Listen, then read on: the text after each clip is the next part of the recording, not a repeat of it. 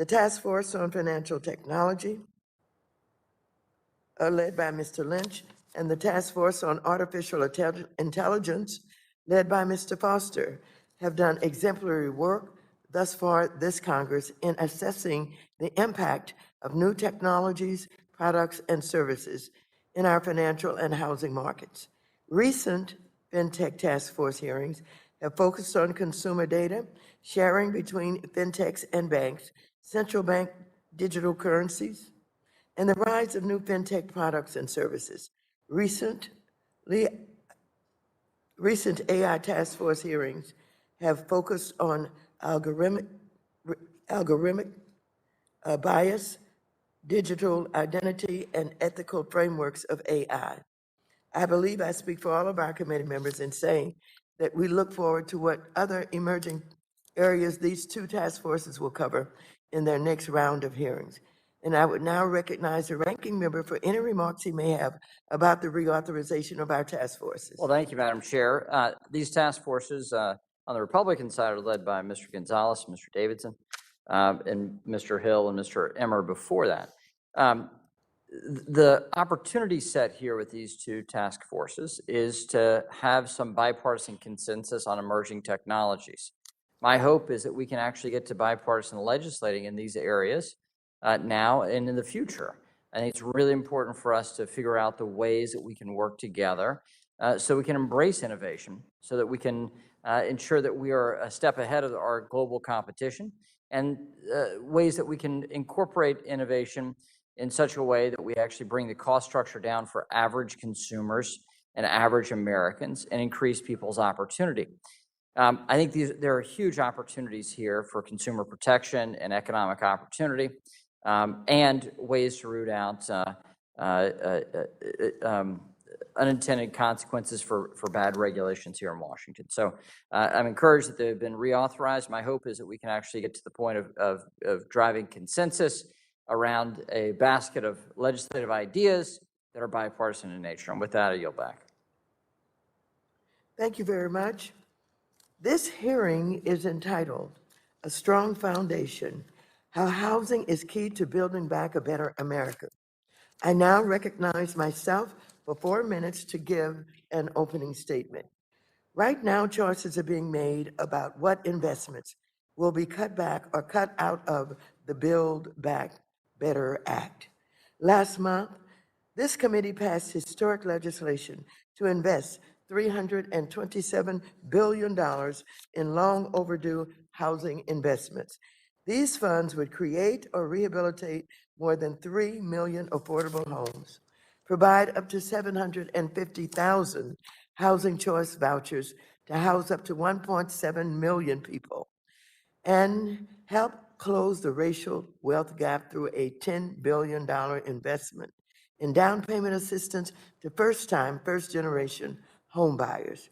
The housing investments provided in the Build Back Better Act should be robust and reflect the fact that housing is infrastructure. Absent access to safe, affordable, and accessible housing, far too many families cannot make ends meet in a way that enables them or our economy and our nation to thrive. As our two panels of witnesses will discuss today, there is no way to build back better without investing in housing. Our first panel consists of experts who have lived with the experience and who have struggled to afford, find, or secure housing. These witnesses will talk about their experiences with homelessness, public housing, and achieving the dream of home ownership. Our second panel of policy experts will discuss how robust investments in housing will promote positive health outcomes, mitigate climate change, strengthen the middle class, address longstanding racial inequities, and give children the foundation they need to perform well in school. Every day, we are paying the cost for decades of disinvestment in housing. We pay for it through increased healthcare costs when people face life-threatening health hazards in their homes, when they're forced to live in unsafe and unhealthy conditions on the streets, or when they defer medical attention to pay the rent or mortgage. We pay for it through distinguished life diminished life outcomes and economic mobility when parents must forego investments in their child's education, or when students' studies are disrupted by constant moves or because they don't have a safe place to do their homework. We pay for it through trillions in lost economic activity due to worsening segregation and ongoing discrimination that locks millions out of equal housing opportunity. Simply put, we cannot build back better without investing in our nation's crumbling housing infrastructure. Housing is not a miscellaneous afterthought, a nice to have, or something that can wait until later. Housing is foundational, and America has waited long enough. We spent the last 4 years watching the previous administration prioritize the wealthiest among us and demonize the least fortunate among us. Now we're here today with an opportunity to put everyday Americans first by putting housing first. We have to be bold in order to be successful.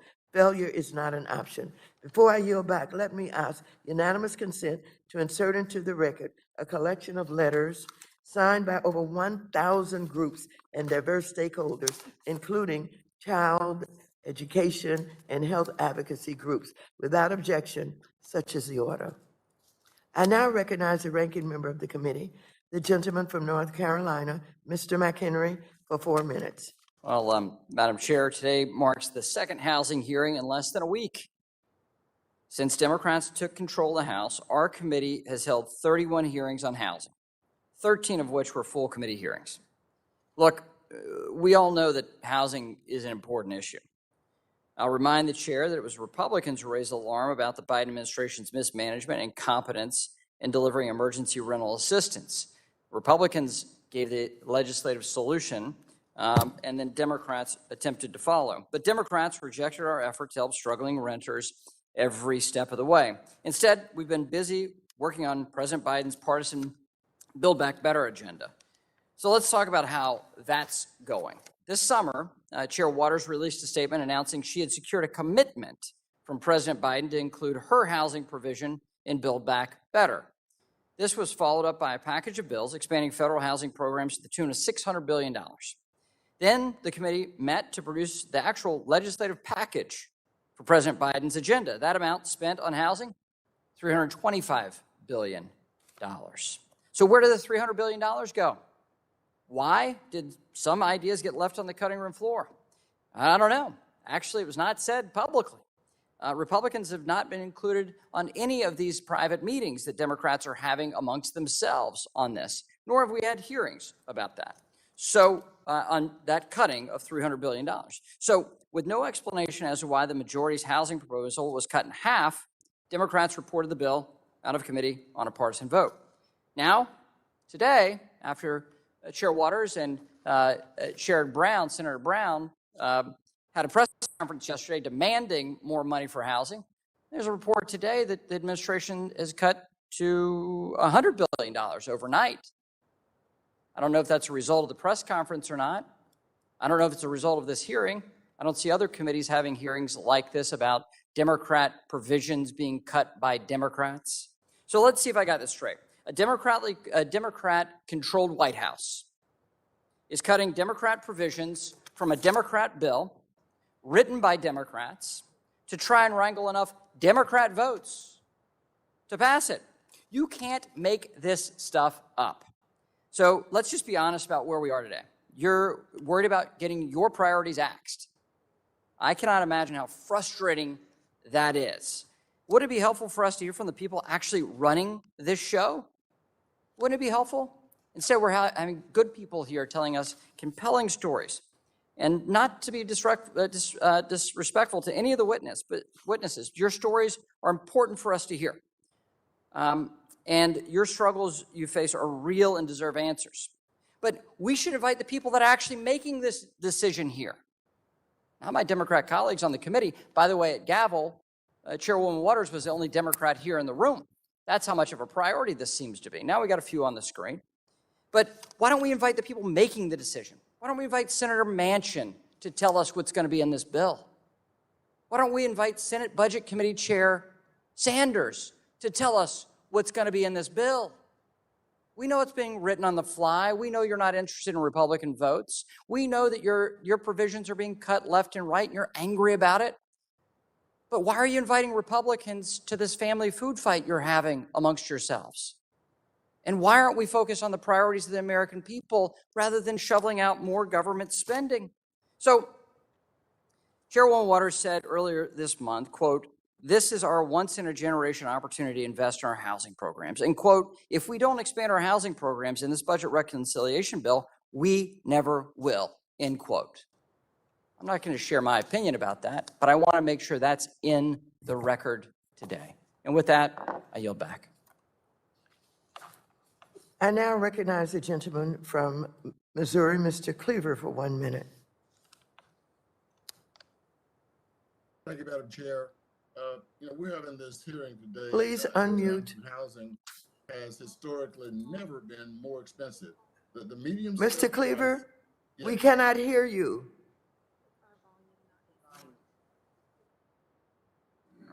Hello? Hello? Oh, shoot.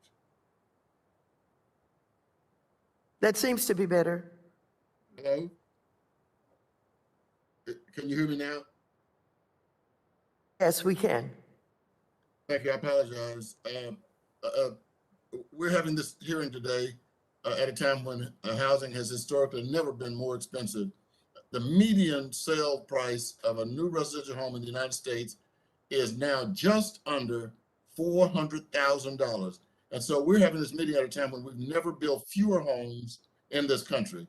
In the last decade, we saw fewer housing starts than any decade on record.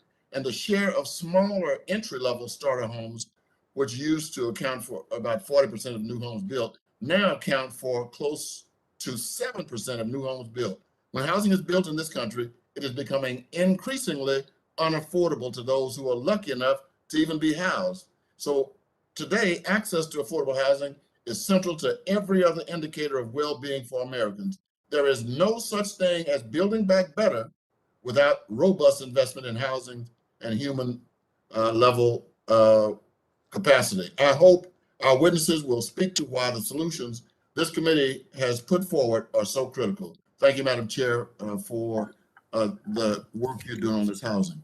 Thank you. I now recognize the gentleman from Arkansas, Mr. Hill, for 1 minute. I thank the chairwoman, and I have to ask my colleagues, why are we here? 5 weeks ago, my friends on the other side of the aisle passed out of this committee $300 billion of spending on housing on a partisan-only basis. And now that same $300 billion is on the chopping block. My friends, not by Republicans, but by other Democrats. The testimony we're going to hear today belongs in the Democratic caucus meeting, not in this room today. If the majority wants to hold press conferences and send letters to the White House, please, that's absolutely your right. But while our committee is holding yet again another hearing, as the ranking member said, on housing as infrastructure, we're turning a blind eye to so many other important issues under our jurisdiction. Why haven't we heard from the Biden administration and the Treasury Department? Why did they cancel the hearing yesterday and let us understand why the current IMF managing director continues her service, or Treasury's views about sanctions? So instead of using the committee today as props, we should be doing our business of oversight, and I yield back. I would like to welcome our first panel of witnesses today. First, we have Mr. John Harrison Jr., a program coordinator with Nick's Place and who has formerly experienced homelessness. Next, we have Mr. Michael Edmonds, a resident of Tucson House in the Tucson Public Housing Authority. Next, we have Ms. Fernanda Maria Galindo, who is a cost burden renter from the District of Columbia. Next, we have Ms. Symone Crawford, a first-generation homeowner and director of Stash and Homeownership operations. She is also the incoming executive director with the Massachusetts Affordable Housing Alliance. Last, we have Mr. Jan Lee, a New York City rental property owner on behalf of the small property owners of New York. Without objection, your written statements will be made part of the record. You will have 5 minutes to summarize your testimony. You should be able to see a timer on your screen on the table in front of you that will indicate how much time you have left in your testimony. Mr. Harrison, you are now recognized for 5 minutes to present your testimony. Thank you. Good morning, everyone, and thanks for the opportunity to speak today. My name's John Harrison. I began working as a young man in the early 80s. I had not gone to college. I thought I was ready to take on the world right out of high school, I suppose. At that time, though houses were costing about $70,000, the interest rate was about 15%. And so I put off the decision to try and save up a down payment to buy a house because most of my income and the house payments would have gone to interest then. 10 years down the road, my circumstances hadn't improved, and some of my skill sets were eroding, and not having gone to college was starting to catch up to me.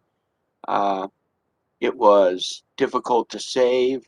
Providing for my family took most of my income, and my family eventually broke apart, and my marriage ended in divorce. I moved to the eastern shore of Maryland, where housing costs were lower, but decent work was more difficult to find.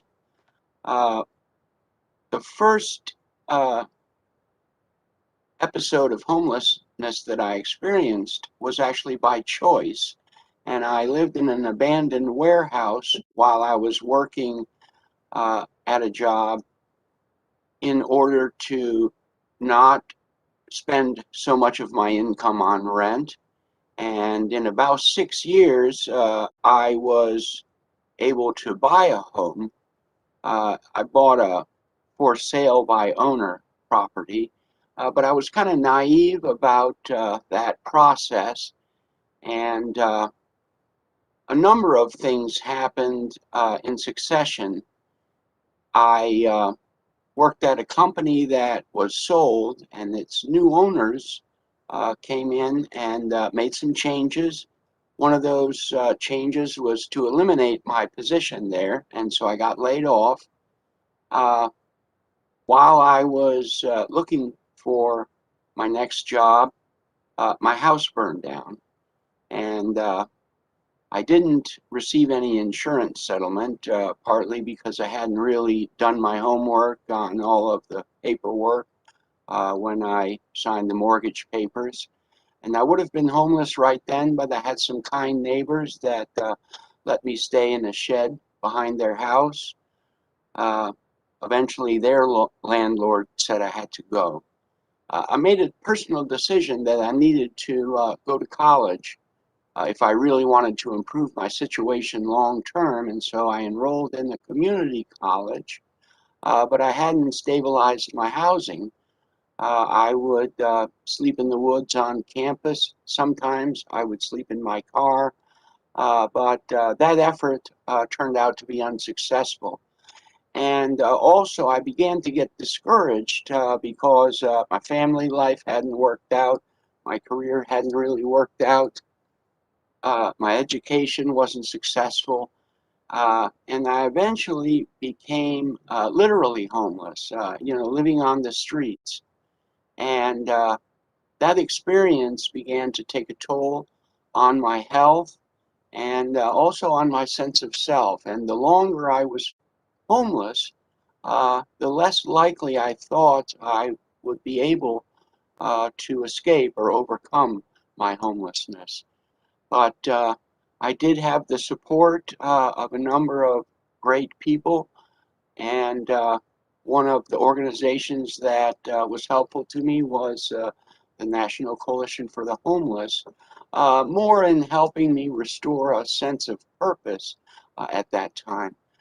And so I was able to return to college. I achieved an associate's degree, and that helped me employment-wise. I did work as a program coordinator for Nick's Place, but now I've moved on and I work for the Prince George's County Department of Social Services as a street outreach navigator. And in my work for them, I talk to people experiencing homelessness, try to build rapport with them, make an effort to connect them to resources that might be available. But again, as my personal circumstances are improving, the cost of housing is again rising so quickly that at least home ownership is still certainly out of reach for me. A couple of things I'd like to say real quickly before I wind up is that in our continuum of care, we use a coordinated entry process.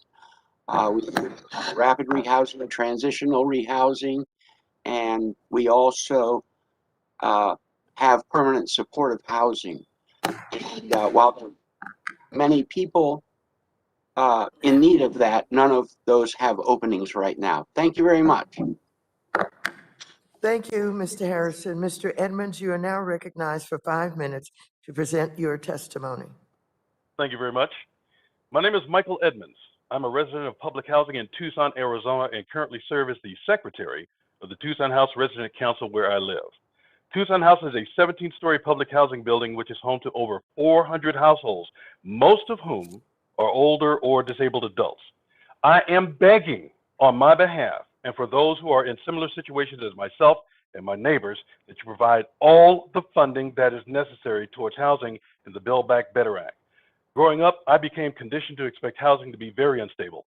I was a child of a teenage mother. I lived in a household which was abusive and never financially stable. Many times my family was forced to survive in shelters that was deteriorating. I specifically remember a trailer and a shack on an alley a few feet away from railroad tracks. My second stepfather was in the Air Force, and we were assigned to West Germany, where I lived in school dormitories. After returning to the United States, all I could afford to rent was a converted storage shed in Arizona that had a shower and a toilet with no cooling and no heating. I saved enough money for an old Ford Galaxy 500. I lived in that. After couch surfing amongst bouts of homelessness for over a decade, I was offered the privilege to live here at Tucson House in 2019. After moving into Tucson House, I immediately began to investigate my options to either get a job, or return to college, or begin a business, and to get involved in my new community. I became actively involved in the Thrive in the 05 initiative, which in my neighborhood. It's a community-driven collaboration that involves crime reduction, neighborhood improvements, and workforce and economic development, including a Choice Neighborhoods Planning and Action grant from HUD focused on Tucson House. I was appointed secretary of the Tucson House Resident Council. I'm a member of the Thrive in the 05 Steering Committee. I volunteer as a street ambassador for the city's transportation department, and I was appointed by Tucson's mayor and council to their Commission on Equitable Housing and Development, of which now I am the vice chair. When the COVID-19 pandemic began, my role in the Tucson House Residents Council changed because the older and disabled residents needed daily assistance and attention, including food, personal care items, and other requests. My neighbors were suddenly isolated, scared, and extremely vulnerable to the deadly disease. I put my own health care and job search on hold to answer the call from my neighbors for assistance.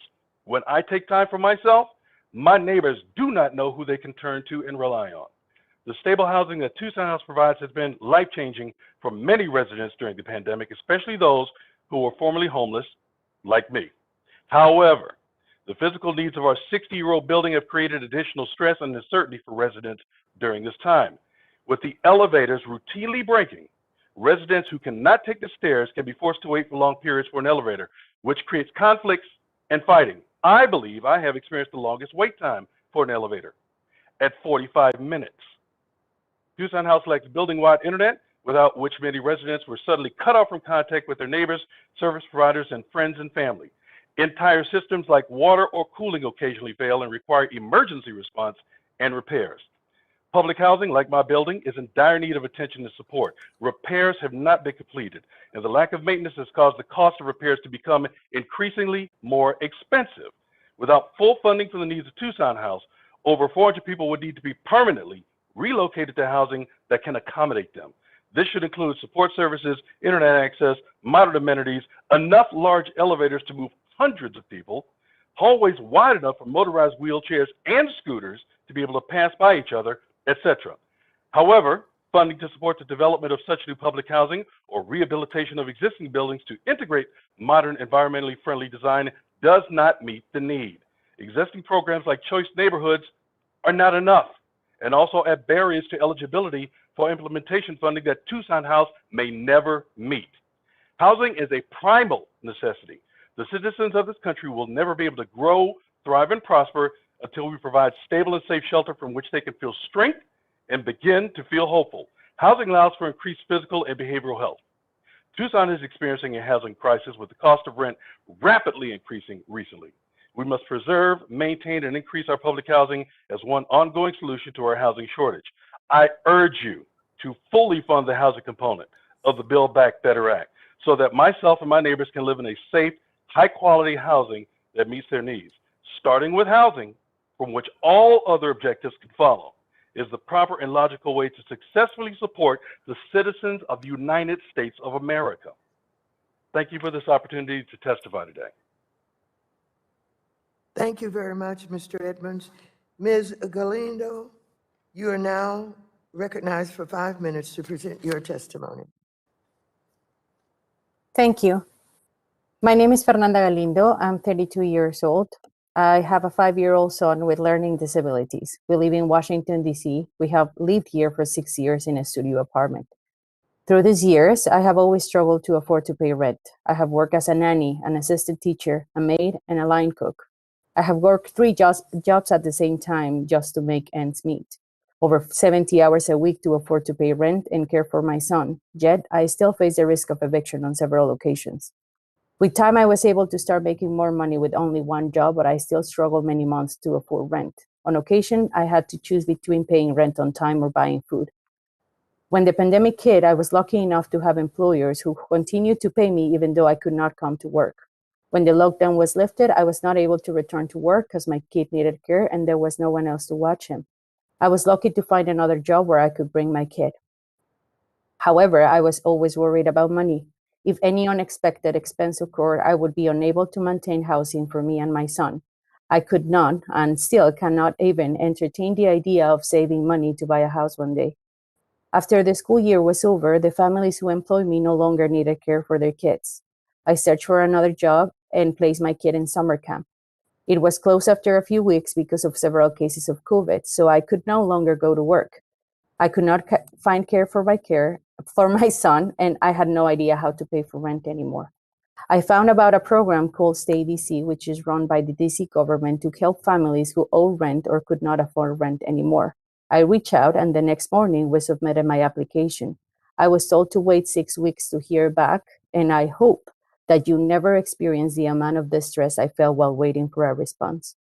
I was granted money to pay for 3 months of rent in advance. When I read the email, I cried because I could breathe again. Some people claim that such help is a handout that creates dependence on government services. This is not true. The support I have received is a critical bridge to self-sufficiency. It gives me peace of mind and provides me interim financial stability.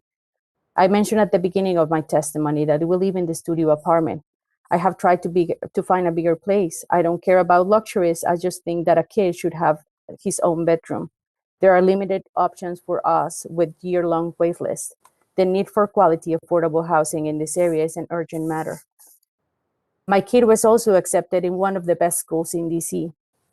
As exciting as it is, I worry that I'm not going to be able to make this sustainable for us. He can only attend if he's a DC resident. So if we cannot find affordable housing when my kid has his own room, I may have to give up the good school to meet my housing needs. This may cause us to relocate and lose the opportunity that my son has to receive the quality education that will open doors for him in the future and potentially end the cycle of never-ending financial hardship. But there is also a third option, which is why I'm here today. Congress needs to include robust funding for housing and rental assistance in the Build Back Better bill. Throughout my life, I have worked very hard to build a dignified life for my kid. I have played by the rules, yet the struggles that I have experienced alongside millions of other often is overwhelming. If Congress doesn't ensure people have access to safe, reliable, affordable housing, it will undermine my and others' ability to hold down a job, pay rent and bills, and build a better life for our families. It will, in effect, undermine our nation's recovery. Thank you again for inviting me to speak with you. Thank you. Ms. Crawford, you are now recognized for 5 minutes to present your testimony. Thank you, Chairwoman Waters, Ranking Member McHenry, and members of the House Financial Services Committee. My name is Symone Crawford. I'm here today as the incoming Executive Director of the Massachusetts Affordable Housing Alliance based in Dorchester, Massachusetts, and a first-time, first-generation homeowner. We are a statewide organization singularly focused on breaking down barriers for first-time and first-generation home buyers and closing the racial homeownership and wealth gaps. We have graduated 40,000 Massachusetts residents from our homeownership education programs and have negotiated a mortgage program that has made it possible for over 23,000 low to moderate income first-time home buyers to purchase their first home. That was me in 2004. As an immigrant from the island of Jamaica that migrated here in 1998, I was a renter in Boston experiencing an unstable housing situation in a high-cost market. An extended family member was kind enough to offer us a small temporary space to live, but it wasn't a long-term solution for our family of 5. My husband and I realized that we needed to buy a home and stabilize the living environment for our 3 growing daughters. I took a first-time homebuyer class at MAHA in 2004. They assisted us as we found an affordable mortgage that MAHA had negotiated with an area bank thanks to the Community Reinvestment Act. We bought a 3-family home in Mattapan, where we still live today. We garden in the backyard and benefit every day from the fixed cost of owning our home. Now that our daughters are grown, we're happy to report that our oldest daughter bought her home first and less than a mile from where we live. And the 2 younger ones are each on their path to owning a home as well. We are experiencing a crisis in the United States where buying a first home is out of reach for many of our working families, particularly first-generation home buyers, those without the bank of mom and dad. Investments in homeownership from our federal government will stabilize individuals and communities and benefit our economy. We desperately need funds for first-generation home buyers in order to address racial and economic inequities that existed before COVID-19 struck and then worsened over the course of the pandemic. Communities of color that were hit the hardest by COVID-19 have been deliberately, systematically excluded from homeownership opportunities for generations. We can use housing funds in Build Back Better at this moment of racial reckoning to begin to repair the harm that has been done. Homebuyers like Akila, who is now a first-generation homeowner in Taunton, thanks in part to MAHA's Stash program and the innovative first-time homebuyer product, One Mortgage, from the Massachusetts Housing Partnership and participating lenders. Akila completed a 7-year journey to homeownership in July 2020. After being forced due to high rents into a living condition where her young son could not stay with her full-time because the landlord of pets that triggered his allergy and asthma. And Daphne, another first-generation homeowner that we worked with, she enrolled in MAHA's Stash program in 2019 and worked closely with me as she began her journey towards homeownership.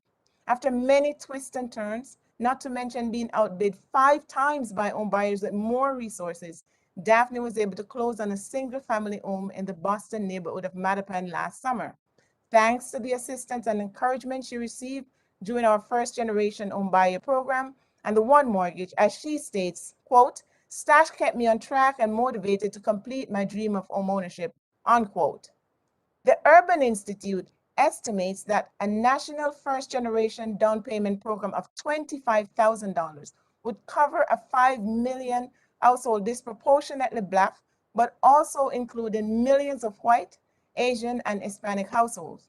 This is a necessary part of Build Back Better, and there is no time like today to significantly invest in our nation's first-generation home buyers. Homeownership is generational. Children of homeowners tend to become homeowners. Children of renters are more likely to stay renters throughout their lifetime. We can and we need to break this pattern.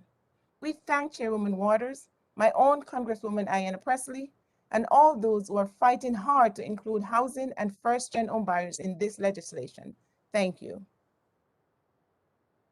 Thank you.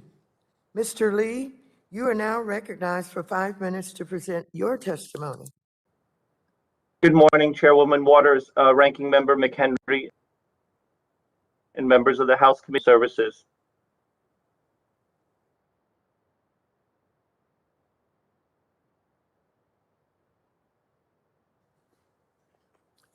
I think something has happened here. Mr. Lee, can you hear me?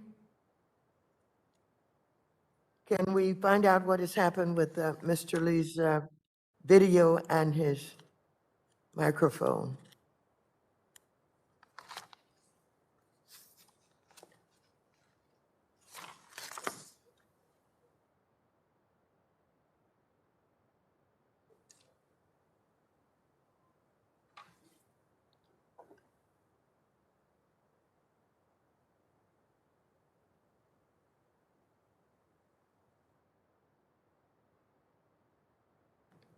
If the committee would indulge us for a few minutes, we would like our witness to have opportunity to give his testimony. Hello, Chairwoman Waters. Can you hear me? Yes, I can hear you, and we can see you also. Thank you. We could for a minute.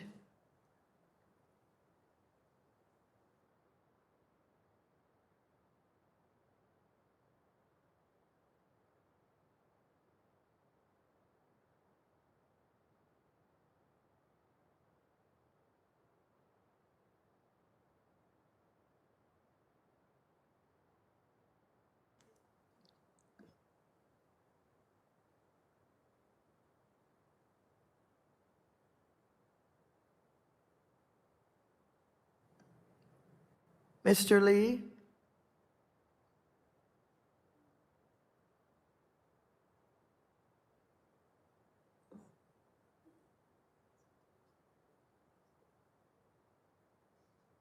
There he is. Mr. Lee, can you hear us? You're muted. Please unmute. Hi, can you hear me, Chairwoman Waters? Yes, I can hear you and I can see you. Thank you. Please go ahead.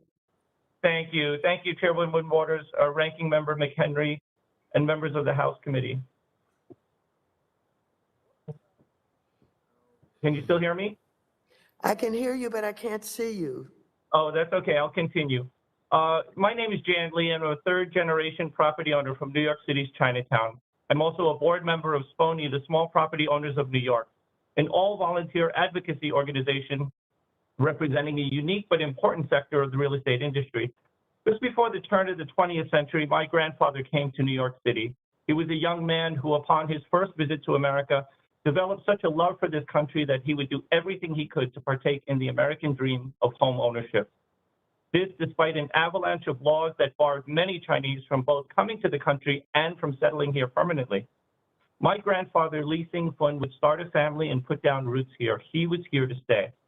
At around the time that Rodgers and Hart would write a song that would become a part of the American songbook entitled We'll Take Manhattan in 1925, you know, the song that has the famous phrase, and what street compares to Mott Street in July? My grandfather by then would have worked for some time as a bookkeeper, and as fortune would have it, he would be putting a down payment on 2 tenement buildings on that very famous street in the heart of what is known as Chinatown. And after 96 years of owning these small rental properties, I look back at my grandfather's life since that song was written and how he shoveled the snow and swept the halls and struggled as the only Chinese family in the building at the time. The building's income after paying for maintenance, taxes, mortgages has never been enough for any member of my family to just sit back and collect rent. In fact, there's nothing lord-like about being landlords for us. We find the phrase laughable when it comes to us and many Americans who own small rental properties. We're hardly lords. We're just small property owners. The ownership of properties meant so much to us that we kept holding on through the Depression, World War II, 9/11, hurricanes, blackouts, recessions. We kept hoping for an eventual breaking point where we could finally turn a profit, but that day never seems to come. Our savings are spent on the building's taxes and expenses year after year after year. As I sit before you, the third generation to manage our family properties, which are old buildings built when Ulysses S. Grant was president, I'm here to tell you it has only gotten more difficult since my father and my grandfather's time. Policies that are created to supposedly help housing providers have actually kept us from being able to renew our century-old buildings and left us with no choice but to leave some apartments vacant. What's been created are regulatory statutes that are so onerous that only the largest corporate owners who have the funds can comply, leaving the rest of us small owners in a perpetual tailspin as we try to manage taxes and insurance and maintenance, and that was before COVID-19. Family funds and emergency savings have been tapped out long ago because of this pandemic, and loans are okay, but they need to be paid back. And often those loans are piggybacked on top of other loans, compounding the burden of recovery. Mortgage deferments are not mortgage forgiveness, and it would be unwise to defer payments for too long. Interest never stops. In New York City, the penalties for late tax payments are a staggering 18%. And since the global pandemic started, not one tax deadline has been rolled back. We're reminded that lien sales are on the horizon again this December. And yet we hope upon hope that our government will find solutions that will keep us in our homes and in our neighborhoods. As minority owners, we serve as the gateway for many immigrant families like ours, and we're proud to contribute our part in taxes, but we need to be able to make a profit at the end of the day. Stable housing relies on stable income. Providing robust and stable housing that is fully compliant with ever-changing building codes and health codes and every other regulatory statute that seems to crop up like weeds can only happen when our income is also robust and stable. We can't provide this best housing for our tenants if we're expected to do so while we're hobbled and blinded and muted and starving. We are humans in the care of humans, but we are not magicians. We need to be made stable and made whole, and time is running out for us. To sum everything up, the message I want to leave with you today is that small property owners are not the bad guys, out to take advantage of others, as some of you may have heard. We're hardworking small business owners who have our own bills to pay and struggle in tough economic times just like everyone else. Small property owners provide an important service in every city and every town in America. We take pride in providing it. Our voice deserves to be included in these conversations, and we stand ready to help with its solutions. Thank you again for this opportunity to tell my story. It's an honor to testify in front of this committee today, and I look forward to your questions. Thank you very much. I now recognize myself for 5 minutes for questions. Mr. Harrison, thank you so much for being here today to share your story with us. Your voice is such an important part of this discussion. You talked about how one mishap costs you everything, your home, your possessions, your stability. Before losing your home, did you ever imagine you would someday experience homelessness? Mr. Harrison, can you hear me? Unmute, please. Thank you. Thank you for the question. No, I couldn't imagine becoming homeless. And beyond that, I really was not immediately able to recognize the desperate level of my circumstances, even after it happened. I couldn't really process how much had changed so drastically, and that in itself was difficult to adjust to. Thank you.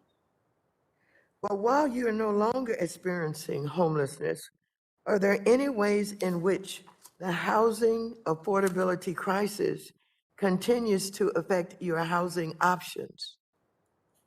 Well, in escaping homelessness, I first shared dwelling with 9 other people. And then I was able to move from there and share with 4 other people. So there were 5 of us. And after that, I was able to share with 2 other people.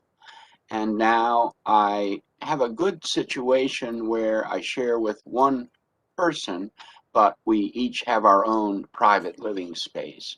But I still haven't been able to have, quote, my own place, because even with an okay job, running my own place would take way more than half of my income, and it would also kind of crush the last hopes of saving to get my own place one day. Thank you. Thank you very much. Let me just ask another question. In your testimony, you also talked about how you now work to connect people experiencing homelessness with housing resources. What does it mean for your clients when they receive a housing voucher? Why are vouchers such a critical tool in addressing the affordable housing crisis? A voucher is financial support from a public housing authority that enables a person with a small but insufficient income to have the costs of their own place subsidized. An example, in the continuum of care where I work, I have a client whose income is $694, and they've received a voucher, and I'm helping them find a place that would cost about $1,300 a month. But the other thing I'd like to quickly mention is that it's difficult because housing is rising so quickly that the amount of the vouchers, which are actually different in every zip code, to hopefully have a good ratio to the cost of housing, they've slipped in just this year to making it difficult to turn a voucher, which is a great thing, into actual housing, because the amount of support is just barely able to afford a place of which there aren't enough in the first place. Thank you very much. Ms. Crawford, I'd like to ask you, in recent years, the share of renters in the U.S. has increased, with the overall national homeownership rate projected to decrease by 2040. One of the most restrictive barriers that keeps people from attaining home ownership is the down payment and other upfront costs. This is especially true for people of color whose families have historically been excluded from home ownership opportunities due to redlining and ongoing housing and lending discrimination, and who therefore do not have family wealth to rely on for help with those upfront costs. There are first-time home buyer programs all across the country, but Boston is the only city that we're aware of with a first-time and first-generation program. Why did your organization choose this approach? Thank you for the question. We have been doing so many things over the decades trying to close the racial and homeownership and wealth gap. And we are, after the stark reality that came out last year about the inequities for people of color, targeting first generation home buyers or potential home buyers was one of the best ways we see to actually deal with those that have been systematically redlined out of the process of owning their own home, but it's also fair housing safe so that all that needs help with housing and home ownership in particular, that are first generation home buyers, are included. So it's an inclusive policy. Thank you for the question. And thank you very much. The gentleman from North Carolina, Mr. McHenry, who is a ranking member of the committee, is now recognized for 5 minutes. So in 2020, in the midst of a health-induced shutdown of our economy, Congress, on a bipartisan basis, passed legislation, not once, but twice, not twice, but 3 times, in order to support our economy and keep households stable as best we could in the midst of the COVID-induced shutdowns. So it was bipartisan, though. Let me repeat that. It was bipartisan. As a result of those efforts, we stabilized the economy. But in January of this year, with unified Democrat control of the House, the Senate, and the White House, they decided to go it alone. They had a $2 trillion bill that they passed on a partisan basis in the name of COVID. But we said at the time, that's going to cost, it's going to raise the price of things. It's going to raise the price of things for average Americans and create inflation, and inflation pressures that are going to be bad for American families. Well, on Monday of this week, the San Francisco Federal Reserve released their findings on the impact of that bill at the beginning of this year. Now, this is not from a right-wing group. This is from the left-leaning San Francisco Fed. The report restates that what economists told us at the beginning of this year. As of March, the economy had, quote, at least partially recovered from the pandemic, end quote, and was in the midst of, quote, a strong rebound. The report goes on to say, quote, our analysis suggests that the American Rescue Plan is projected to cause a transitory increase in the vacancy to unemployment ratio, which translates into a core inflation rate that is about 0.3 percentage points higher per year through 2022. All right, so let me just translate what that means. Economists are predicting higher inflation through 2022 because of this Democrat bill. Democrat spending. So Democrats have already impacted core inflation. Now they want to throw more fuel on the fire. That's what this whole thing is about. That's the reason why we have two panels today, because the Democrat chair is trying to talk to her Democrat colleagues to try to get them to pass her legislation. That's what it's about. So you're going to hear other defenses today that inflation is transitory based on supply chain issues. But the fact of the matter is that the San Francisco Fed pins higher prices of things on Democrat policies. So we see core inflation going up. What does that mean? The things that families buy are more expensive, and they're more expensive than any wage gains we're seeing in the economy. So people are going to see higher prices. At the same time, we see 10 million jobs that are open right now, 10 million jobs unfilled. We hear from the National Federation of Independent Businesses that represents small businesses that 50% of small businesses still had job openings to fill. Yet at the time, in the whole debate here in Washington, is how do we spend more money because the economy's in peril? The economy is not in the peril that my Democrat colleagues are saying. It's, in fact, their policies that are driving up the cost of everything that families buy, including the housing concerns that we have here from this panel. So you can pin this back on bad policies and high spending out of Washington right now. So that $2 trillion spending spree back at the beginning of the year is going to look small compared to what the Democrats are debating amongst themselves today. So what happens as a result of these bad policies? Well, we're going to see the economy not grow as strongly as it otherwise should. We're going to see families left worse off than had they not spent this additional money and put us further into debt. And that erosion is going to be real. Just try to go to the grocery store now and compare your prices from 6 months ago or a year ago. Look on the shelves and see the availability of things on the shelf. Why? Because we have people that aren't, we have jobs that are unfilled, which is limiting the production of the things that we buy. And the things that we're trying to buy are more costly as a result of the Democrats' spending policies in Washington. So spending more money, a $3 trillion bill or a $2 trillion bill or whatever they're debating right now, we read in the press, isn't going to make things better. The data shows that, in fact, it's going to make things worse. So the outrageous part of this whole hearing is that it's not keeping with what are the needs of the American people. More money out of Washington is not going to fix the problem and the challenges that we hear from the panelists today.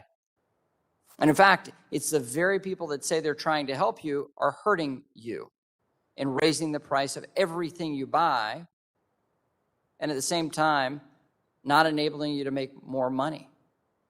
So let's get back to basic principles here. And what we see from my Democrat friends over the long run is they're going back to their traditional liberal policies that make things worse for the average family. And as I've said time and time again, my Democrat colleagues recognize this. They've learned nothing from history, and yet they've forgotten nothing. I yield back. Thank you very much. The gentlewoman from New York, Ms. Velasquez, who is also the chair of the House Committee on Small Business, is now recognized for 5 minutes. Thank you, Chairwoman and Ranking Member, for holding this important hearing. I guess that this is the time, this is the moment where we need to increase the federal minimum wage, that it hasn't been increased for decades now. And you will have workers who are concerned about the impact of COVID-19 coming back to work. One of the segments in our economy where we see the highest number of unemployment is among women. Maybe this is the time to fund childcare so that they could join the labor workforce. Mr. Edmonds, for years, I have led the charge for additional resources to preserve public housing. This committee's print of the Build Back Better Act dedicates $80 billion to HUD's Public Housing Capital Fund, which is enough to eliminate the capital repair backlog for all public housing nationwide. Can you speak to how this money could improve the conditions in your development and upgrade your standard of living? Well, the first thing that comes to my mind is pest control. We've got problems. Second would be, as I said before, the elevators. We have over 400 people in here, scooters and wheelchairs. We have 2 elevators that, let's say, reasonably would hold 4 people each. We've got 1 loading dock elevator, which has been out of commission for over a year. We've been looking at the renovation of the building, looking at some different plans, putting elevators at the end of the building. If you'd like more information about Tucson House, you can do a search, and there's an article on it in Wikipedia as well as on thrivein05.com. It's THRIVEINTHE05.com. Outside of that, security would be great. We could use office space renovation because it's difficult. We're working out of the basement. We're just trying to make do. Just the resident council as well as administration. I apologize. Go ahead. Thank you, Mr. Edmonds. Mr. Edmonds, again, my home city of New York has the largest public housing authority in the country. Federal disinvestment in public housing has forced NYCHA residents to suffer for a consistent lack of hot water, insufficient heat during the winter months, rodent infestation, and a widespread and recurring lead and mold problems. These conditions have caused many residents to develop respiratory and other health problems. Have residents of the Tucson Public Housing Authority developed health conditions because of their unit situation? Yes, I'm going to speak on their behalf. I wish they would be given the opportunity to speak for themselves. But yes, I hear it from them.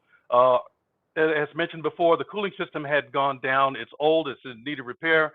I was scrambling to try to get fans and those portable cooling units that you can put in a room, like a bedroom or something, just to try to keep people cool. I was worried. You obviously think that the additional money to improve the living conditions of public housing residents will also help improve their health outcomes.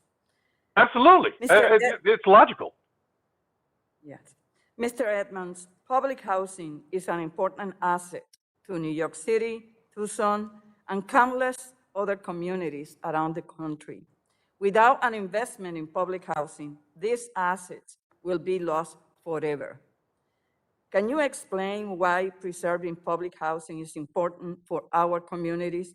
And as a resident of public housing, how has public housing supported you and your community, especially in areas like New York and Boston, where we are facing an affordability crisis.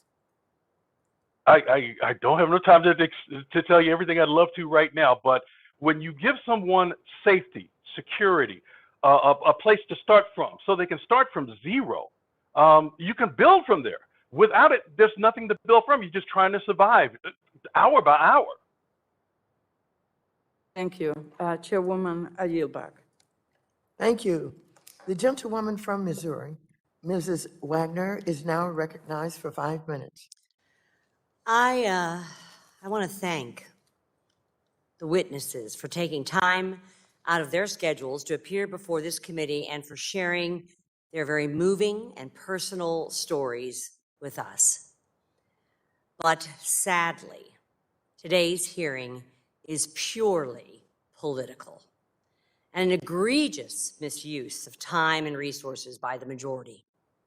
After dozens of hearings and multiple markups over housing policy, the Democrats on this committee still cannot sell their own agenda to the American people or to their own colleagues, as we have seen in recent days and weeks.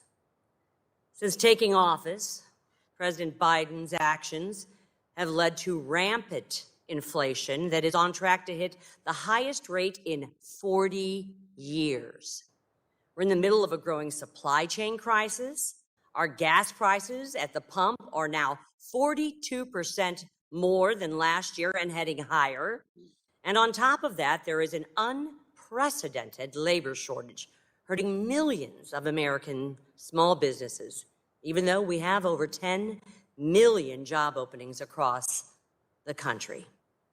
While the majority debates whether to spend an additional $3 or $4 or $5 trillion in taxpayer money, instead of solving our growing economic problems, the hard-working Missourians in my district are paying the price at the grocery store, the gas pump, and on everyday essentials.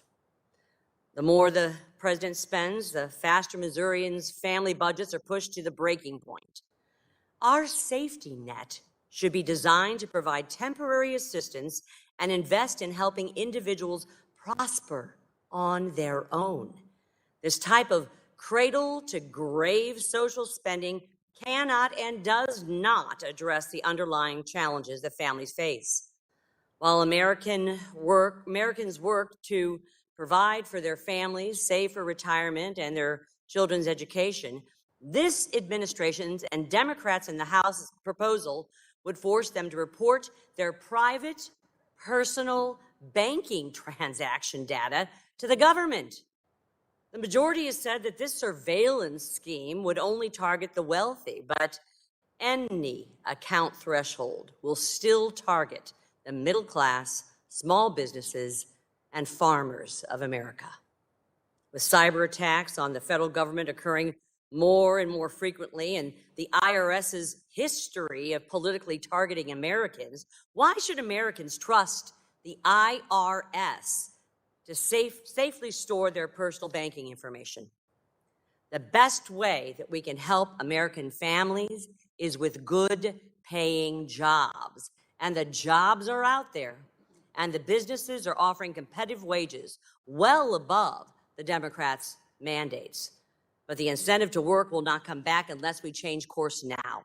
In my congressional district, Balducci's, a beloved restaurant in our community, permanently closed this week after 4 decades because of the labor shortage.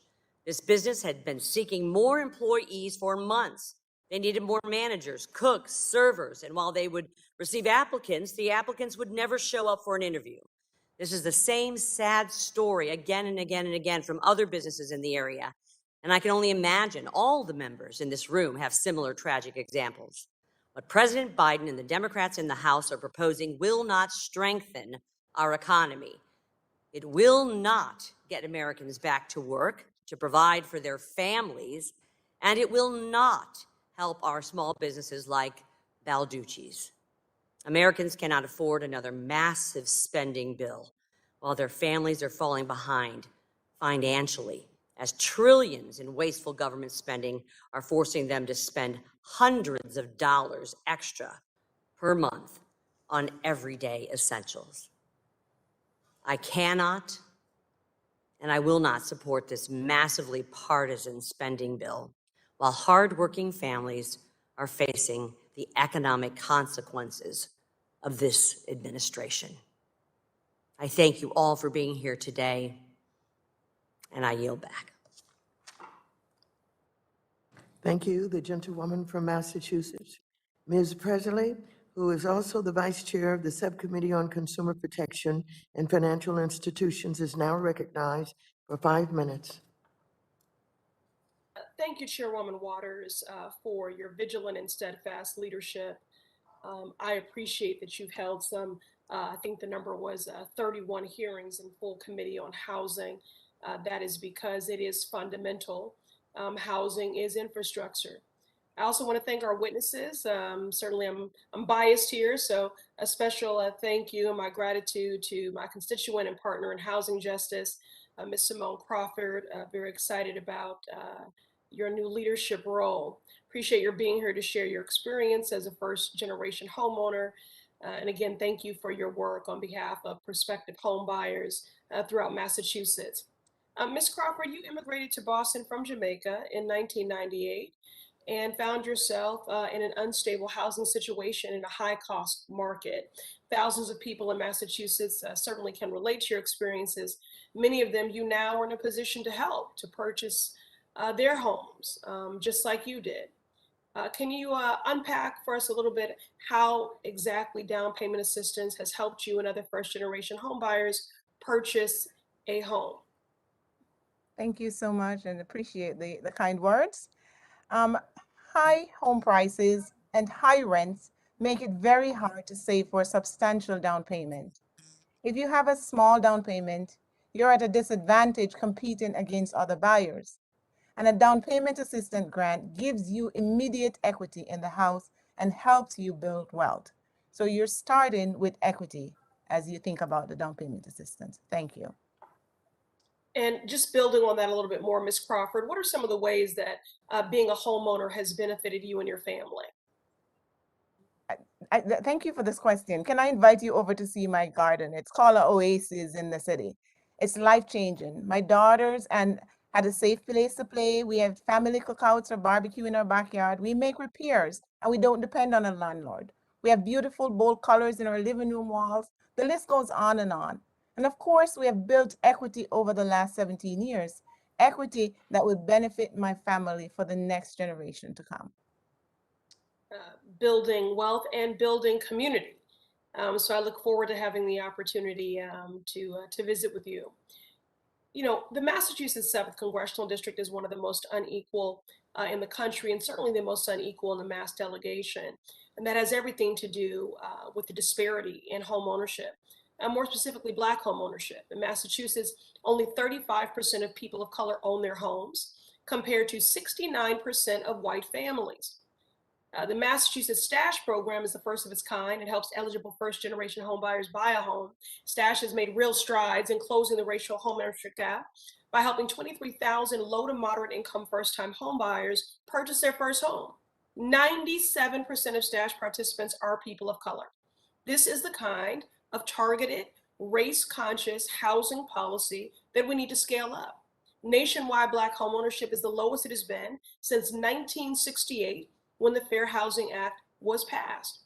I know folks are perhaps fatigued with our enumerating this sobering stat. We are just as tired of living it. Today's housing market is extremely competitive and the cost of homes are skyrocketing. Ms. Crawford, yes or no, do you believe that without down payment assistance, the racial homeownership gap will go away on its own? No. I agree. From Massachusetts to West Virginia and Arizona, Black homeownership lags far behind white homeownership. This has locked generations of Black Americans in economic disadvantage. Every elected official should stand ready to fix this. If we are truly in the midst of a reckoning on racial injustice, the only receipts that matter are budgets and policies. And it is possible to enact policies that advance equity. That's exactly what the Build Back Better Act can do if we ensure it includes the funding for down payment assistance that Chairwoman Waters and I have been fighting so hard for. Thank you. And Thank you. Thank you very much. The gentleman from Florida, Mr. Posey, is recognized for 5 minutes. Thank you for holding this hearing on housing, Chairwoman Waters. Mr. Lee, I'm a realtor by profession, and like all realtors, I'm very sensitive to the many benefits of people being able to purchase a home if they desire to do so. Currently, hundreds of thousands of people are being invited to enter our country illegally at our southern border. Of course, they'll have to be housed somewhere. Word is they're being flown all over the country to find homes. Do you believe that helps anyone, except the people here illegally, of course, afford the American dream of home ownership? I can't speak to specifically about immigration into the United States, Representative, but I can certainly talk about the fact that the regulatory laws here in New York City have made it so difficult for us to even renovate homes that we are actually facing what I would call an artificial shortage. If we look at the rent-regulated homes in New York City and the passing of the HSTPA in New York State in 2019, we have such onerous laws that restrict us from reasonable compensation to make major renovations when someone moves out of a rent-regulated unit. And that's really what's keeping our housing shortage that way. I have limited time here. So, I mean, do you think this increased demand is going to affect the housing market in New York or anywhere else? Our demand in New York City is ever increasing based on a number of different factors. But we can release a number of apartments onto the rent rolls immediately if we are able to work with our small property owners, allow them the time that they need, but also the reasonable compensation to make reasonable repairs to upgrade our units so that they're fully compliant. And what we have today in New York City are laws that are so onerous that only the really big corporate providers can do that. And those apartments eventually become so expensive that they're not within reach of many people. Yeah, again, I hope all of us can agree that housing assistance from the federal government should deliver high quality, safe, and sanitary housing at affordable prices. No doubt about that. And small property owners are regulated different than public housing projects in quality. Can you tell us how the small property owners fit into meeting our housing objectives in terms of quality and price? I'm glad you brought up that question. It's such a great question. You know, the way that New York City controls its own housing is very different than how it regulates us in the private industry and small property owners. There's a double standard that really needs to change. In public housing, you have to have a criminal background check done on you. You're also means tested. You're also, you have to check in every year with regard to your income. If you make too much money, you cannot live in public housing. That's not the case in New York City's rent-regulated units.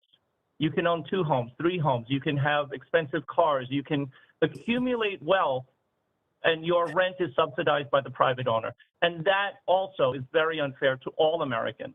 We need to be able to test people as they gain tremendous wealth and have them pay reasonable rent so that us small property owners can actually maintain our centuries-old buildings. That's a reasonable ask. I think it needs to happen, and it will free up many, many apartments if we were able to do that. One of our challenges today is trying to reduce the cost of building and providing quality housing. How do small property owners add innovation to reducing housing costs and increasing supply? I'm sorry, could you repeat that question? I apologize. Yeah, one of the challenges we have is trying to reduce the cost of building and providing quality housing. I wondered if you had any idea how small property owners add or could add innovation to reducing housing costs and increasing supply. Absolutely. One of the things that's wrong with New York City anyway is that we have something called rent stabilization and rent control. We're looking toward a system based on vouchers called tenant stabilization, whereby the voucher will follow the tenant. And that adds mobility to people. It doesn't lock them into apartments that are not suited to them. It gives them the ability to move closer to their loved ones in other parts of the city. As long as the tenant is stable, the housing can be, the apartments can have their rents rise commensurate to the market.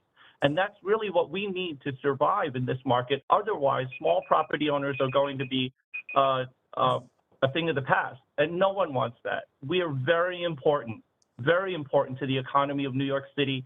And it was mentioned earlier about minority owners. I cannot stress to you enough the importance of minority owners in all cities of New York, in all cities of America. We add the character and the soul to many cities across this great country. Thank Thank you. you. I see my time has The expired. gentleman from Colorado, Mr. Perlmutter, who is also the chair of the Subcommittee on Consumer Protection and Financial Institutions, is now recognized. Thank you, Madam Chair, and thanks for bringing up this housing hearing. I mean, obviously, we've had a lot of them, but that's because we know that housing is infrastructure, that by building housing for seniors, disabled community, low to moderate income, we know that we provide something that our vulnerable populations need and can use, but it also, to some of Mr. Posey's question, it releases and relieves some of the pressure on the other housing markets that we face. And so I just think it's lots of jobs, and it is something that is long overdue. So I thank you for bringing this hearing. Let me ask a couple questions. According to the Center on Budget and Policy Priorities, the average wait time to get housing assistance is nearly 2.5 years. And for many families and individuals, it's even longer, or they can't even get on the wait list. And I want to share a story about a constituent of mine that was covered by a local paper recently. In 2015, Jane, a 45-year-old Arvada resident, I live in Arvada, applied for a Section 8 voucher after a severe illness and then a brain injury prevented her from working. Jane was able to get food stamps, but didn't reach the top of the Section 8 housing assistance until 2018. When the Housing Authority finally had a voucher for her, they had trouble contacting her because she had been forced to move in with a family member and they didn't have a current address. By the time she got in touch with them, they had given the voucher to somebody else. Jane finally received her Section 8 voucher in January 2020, about 5 years after she first reached out for help. Colorado, like most of the country, is facing a housing affordability crisis, and unfortunately, stories like Jane's are not outliers. So, Mr. Harrison, in Jane's story, she had a family member she could go to for temporary housing. What happens to people without a support network when they need housing assistance but have to wait for years to get that assistance? I think you're muted. Thank you. Thank you, Congressman. The cumulative effects of living without stable housing take a pretty serious toll. And over the space of a couple years, it's possible that a person's health would decline, their mental health would decline.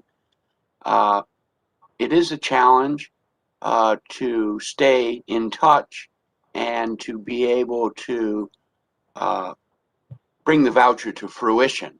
It's a long wait time, and then usually a voucher may only be viable for 60 days before it's at risk of being given away. Well, and during that time, the individual's also out of the workforce, maybe in some healthcare facility. So, you know, the faster we can provide a voucher and get them into safe and sanitary, as Mr. Posey said, public housing, we're in good shape. Let me follow up. 5 years is a long time to wait for housing assistance, and for many others, they have to wait longer. For a lot of folks, trying to get benefits turns into a full-time job itself. And this is to anybody on the panel. Can you comment on your experience in searching for resources and trying to find assistance? And has this limited other opportunities for you? So I don't know if who may be able to comment on that. This is Mike Edmonds. May I speak? Sure. Sure. It should be some information about my experience in my biography that I submitted, as well as my written testimony. Jumping through hoops, I'll tell you about this one experience. There are various agencies that said, hey, Mike, we can get you into a place. Great.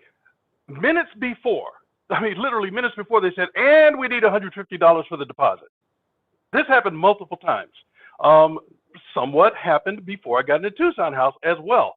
I was able to obtain the money for the deposit, but they let me in and they said, we'll give you, 2 or 3 months. There are surprises at the end, just unexpected surprises. When you were having this search for housing, I mean, did it stop you from other things that you could do that would be more profitable and productive?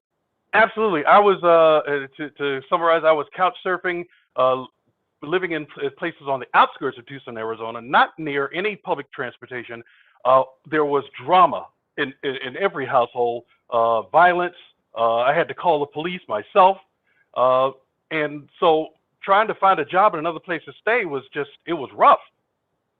All right. Thank you for your testimony. And Madam Chair, I yield back. Thank you. The gentleman from Missouri, Mr. Lukemeyer, is now recognized for 5 minutes. Thank you, Madam Chair. Thank the witnesses for being here again today. We appreciate your personal stories and congratulate you on the successes of overcoming some of your hardships. It's disappointing to be here again for the umpteenth time with regards to having another housing hearing today.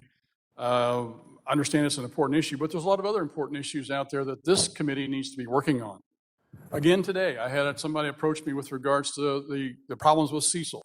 We need to be going out and talking about the overreach on FASB. Where are we? No hearings.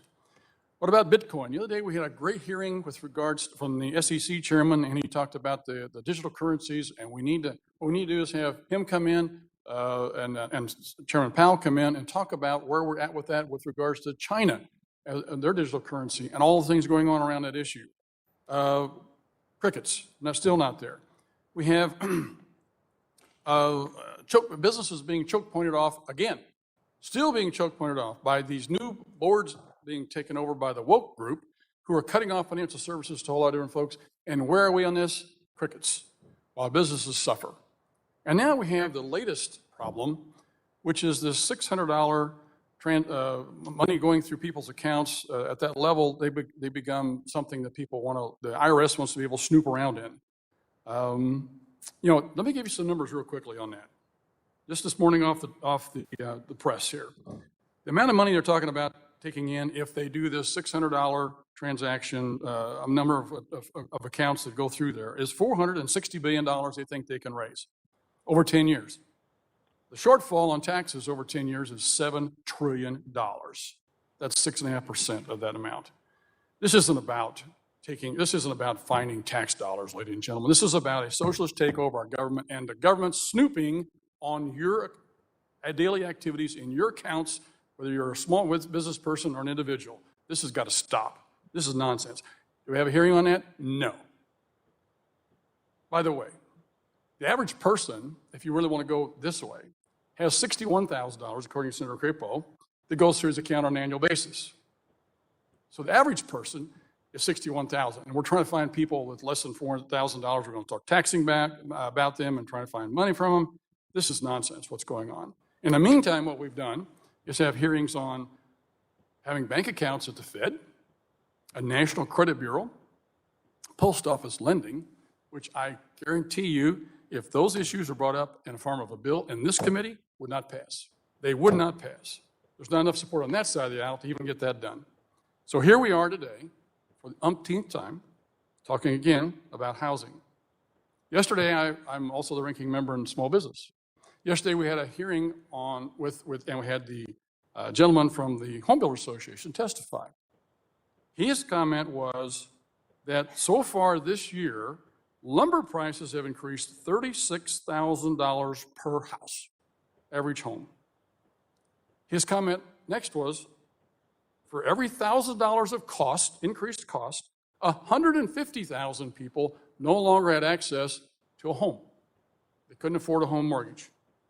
You multiply 36,000 times 150,000, you get 5.4 million homes that can't be bought because of inflation. And where does inflation come from? Guess what? We've been talking about this morning. The Biden inflation bills of the past continue to roil our economy and continue to feed the fires of inflation. And it's unbelievable that we continue to go down this road.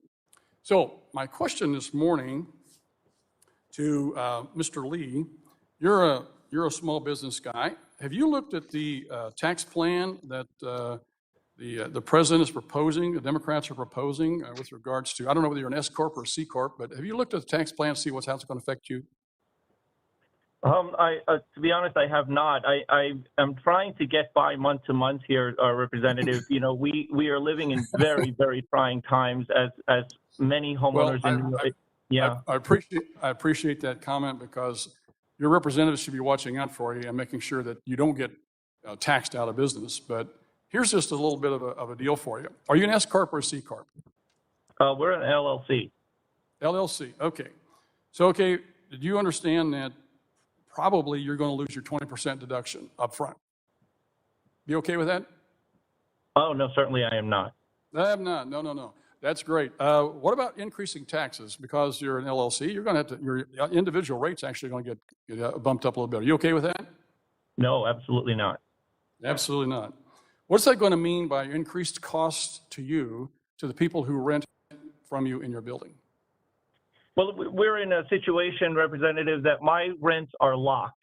You know, we are heavily regulated here in New York City with rent stabilization and rent so control. Excuse me, I'm about out of time here. If Yep. your rents are locked, what does that mean for you then?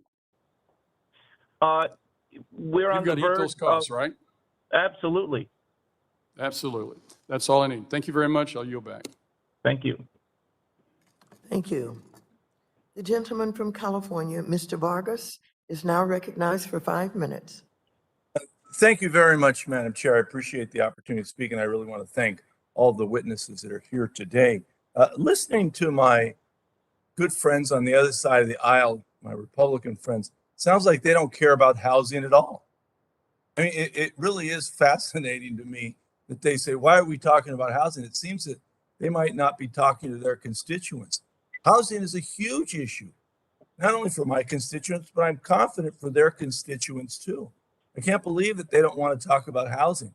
I mean, it is so important. Housing is infrastructure. And Madam Chair, that's why I think it's so important that we talk about it and we get something done. Now, I guess they think too that it's so easy to buy a home. Just have mom and dad give you the down payment. You know, we're all millionaires, I guess, huh? Just let mom and dad do it. I think they think that way. Well, the real world is not like that. It doesn't work that way. I really am impressed in a negative way how they've been approaching this. Talking about inflation, yeah, we do have inflation, but you forget we're coming out of a pandemic. You know, if you want to talk about facts, I mean, these are the facts. Trump gave us the worst jobs record since Herbert Hoover, literally the worst jobs record in modern history. He's the one that was responsible for that. If you want to put blame on people, you want to blame Biden, why don't you blame Trump?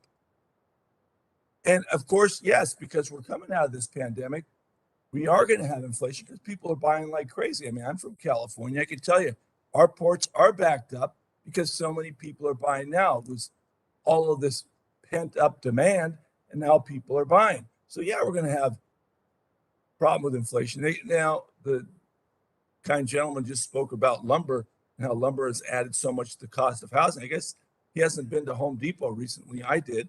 I buy lumber.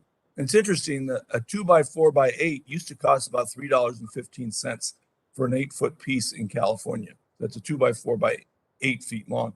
It went up to $8.95 under Trump.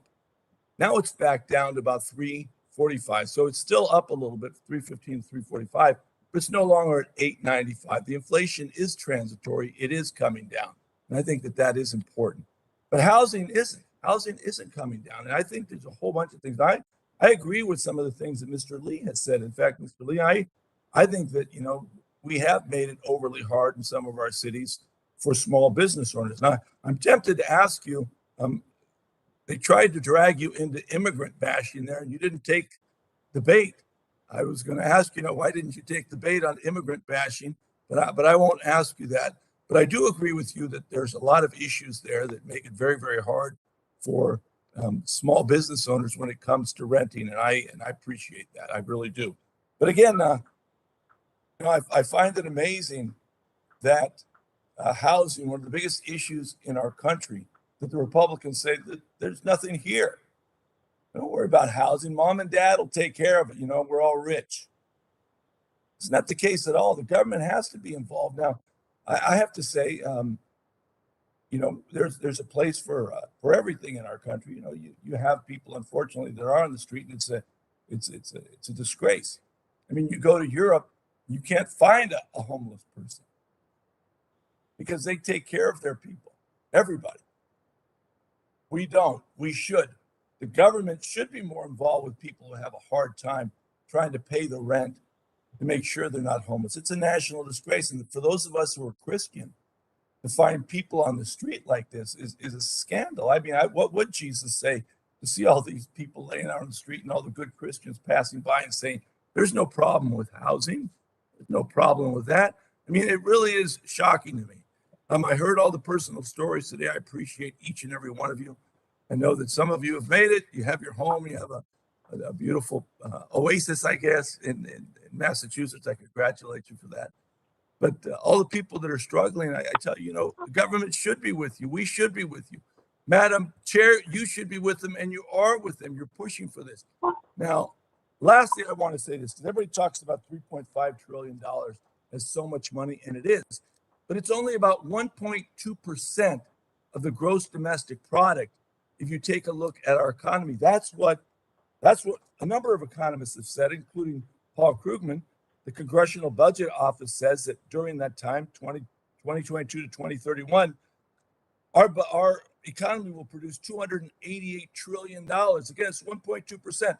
What is it of our budget, of a federal budget? About 4%. That's all it is. We ought to pass this thing. Thank you again, Madam Chair. I appreciate it. Thank you very much. The gentleman from Michigan, Mr. Huizinga, is now recognized for 5 minutes. Thank you, Madam Chair. And I do want to address my friend, my brother in our faith, who was just speaking, who has a background, I believe, almost went into ministry professionally. Here's what Christians need to do. Get involved. Don't turn it over to the government. Don't just expect the government to do it. We, as people of faith, need to step into that breach. And here's the problem. We are expecting government to do everything for everybody. This is a big government socialist spending spree. So I'm going to move on to some of the points I want to make, but I got to tell you, keep telling yourself, keep lying to yourself and your radical base that this inflation is just transitory.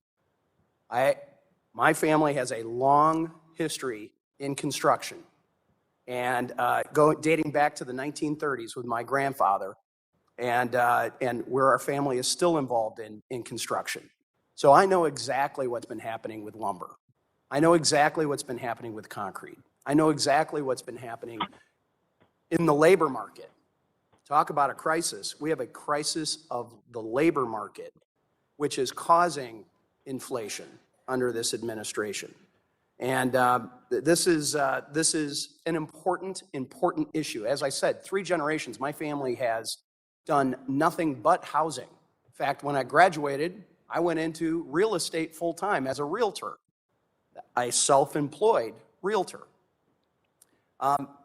And as important these issues are, having 13 full committee hearings on housing issues without working with the other side to do anything actually productive is not the goal of this committee. I happen to be the ranking member of the Capital Markets and Investor Protection Subcommittee. I think that happens to be an important issue that we ought to start tackling. There's other subcommittees that have not had nearly the attention that are just as important as this particular. And instead, my friends on the other side have just clearly been focused on passing a massive spending bill on their own side. And as the gentleman from Arkansas had noted, this hearing would be better in a Democrat caucus meeting rather than utilizing a full committee hearing. Everybody knows the real goal of today's hearing is to publicly convince your fellow Democrats what should be included in the final reconciliation package, and I'm not going to play along with that. Instead, I'm going to use my remaining time to highlight clearly what all this spending actually means. If President Biden's plans all get enacted, this country will go from $17 trillion in publicly held debt before the pandemic to over $40 trillion in publicly held debt 10 years from now. Under Democrat control of the House, there's been $6 trillion in deficits over the last 2 years from the pandemic, plus $12 trillion in baseline deficits from our other government programs, plus as much as another $6 trillion in new deficits from all these different Democrat bills.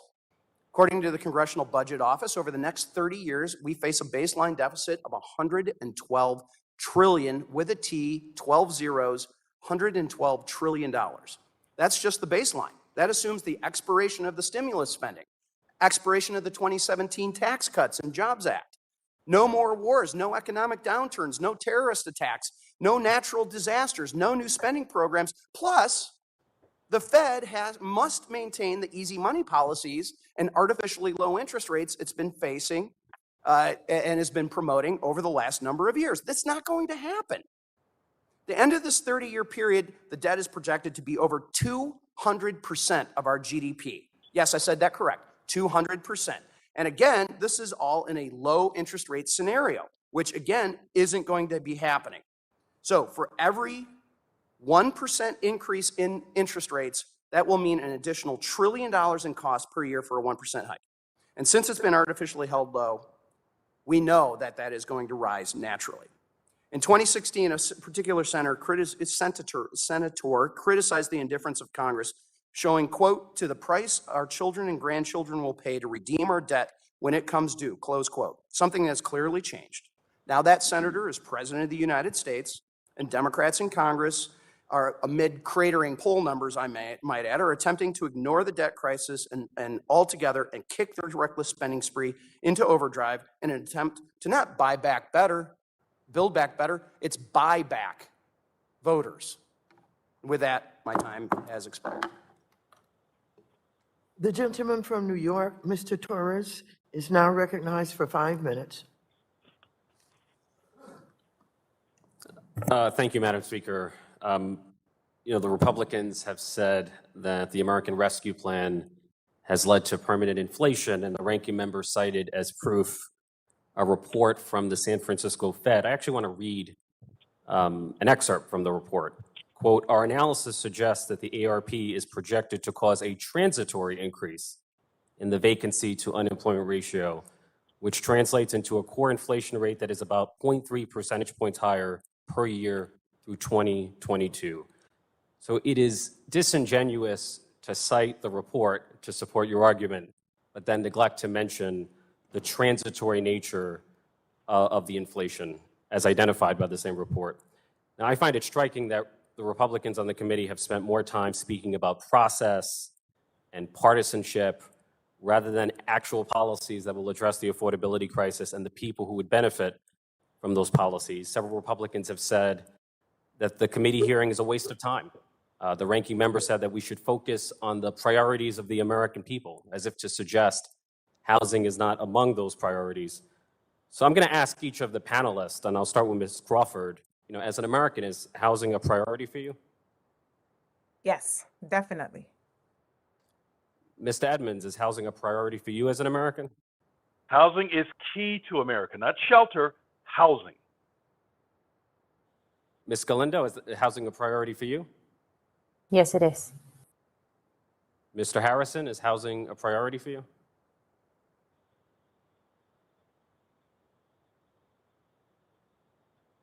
Mr. Harrison? Yes, sir.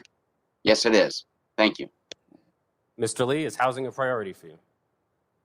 Housing is my family's business. Yes, it is. Okay, so clearly housing is a priority of the American people. So it turns out the talk of political insiders is insulated from the priorities of the American people, as demonstrated by the witnesses of the committee. You know, Republicans often claim to support equality of opportunity rather than equality of outcome. But I ask myself, what exactly does it mean to have equal opportunity in America? You know, it's one thing to preach it as an abstraction, but it's something else to make it a reality for every American. And I would submit to you that an essential element of equal opportunity is access to safe, decent, affordable housing. If you are homeless, can it be said that you have equal opportunity in America? If you are so rent burdened that you cannot afford the bare necessities of life, such as food, can it be said that you have equal opportunity in America? If you are a child who has been poisoned by lead in your own home, who is brain damaged for the rest of your life, can it be said that you have equal opportunity in America? You know, we as members of Congress are privileged members of society, and we experience the centrality of housing in our own lives. And yet, inexplicably, there are members of Congress who would deny to our fellow Americans the housing instability that those same members would take for granted in their own lives.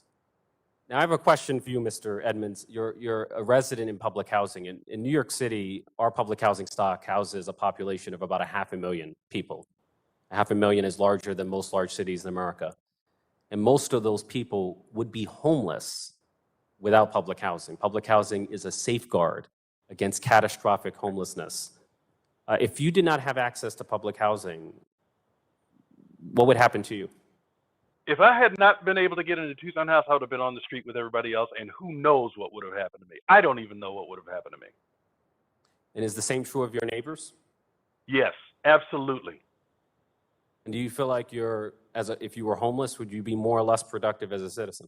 There's no way I could be more productive. And Ms. Galindo, I think you reminded us that housing is not only about where you live, but it's about the opportunities you can access, the quality of the schools that you can attend, right? Housing's a factor in securing the best possible education for your child. Is that correct? Yes, sir. Do you want to speak more about that?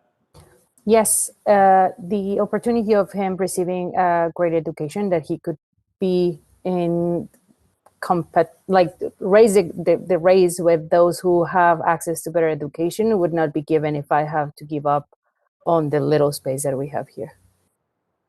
Right. So in your case, the denial of affordable housing would mean the denial of a quality education for your child, which is not a story unique to you, but it's true of Americans across our country, right? Where you live determines your access to opportunity. And so for me, there's no issue more important for this committee to address than housing, because it is foundational to everything else. I end with that. Thank you. The gentleman from Kentucky, Mr. Barr, is now recognized for 5 minutes. Thank you, Madam Chair. Thank you to our witnesses for being here today. Unfortunately, I'm not quite sure why you are here. From what I can tell, this is less of a hearing of substance than it is a lobbying exercise in the middle of an internal battle between my Democrat colleagues. Should the blowout housing spending be included in President Biden's big government tax and spend socialism bill, or will it be left on the cutting room floor after the negotiations come to a conclusion? I think it's the latter, and I think we all know it. I think the fact that Senator Manchin and Senator Sinema have made it clear that they're not interested in this, that this is an exercise in internal Democrat squabbling, and there's an effort to reduce the size and scope of this socialism package. And as a result of that, some of these housing priorities that the chairwoman is pushing are not going to make it into the final bill, if there is a final bill. So why are we having a hearing? Why are we wasting members' time discussing this charade, monopolizing the time of our witnesses who would undoubtedly be able to participate in something more productive? You know, my colleague who just spoke talks about housing being a priority. Well, of course it's a priority. It's a priority for every American. So look, that's why we work.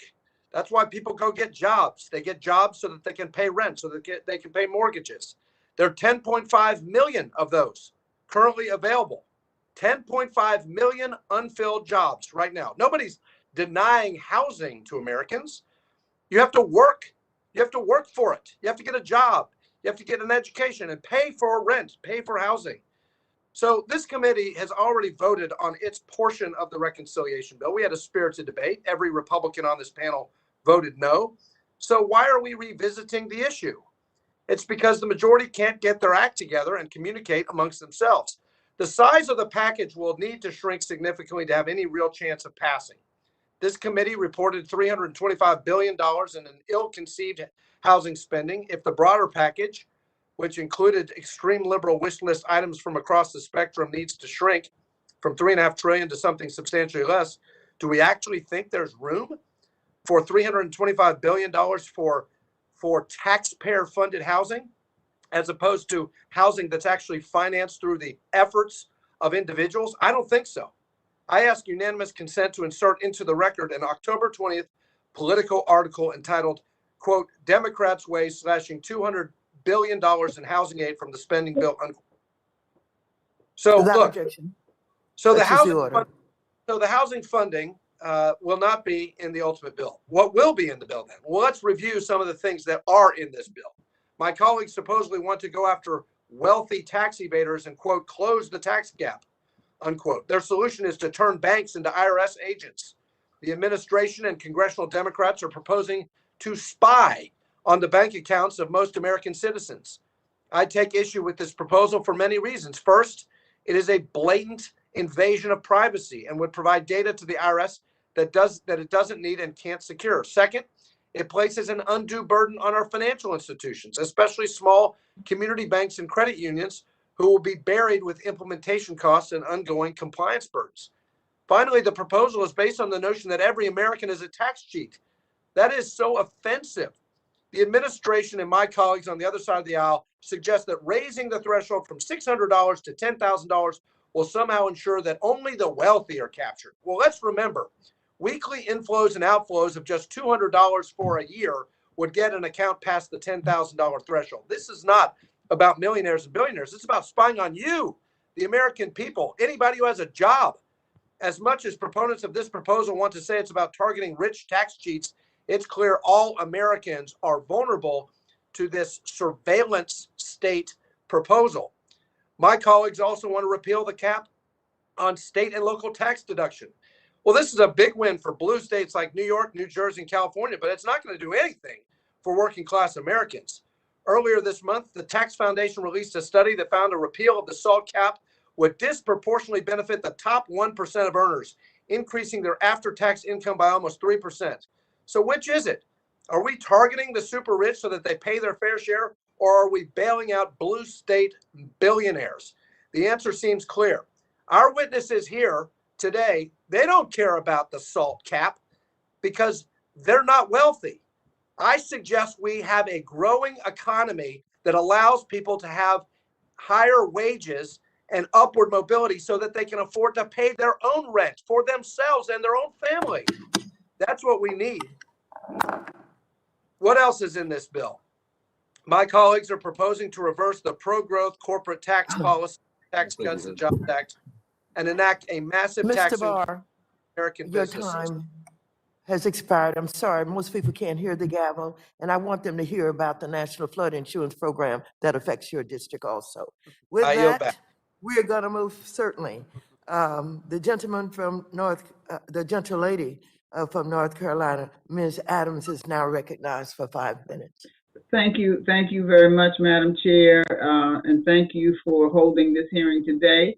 Thank you to the witnesses for your testimony. I want to just begin by saying housing is infrastructure, but let me just ask Ms. Crawford, the lack of affordable housing units in my district has produced a real problem, and it's contributed to driving the price of housing higher and higher. The fair market rent for a 2-bedroom apartment in Charlotte, Mecklenburg is almost $1,100.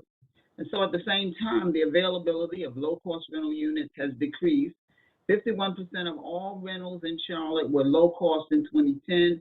By 2018, the rate slipped to 25%. So, Ms. Crawford, can you tell this committee about why the lack of affordable housing units harms our communities? Thank you for the question. The first thing that came to mind is gentrification. People that have been generational roots in the community have been forced to find affordable housing away from family and friends and support. Small business owners lose the labor force and customers they depend on to stay in business, causing a negative impact on our most vulnerable population. I just think that with a lack of housing, we have more inflation as it relates to the housing crisis. Thank you. Thank you.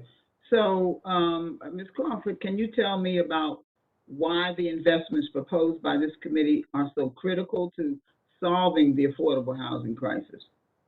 Sure, great question. For decades, federal government have been absent in affordable housing and more so affordable homeownership. We need the federal government as a partner to invest in this affordable housing crisis from public housing to homeownership in order to have a positive impact that is needed to end this gap that we are having and this crisis that we're having today. Thank you. Ms. Galinda, before we start, you mentioned that you had to work all types of jobs to make the ends meet. I want you to know I understand that. My mother was a domestic worker. She cleaned other folks' houses so I could get a good education. So I do know the blood, the sweat, and the tears that you put into keeping a roof over your son's head, and I respect that. Working hard's not enough if you don't make enough. So, Ms. Galindo, can you tell us about your experience trying to balance your son's education while finding affordable housing? Thank you, Congresswoman. Well, it's an ongoing struggle. I haven't been able to balance it really. Like, I have to pick good education over quality housing, just so he can receive better education and receive services for his special needs because he has learning disabilities. So I had to pick housing even though when it's not big enough for us, but he can't even have enough space to study. So it's an ongoing battle for me. Right. Okay. Well, thank you so much for sharing. And Madam Chair, I'm going to yield back.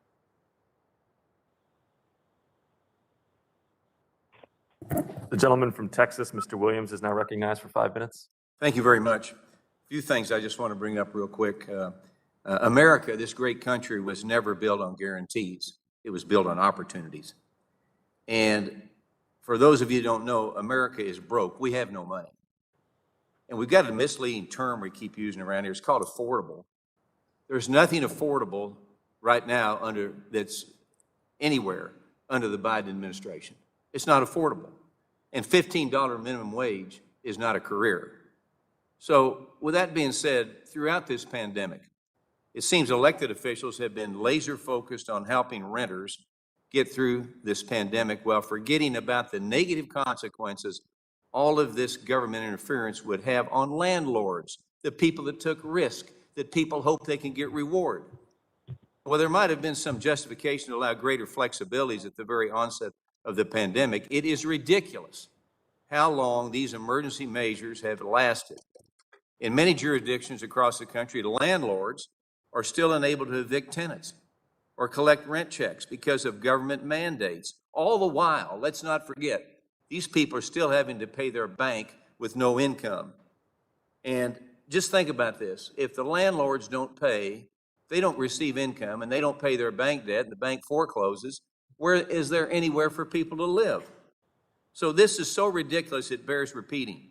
Landlords are still being forced to provide accommodations to provide people without getting paid. No cash flow, no income, but pay your bills, the banks say, and the liberals. And without any legal avenues to evict horrible tenants. We've seen some horrible stories coming out about renters who are taking advantage of this terrible public policy decision. So rather than demonize the landlords, who have also faced amazing amounts of uncertainty because of this pandemic, I wanted to give you, Mr. Lee, I wanted you to have some testimony, and all other landlords across this country, my sincere appreciation for all you have done for the communities where you hold properties. Well, I might remind everybody, while still paying the debt that you owe to your lenders. So with the rest of my time, I want to give Mr. Lee the opportunity to talk about any stories he has seen over the past year of landlords that have been taken advantage or hurt by a result of terrible public policy by the Democratic Party, from elected officials, whether it be the inability to collect rents or the inability to evict horrible tenants. But before you get started, I do want to ask you this question. Landlords have bills too, and without their cash flow, they can't pay their bills. And why we attack landlords is beyond me. So, Mr. Lee, would you tell us a few stories what you've received as being a landlord that may not possibly, or some of the people you represent, collect rent? I so appreciate this opportunity. Thank you, Representative. I recently talked to Dr. Kanisha Gilbert, who was the victim of violence. She's a small property owner, an immigrant herself. She's a doctor, an OGBYN, and she cares for us New Yorkers. She's an essential worker. She had a tenant who ran an illegal puppy mill, caused such damage to her apartment that she feared for the safety of her son. There was urine and feces dripping down the walls of her apartment, which is below this apartment. She called every elected official that she could. She tried every avenue available to her. Because of the eviction moratorium, because the courts are closed, and even when they're open, they're limited, she had no other avenue but to go to social media and to try to get the media on her side. And so with the help of only one out of our 50-something council members, she was able to make contact with the ASPCA, with the NYPD, who already had been to her house several times. And they told her, this is a housing issue. This isn't an NYPD issue. And she was left exasperated and tired, still going to work, still caring for us New Yorkers. Finally, the ASPCA took the dogs away. The police did come, arrest the tenant, only to find out that he was released within hours. Dr. Gilbert comes home from work. They were waiting for her on her doorstep. She and her husband were beaten on their property with their 2 children watching from the window. The system has failed her. This is a story that is repeated with our owners over and over again. We must recognize that the eviction moratorium has hurt people. It has hurt some of our vulnerable property owners who are Americans and families just like everyone else. I talked with Dr. Gilbert. She is going public because she feels that there are many people like her who are suffering from tenants who are taking advantage of this eviction moratorium. We can't keep kicking the can down the road without allowing some of our vouchers to finally gentleman's time has expired. Thank you. Thank you, Mr. Lee. Welcome to the Biden administration. Thank you. The chair recognizes himself for 5 minutes. The ranking member and the vice ranking member and many of their colleagues in the Republican Party have described this hearing as a means for the Democrats to resolve disarray and to resolve internecine squabbles. It is certainly true that the Democratic Party is engaged in a vigorous debate right now about how best to ensure affordable housing, how to lower the cost of prescription drugs, how to tackle climate change. This is governance. This is what governance should look like. Meanwhile, our colleagues on the GOP are debating whether QAnon is mostly true or entirely true. They're debating whether 2020 was a free and fair election. They're debating whether or not to support the U.S. Capitol Police following the insurrection. They're debating whether vaccines implant chips in people's arms. So we welcome our Republican colleagues into the fray of governance and vigorous debate, but it seems they're distracted right now by their own partisan debate. And one of those key issues that we want to engage on is housing. Ms. Crawford, first of all, as a representative from Massachusetts, I can't say how thrilled I am that you're running the Mass Affordable Housing Alliance. Your story and your work is really an inspiration. And I thank you for your support, not just of those in Boston, but my constituents as well in places like Taunton and Attleboro and Fall River. You know from your own work how complicated housing policy can be because it involves not just federal, but of course, state and local policy as well. And in Massachusetts, we're really an exemplar of that. We recently passed the Housing Choice Act at the state level, and there's increasing mobilization to liberalize zoning laws at the local level. Can you talk about how in Massachusetts we need, what the cooperation needs to be between the three levels of government to ensure not just that we have more support for people looking for housing units, but we're also creating more supply of housing? Thank you. I appreciate the question, Congressman. And what I can say, while I can speak in total confidence on the topic, I can say that if the three different bodies of government can come together and figure out a way to increase supply so that the demand is lowered, so that inflation can go down, then on the buyer side, increase assistance for those that have been systematically excluded from homeownership, then combined, we would be able to see the racial homeownership gap really being reduced and going in the direction we want to after working decades in different ways to make this happen. We just need to come together as one unit, knowing that the entire state needs the additional assistance from both state, federal, and city and local government to make this crisis go away. I hope I was able to answer your question, and I thank you for asking. And are there ways that you think that federal programs can induce localities to expand the use of multifamily zoning?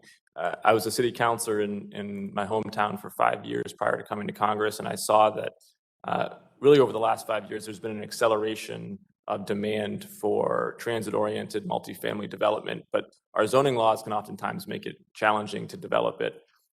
Are there areas that HUD can press on that would encourage cities and towns that are applying for federal funding to commensurately liberalize their zoning laws? One of the ways I think is to, whatever zoning laws that we have that prohibit multifamily housing in certain neighborhoods while not prohibited in others should be lifted. And also, we need to stop exclusionary zoning, across the state. We need to utilize those measures that especially the city of Boston is using by building multifamily homes near the transit system so that we can get to and from work and have a choice to actually, live where we want to live. Affirmatively furthering fair housing is a way to get this done. And I thank you for asking the question. I yield my time back to the chair. And the gentleman from Arkansas, Mr. Hill, is now recognized for 5 minutes. I thank our chair pro tem for being in the chair on this hearing. I thank our witnesses for bringing their personal testimony about the importance of housing in their lives to the committee to help us do a better job here. And while I share the views of the ranking member and my colleagues that as the 32nd hearing on housing, we're doing a superb job in hearing about housing. What we're struggling with is the right policies to help people in the maximum way. And so that's why I believe that yet again, this hearing is not as constructive as it might be. And the reason for it is clear, which is that the majority party is, as my friend from Massachusetts identified, having a vigorous debate within their own party on how best to serve people with housing. And therefore, this is not, I think, the most constructive use of our time. Mr. Edmonds, again, let me thank you for being here, and it was very compelling. I really appreciated your story, not only your life story, but a real detailed window on Tucson and housing challenges there. And I was particularly drawn to the condition of public housing, and your testimony highlights that from the elevator to other physical infrastructure issues.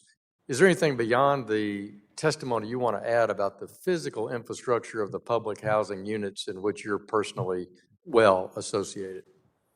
Not that I can think of. I mean, it needs care. It needs regular maintenance. It just seems to me that the regular maintenance has not happened on schedule as should have, and that could have been part of the problem with what led us to where it is now.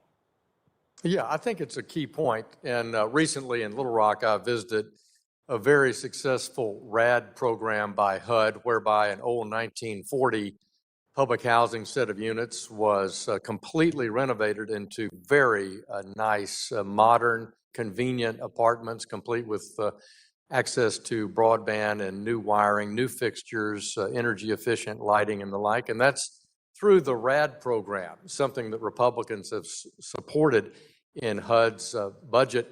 And I would argue to my friends on the other side of the aisle, in the committee's original print of this $300 billion exercise, RAD was completely available for the billions of dollars of public housing assistance. But in the bill actually marked up in this committee, voted on in this committee, it was stripped completely out. So RAD, I think, has done a good job in providing a much more modern, safe, clean, environmentally appropriate housing for our families that are in public housing. And so I just remind my friends on the other side of the aisle, RAD was taken off the table in your bill as marked up. Mr. Edmonds, have you seen tenants and those families in public housing that benefited from after-school care or educational tutoring or health clinics or GED preparation or things of that nature, or even drug and alcohol abuse programming? Have you seen those kinds of services being helpful to public housing tenant families? Everything you've mentioned, we are trying to obtain. Now, we've got it, some things beginning with assistance from the Arizona State University School of Social Work and some other local agencies. But funding just for those, because, you know, there's funding for housing and then funding for structures and funding for personnel. And that's been the problem. There's been mostly not enough manpower available just to assist in those areas. I thank you for that, because my colleagues and I have certainly advocated for those kind of wraparound services connected with housing, and particularly housing vouchers. And again, the majority has blocked our efforts to do that on the housing voucher program time and time again.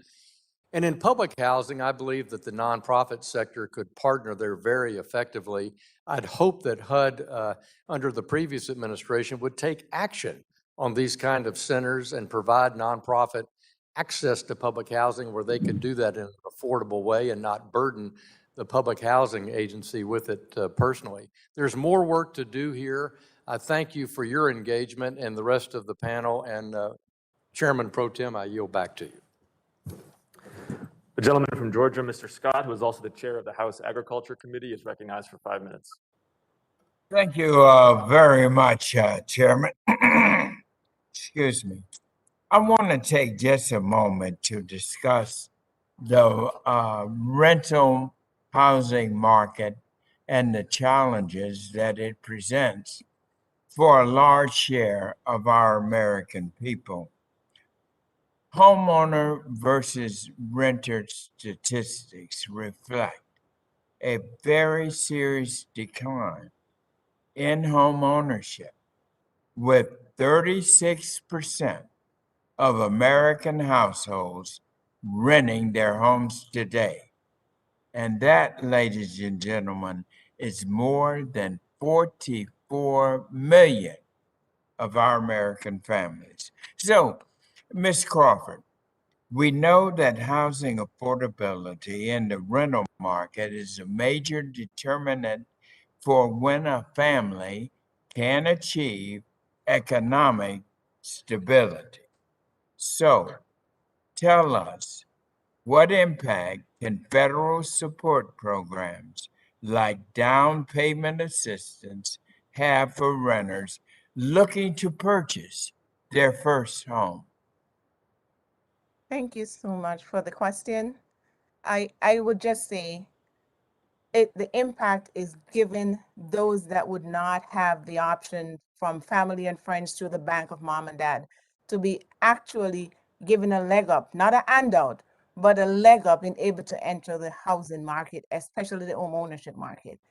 DPA, down payment assistance, is a barrier that cause people, especially low to moderate income individuals, from actually obtaining home ownership because their rent is so high and they're not able to save for that down payment and closing cost assistance.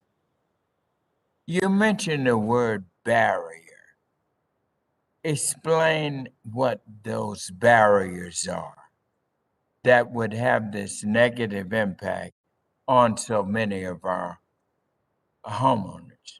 Thank you. So in addition to that saving for the down payment and closing costs, we also have the high student debt, we have the credit issues, and we have the housing crisis where there's not enough stock available for potential homeowners to actually getting into the housing market, the homeownership market. So those are just some of the barriers that we're seeing right now. Well, I just want to thank you for that response. This is a very important issue. And what you are saying in your testimony, excuse me, I have this cold, is exactly why we must ensure that down payment assistance remain a key important component of our Build Back Better Act that our president is pushing. Thank you for your comment. And thank you, Mr. Chairman. Sorry. I yield back. The gentleman yields. The gentleman from Minnesota, Mr. Emmer, is recognized for 5 minutes. Thank you, Chairman. And thank you to our panel of witnesses today. Unfortunately, if your government worked, you would not have to be here. So I'm sorry that you all have to come before the committee to plead your cause because the majorities in Congress cannot craft legislation that actually serves the American people. On that note, I'd like to point out that we've had over 30 housing hearings on the committee since Democrats took control. I believe this is our 9th housing hearing this year. And as we talk and talk and talk, well, we talk about housing, Americans continue to suffer. To date, about $7.7 billion of the $46.5 billion Congress has allocated for emergency rental assistance has actually been distributed. That's pitiful, and it's wrong. Republicans have offered a solution, the Renters Protection Act, that would cut the bureaucratic red tape and get rental assistance to the families who need it most. But Democrats are focused, unfortunately, on passing a massive partisan spending bill with little to no government oversight. As you know, the first rental assistance program passed in December of 2020.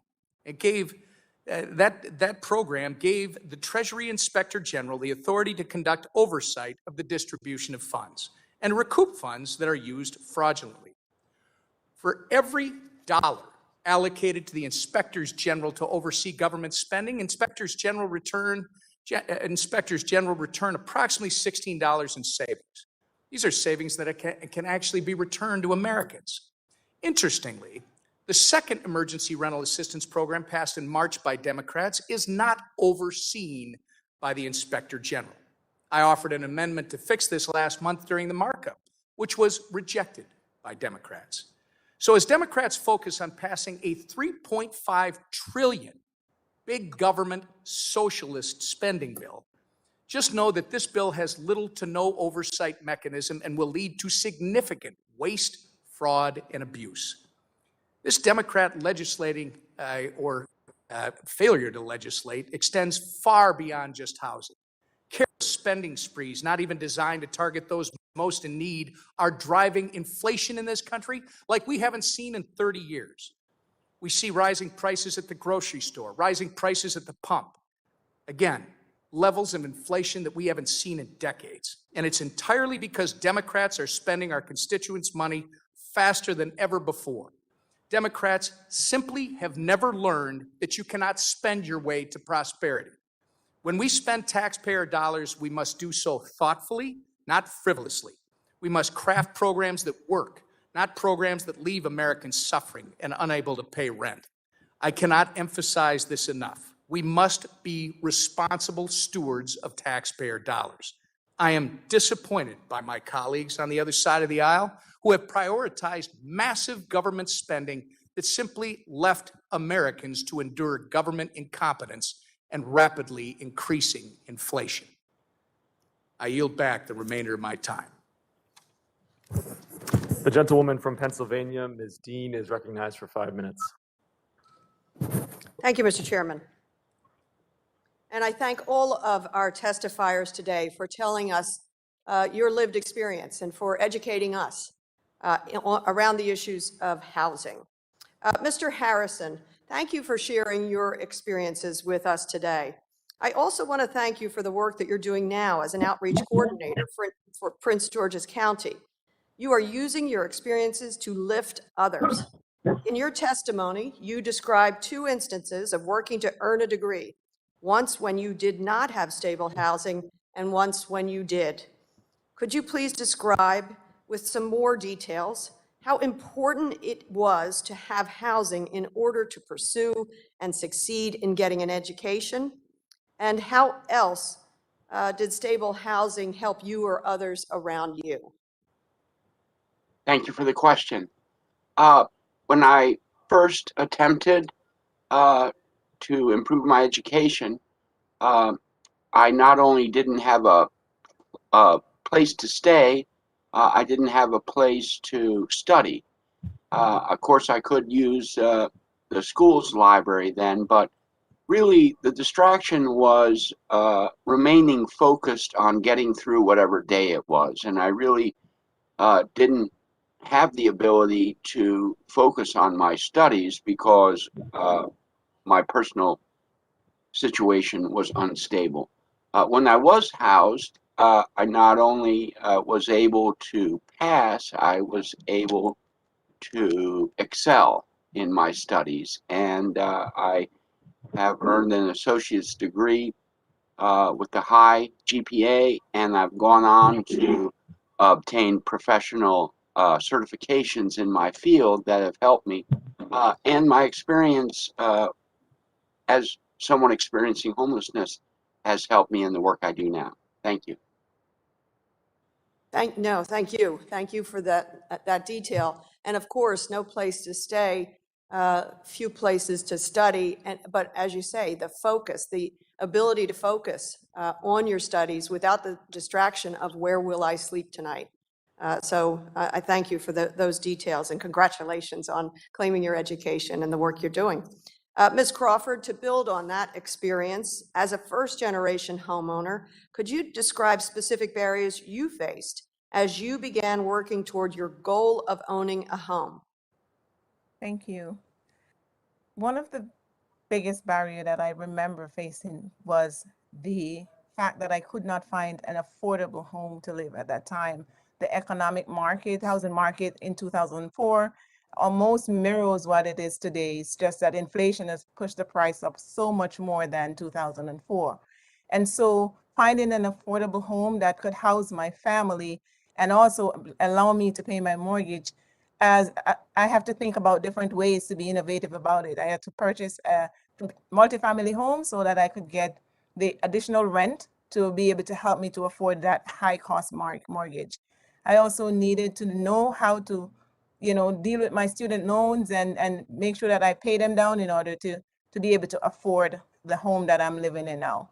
The barriers are there, and I am hoping that, we can take a look at how we can use down payment and closing cost assistance to rectify those barriers. I did not have that down payment and closing costs in that time, but thanks to the one mortgage, then soft second program that we had in Massachusetts, I was able to afford a home with that mortgage.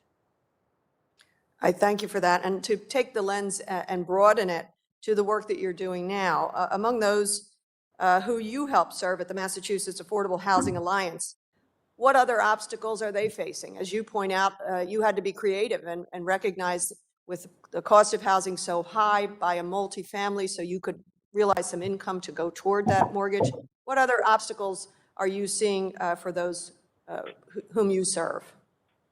The option for me, especially around purchasing a multifamily home, is almost non-existent now.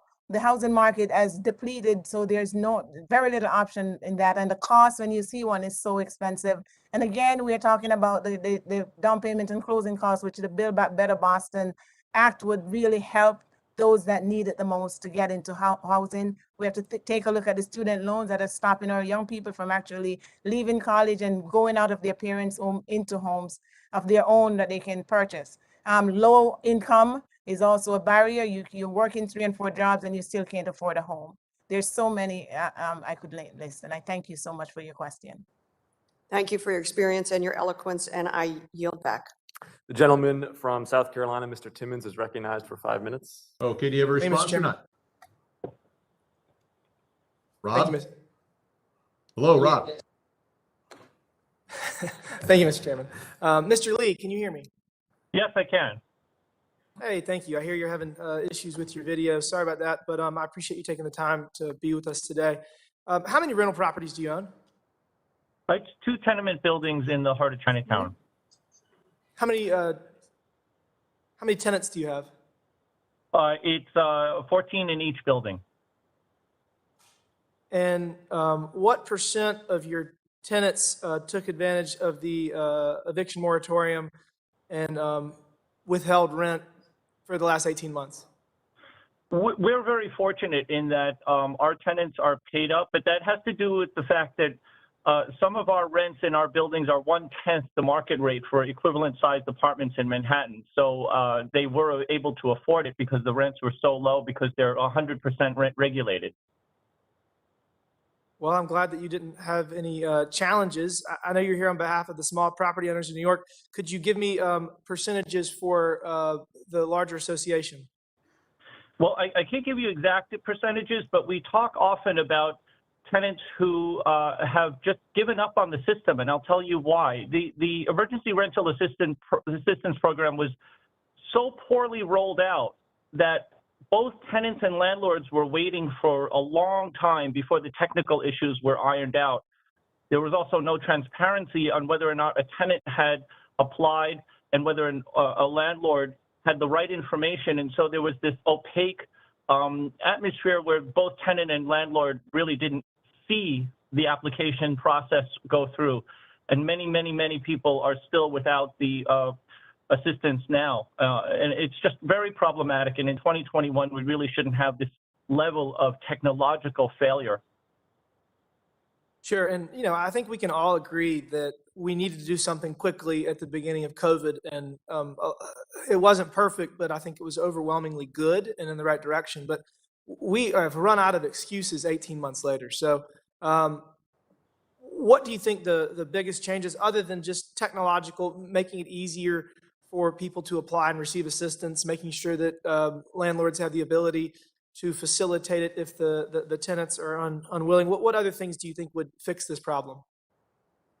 I think that, there was many millions of dollars given to nonprofits to help assist tenants. I know that that was successful with varying degrees.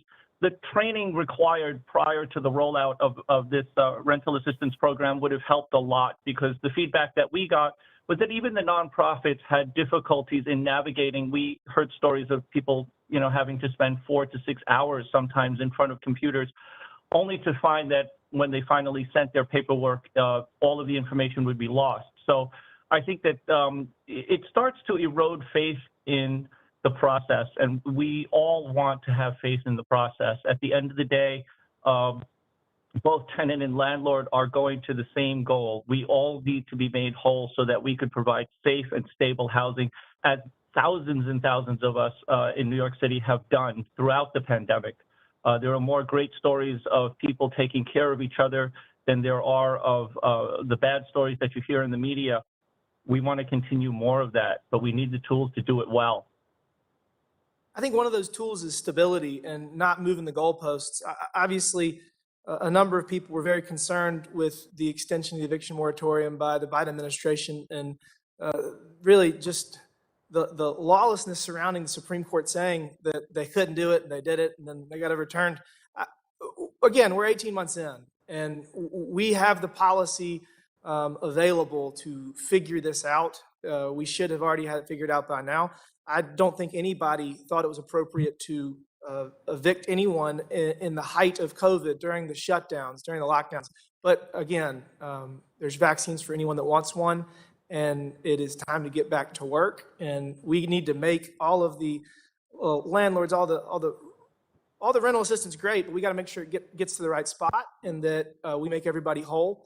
And I just really hope that this committee will find some bipartisan support to make sure that we do not leave anyone stranded, anyone in a worse off position. This country has come a long way in the last 18 months, and I think we can craft the policy that is needed to move past this pandemic and to get everybody back to work. So I appreciate you taking the time. And with that, Mr. Chairman, I yield back.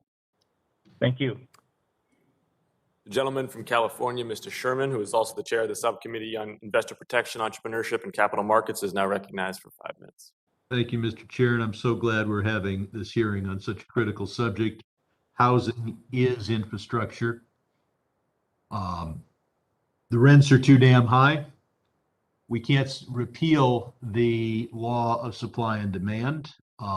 We can occasionally have a building built and the politician can go cut the ribbon, and we can meet a few dozen families who will live at affordable rates. But ultimately, we need millions of new apartment buildings in the cities and suburbs of this country. And one of the greatest problems is you really can't build apartments in so many places. Zoning prevents it. We have in so much of this country a requirement that you not have more than 6 families live on any acre. Then you can say, well, we're not excluding people on the basis of economics or race. We just include everybody who can afford 1/6 of an acre. Given the cost of land in cities and suburbs in this country, that really does mean you're excluding people on the basis of economics and on the basis of race. That's why I'm glad Section 40103 of the Build Back Better bill will provide at least the economic incentives to sweep away these exclusionary and restrictive zonings. I want to commend to my colleagues on this committee what we're doing in Los Angeles. It's one small step. It's not a replacement for anything else. And that is allowing ADUs, or alternative units, to be built basically in everybody's backyard. Given the economics, a lot of people in LA are doing this, and it should provide at least an important, should provide tens of thousands of additional units for rent. The gentleman from Minnesota was decrying that the money isn't getting out for rental assistance. We had a whole hearing on that, of course, but more importantly, the chairwoman has introduced the Expediting Assistance to Renters and Landlords Act. I've co-sponsored it. And so far, we don't have a Republican co-sponsor, and I hope the gentleman from Minnesota is the first. It's not enough to decry the darkness. It's time to join with us in lighting a candle. Mrs. Crawford, the rising cost of housing is putting homeownership out of the reach for so many individuals, especially younger people, are thinking they're just going to rent indefinitely. Section 40201 of the bill that this committee marked up represents our piece of the Build Back Better package, would provide first generation home buyers with down payment and closing cost assistance. Could you speak to the ways this would help overcome the barriers for first time home purchase, and how becoming a homeowner allows a family to start to build wealth? Thank you so much for the question, Congressman. Yes, I'd rather share with you, the story I talked about earlier.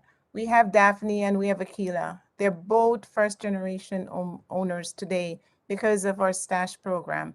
They had so many different barriers as they think about becoming homeowners. And had it not been for the assistance of getting some down payment and closing cost assistance, minimal though it was able to afford them to be in their home, along with the affordable mortgage that we have here in the state. We also have several others that are waiting to be able to afford a home, that are waiting for deeper discount, down payment and closing cost assistance, which the Build Back Better Act would be able to provide these individuals. And there are millions more, such as Daphne and Akila, out there waiting. Thank you. Ms. Galindo, Section 8 is the major program to help renters, also known as the Housing Choice Vouchers. In my city of Los Angeles, we went 13 years before we even allowed people to get on the waiting list. We recently allowed a small number of 20,000 people get on the waiting list when 180,000 people wanted to get on the waiting list. We have dramatically underfunded this program, and so there are very few slots. In your testimony, you described the real human problems you suffered, having to wait 6 weeks for rental assistance.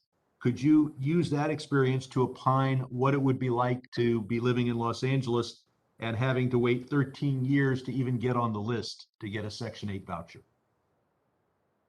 Thank you.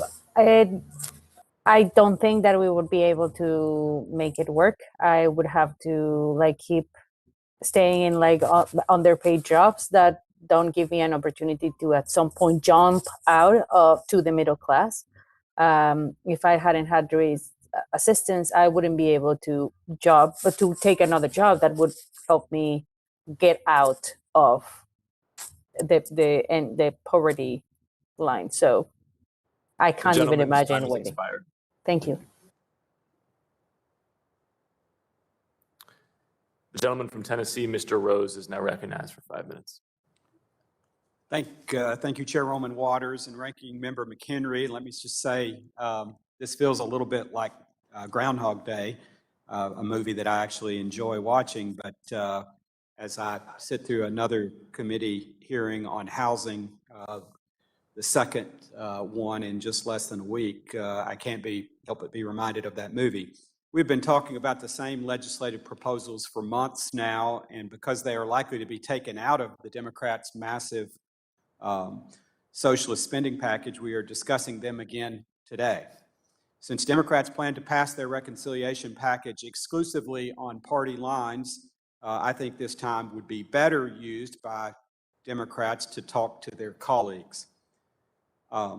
We are dealing with the fallout now from President Biden's failed American Rescue Plan. Under the previous administration, Treasury issued binding emergency rental assistance program rules and FAQ guidance to accompany those funds on January 19th. The Biden administration then opted to rescind that guidance and published new ERA rules in February. It then revised rules again in March, then added new rules in May, and then revised and added new rules again in June. Mr. Lee, how has this constant revision of rules and added red tape stopped rental property owners like yourself from getting much needed rent from tenants? Thank you for the question. We had a hard time even before COVID, and with the unusual situation in New York with residential rents being regulated for over 1 million apartments, it put tremendous pressure on our commercial tenants. And we all know that commercial restaurants and coffee shops and bodegas and small businesses are having an ever-increasing costs that they have to endure. And so as we talk about how much a cup of coffee has gone up and how much a steak has gone up or a hamburger, those are all because of things that are not just about inflation, but also because we have not enough operating money, and it puts so much pressure on the only unregulated free market rents in many thousands and thousands of small buildings in New York. So it puts tremendous pressure on our small mom and pops as much as it puts pressure on the mom and pop tenement buildings and small buildings that house them. Can you expand on what flexibility you think Congress could provide to help reach small landlords who are facing hardships like you described? I think that there's much to be said for efficiency of using technology, getting the money where it needs to go quickly, and very importantly, having this proper amount of staffing in the agencies that are left to administer this. You know, we warned early on in the pandemic that whatever you do, make sure that your agencies have the training and the staffing required, because all of us are going to be applying at the same time. And indeed, we found many websites crashing. We found that there was long periods of time to get answers. And when we did, we found that some of the information was just redundant between tenant and landlord. So if we could have a system by which the landlords and the tenants could see their applications happening in real time, That would help greatly. It would cut down on the time waiting. And every single day that we don't pay our real estate taxes, 18% penalty is foisted upon us, and it's just impossible to get it on top of. So every day counts. In the remaining time I have, I want to shift and talk about the housing voucher program. The housing proposal passed on party line basis through this committee included $75 billion in housing voucher funding. Oftentimes, voucher holders experience issues finding private landlords willing to enter the program and accept vouchers. Mr. Lee, could you expand on how current red tape discourages private landlords like yourself from participating in the housing choice voucher program? I think it comes back to an administrative issue. I think that there's not enough clarity on the application process, but also in our experience speaking with many other small property owners, we feel that tenant stabilization is key. If we can stabilize tenants no matter where they are and have vouchers follow them to the next address, it then allows us as small property owners to renovate up to code, up to compliance, in an ever-changing world when compliance is becoming more and more difficult. We have apartments that have been with the same tenant for 50 years, and when that tenant leaves, we just don't have the funds to fully renovate them if we know that we're going to have locked into a rent that's the same as the previous tenant. It's just not tenable while our taxes are increasing, our insurance is increasing, our oil prices are increasing, and we're finding everything on the other side of the balance sheet way out of sync with our income. Thank you, Mr. Lee. I see that my time has expired. I appreciate your answers, and I yield back. Gentleman from Florida, Mr. Lawson, is recognized for 5 minutes. Okay, thank you very much, Mr. Chairman, and to the ranking member. I was intrigued by the introduction statement by the staff, which I'll read, and it said, evidence-based research has demonstrated that having a safe, decent, and affordable house is the foundation of improving society and life outcomes for families and individuals. When families and individuals are able to secure stable and affordable housing, they are better able to find and keep employment. Children are better able to strive and do well in school, and seniors are better able to age in places, and people with disabilities are better able to maintain their health and live independently. Having affordable housing also allows families to achieve greater economic mobility, build wealth, and enter the middle class. With that, my question goes to Mr. Edmonds. As a public housing resident, how has the program supported you and your community? How has public housing provided you with a platform to achieve housing stability and pursue opportunities? Yeah, it's been interesting. When I first got in here, I said I'm going to keep my mouth shut and I'm just going to keep it and get myself on my feet and go look for a job or go back to school. And then I started attending meetings about Thrive in 05, for the area, for Tucson House. And I started getting invited to more meetings and more meetings, and I was appointed to the Residents Council. I've been given opportunities I never even imagined by just being here. And again, taking aside, I've got, maybe I should go look for a job, maybe I should go back to school, but there's so many people in here that need me. They need somebody that I've had to completely just ignore my needs for the most part. That is amazing. So during the time that you spent in public housing, have you ever decided that with the opportunity that you have, could have afforded you to look then of attaining residential housing on your own? Yeah, the way things are in this area, I've always said, if I ever get a job and I'm able to pay, let's say, market rate rent or however you want to phrase it, I'm more than happy to leave, to let somebody else come in here and who needs my space. That's fine. I'm with that.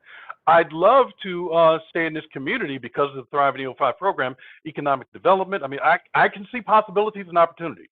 So I really want to, and I would love the opportunity to purchase a home in this area. Okay, one other thing I want to say to my colleagues, when they said that we have forgotten about the landlords. You know, I have worked with Congressman Taylor out of Texas to make sure that during this pandemic and stuff that we bring to the forefront the problem with that landlords are having in order to be able to pay their mortgage and to keep things going where we can have affordable housing. And at the same time, it becomes very critical. And so my question to Mr. Lee, if he's still there, Mr. Lee, we were always worried about the situation is for landlords, even when you actually providing affordable housing for individuals, how would this affect with what is happening with this pandemic, your area, your concern about retirement and how you would be relying on the property that you own to fulfill that obligation as you go down this path? That's such an excellent question. Thank you. Many of our small property owners are aging, and they rely on the income from their small buildings for their retirements, but that's all in jeopardy. We're finding that people like myself, many owners who are seniors, are starting to see the investment, the legacy that they've had in the American dream eroding right before their eyes. And that was a snowball effect that started even before COVID. With COVID, we're finding it more and more difficult because more and more people are rent burdened, including commercial tenants. And so the savings that we have were gone a year ago. Family savings, loans, they're compiling up, and it's just very, very difficult. And it's a shame to see our life savings, our life's work erode before us. Well, demonstrate my time run out. I yield back. Gentleman from Wisconsin, Mr. Stile, is now recognized for 5 minutes. Thank you, Mr. Chairman. Thank you for our witnesses for being here. Can't be lost on me as I look around the room to my right and to my left. Mr. Chairman, it's you and I. I know there's a few people online joining us as well, but in person, in a committee hearing room with dozens and dozens of members, it's you and I. Look around this place. We've had 31 hearings on this topic this year. We've had 2 hearings in less than a week. This whole debate is on the left side of the aisle. And how many have showed up to have it in person? The Democrats want to spend $3.5 trillion in social spending, putting our country further into debt. The debate is on the left as to how they're going to possibly accomplish this. They can't figure it out. Might I suggest showing up and talking to your colleagues? More importantly, show up and talk to the American people. They don't want this massive socialist spending plan to go through in the first place. Maybe that's why you can't agree. This is theater. This is political showmanship. We've had 31 hearings on this topic. So many that it appears nobody's showing up, Mr. Chairman. It's you and I in this room. We have a handful of people online. A handful of people online. We can look up at the screen. We do have a few of your Democratic colleagues chiming in online with us. But why are we here? Why are we struggling? We're struggling because nobody's coming and having the conversation in person. And we've had 31 hearings on this to spend $3.5 trillion in social spending that the Democrats can't reach an agreement on. We got a period of time when we have 10 million job openings, but a complete disconnect in our labor force to make sure that we're getting workers back to work. Prices are rising. Gas prices are up significantly, hitting people in the pocketbooks. Grocery prices are up.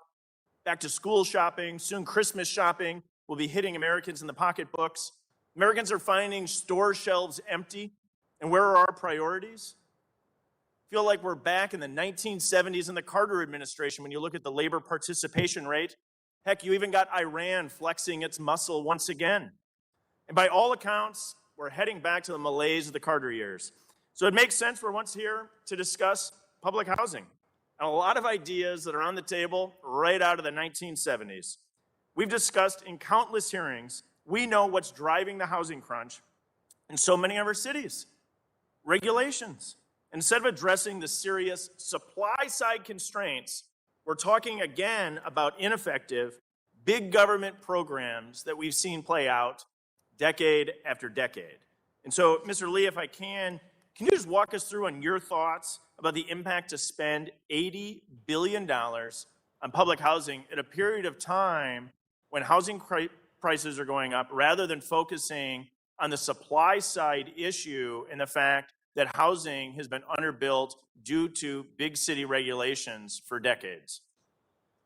Well, you know, there's a lot of talk in New York about rezoning New York so that more buildings could be built, so that we could have more affordable housing, you know, in New York. But as small property owners, we kind of look around and say, well, we provide housing. We have available vacant apartments. What stands in the way is regulation after regulation and the hurdles that have been just foisted upon us that keeps us from actually recouping a reasonable amount of money when we make major investments to improve our buildings, to bring them up to the standards to be competitive with free market apartments. And that's where we find the dichotomy here. We have apartments, we want to get them online, we want new people to come in, we want a rotation of people so that new immigrants could come into New York City, but we're locked in, and the only alternative is to go through these long, lengthy zoning processes and break ground and build big buildings, only to have the remaining affordable apartments that they promise to be out of reach for most Americans. And so we really have to look at what's extant, what can be done quickly, how do we get people off the couch and working again. Yep.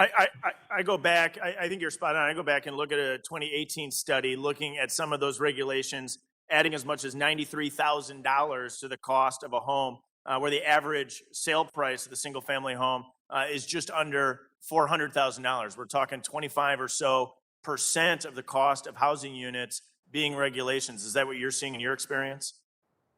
Well, at every turn, we're seeing an increase in our operating costs. And unfortunately, for 1 million apartments in New York City that are under the Rent Guidelines Board, those increases are just not reflected. They're also not reflected when it comes time to pay our taxes. We haven't had any rollbacks. There's no tax deadline rollbacks. Understood. Cognizant of my time, I appreciate you being here today and appreciate our witnesses being here today. And with that, Mr. Chairman, I will yield back. The gentleman from Massachusetts, Mr. Lynch, who is also the chair of the Task Force on Financial Technology, is now recognized for 5 minutes.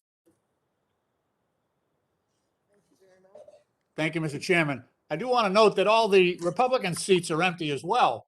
I think it might have something to do with the pandemic, so I'm not troubled at all. What I am troubled about is the disinvestment.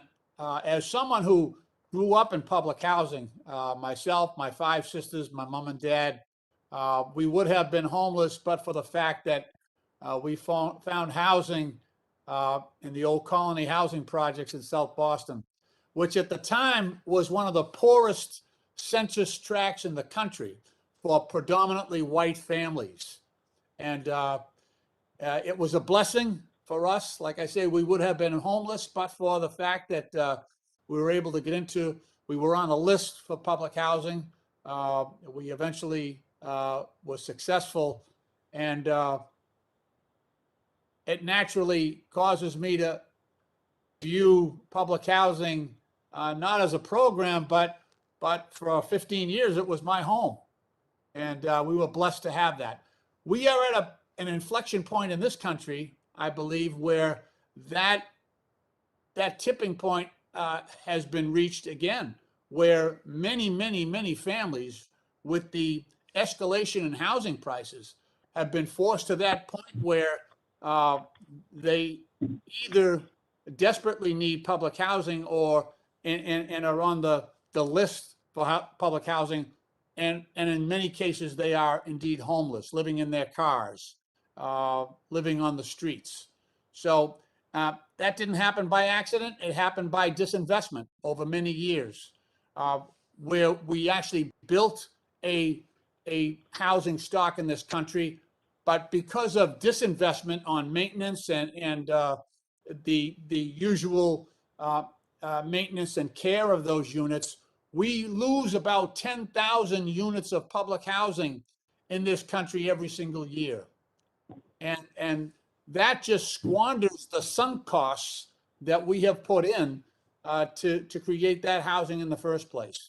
And living in and around the city of Boston, we see that every single day with the astronomical housing prices, people being priced out of the market, and precious few public housing projects available for those people who are on the verge of homelessness. So, Mr. Edmonds, you have a good perspective on this in terms of the investment and what that means to families that are struggling. And you've been a voice for those families as well. What do you think the most important things that Congress could do right now to address this problem from your perspective?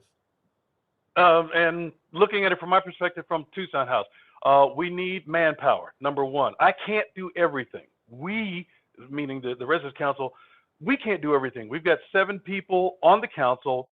3 of us are physically capable. Sometimes 2, maybe there's been times with just me were available and showed up and had to take care of everything that came to us. Manpower, I would start with. Right now, I'm supposed to be in the basement emptying out a truck from the community food bank. I had to try to find some volunteers to take my place, and I hope they're down there. I expect they are, but I just hope they're down there. That food's got to be unloaded. It's got to be separated. It's got to be distributed, taken to some of the residents. I need manpower. I need help. Yeah, we've had in our situation, we've been blessed with some of the affordable housing developers who have actually plussed up the maintenance staff with union electricians, union plumbers, and others during the pandemic, and guaranteed them that they would not be laid off. But I would bet that is not the usual circumstance for people living in public housing. Mr. Chairman, my time has just about expired. I want to thank you for holding this hearing, and I hope that we can continue to maintain the position that affordable housing in general, but especially affordable housing, is indeed infrastructure, and maintain that as a priority in the upcoming spending bills. I yield back. Thank you. Thank you very much. The gentlewoman from New York, Ms. Ocasio-Cortez, is now recognized for 5 minutes.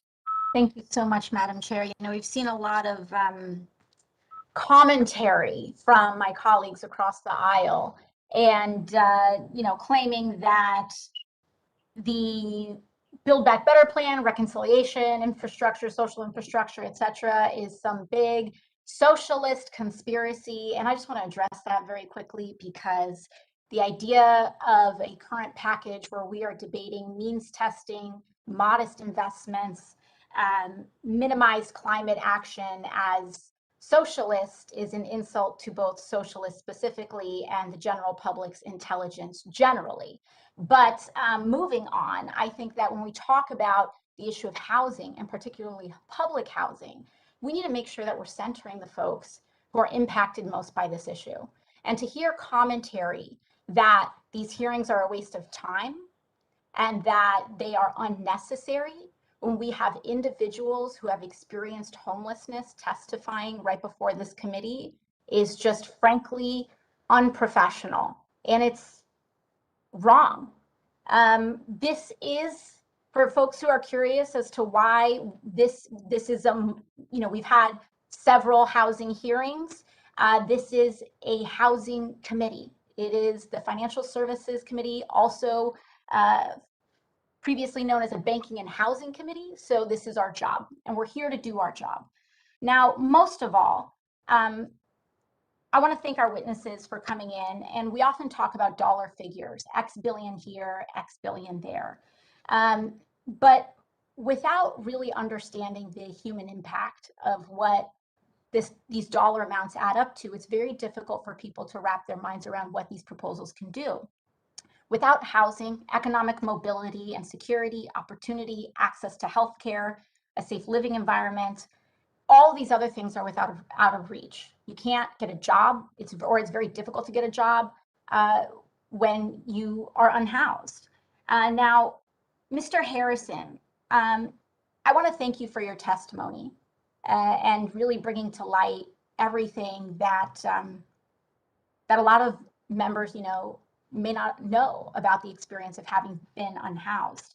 What do you, in your experience today, what would have helped you improve your living situation then that you find is actually still missing for the people that you assist today? Thank you for the question.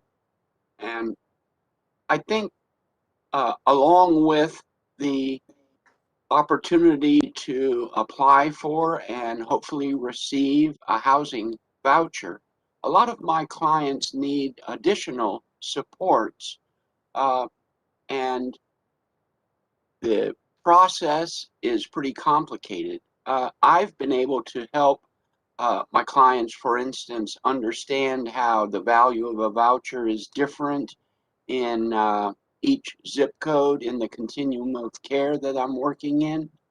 But I think that a lot of people that are experiencing homelessness have really lost their social support network, and that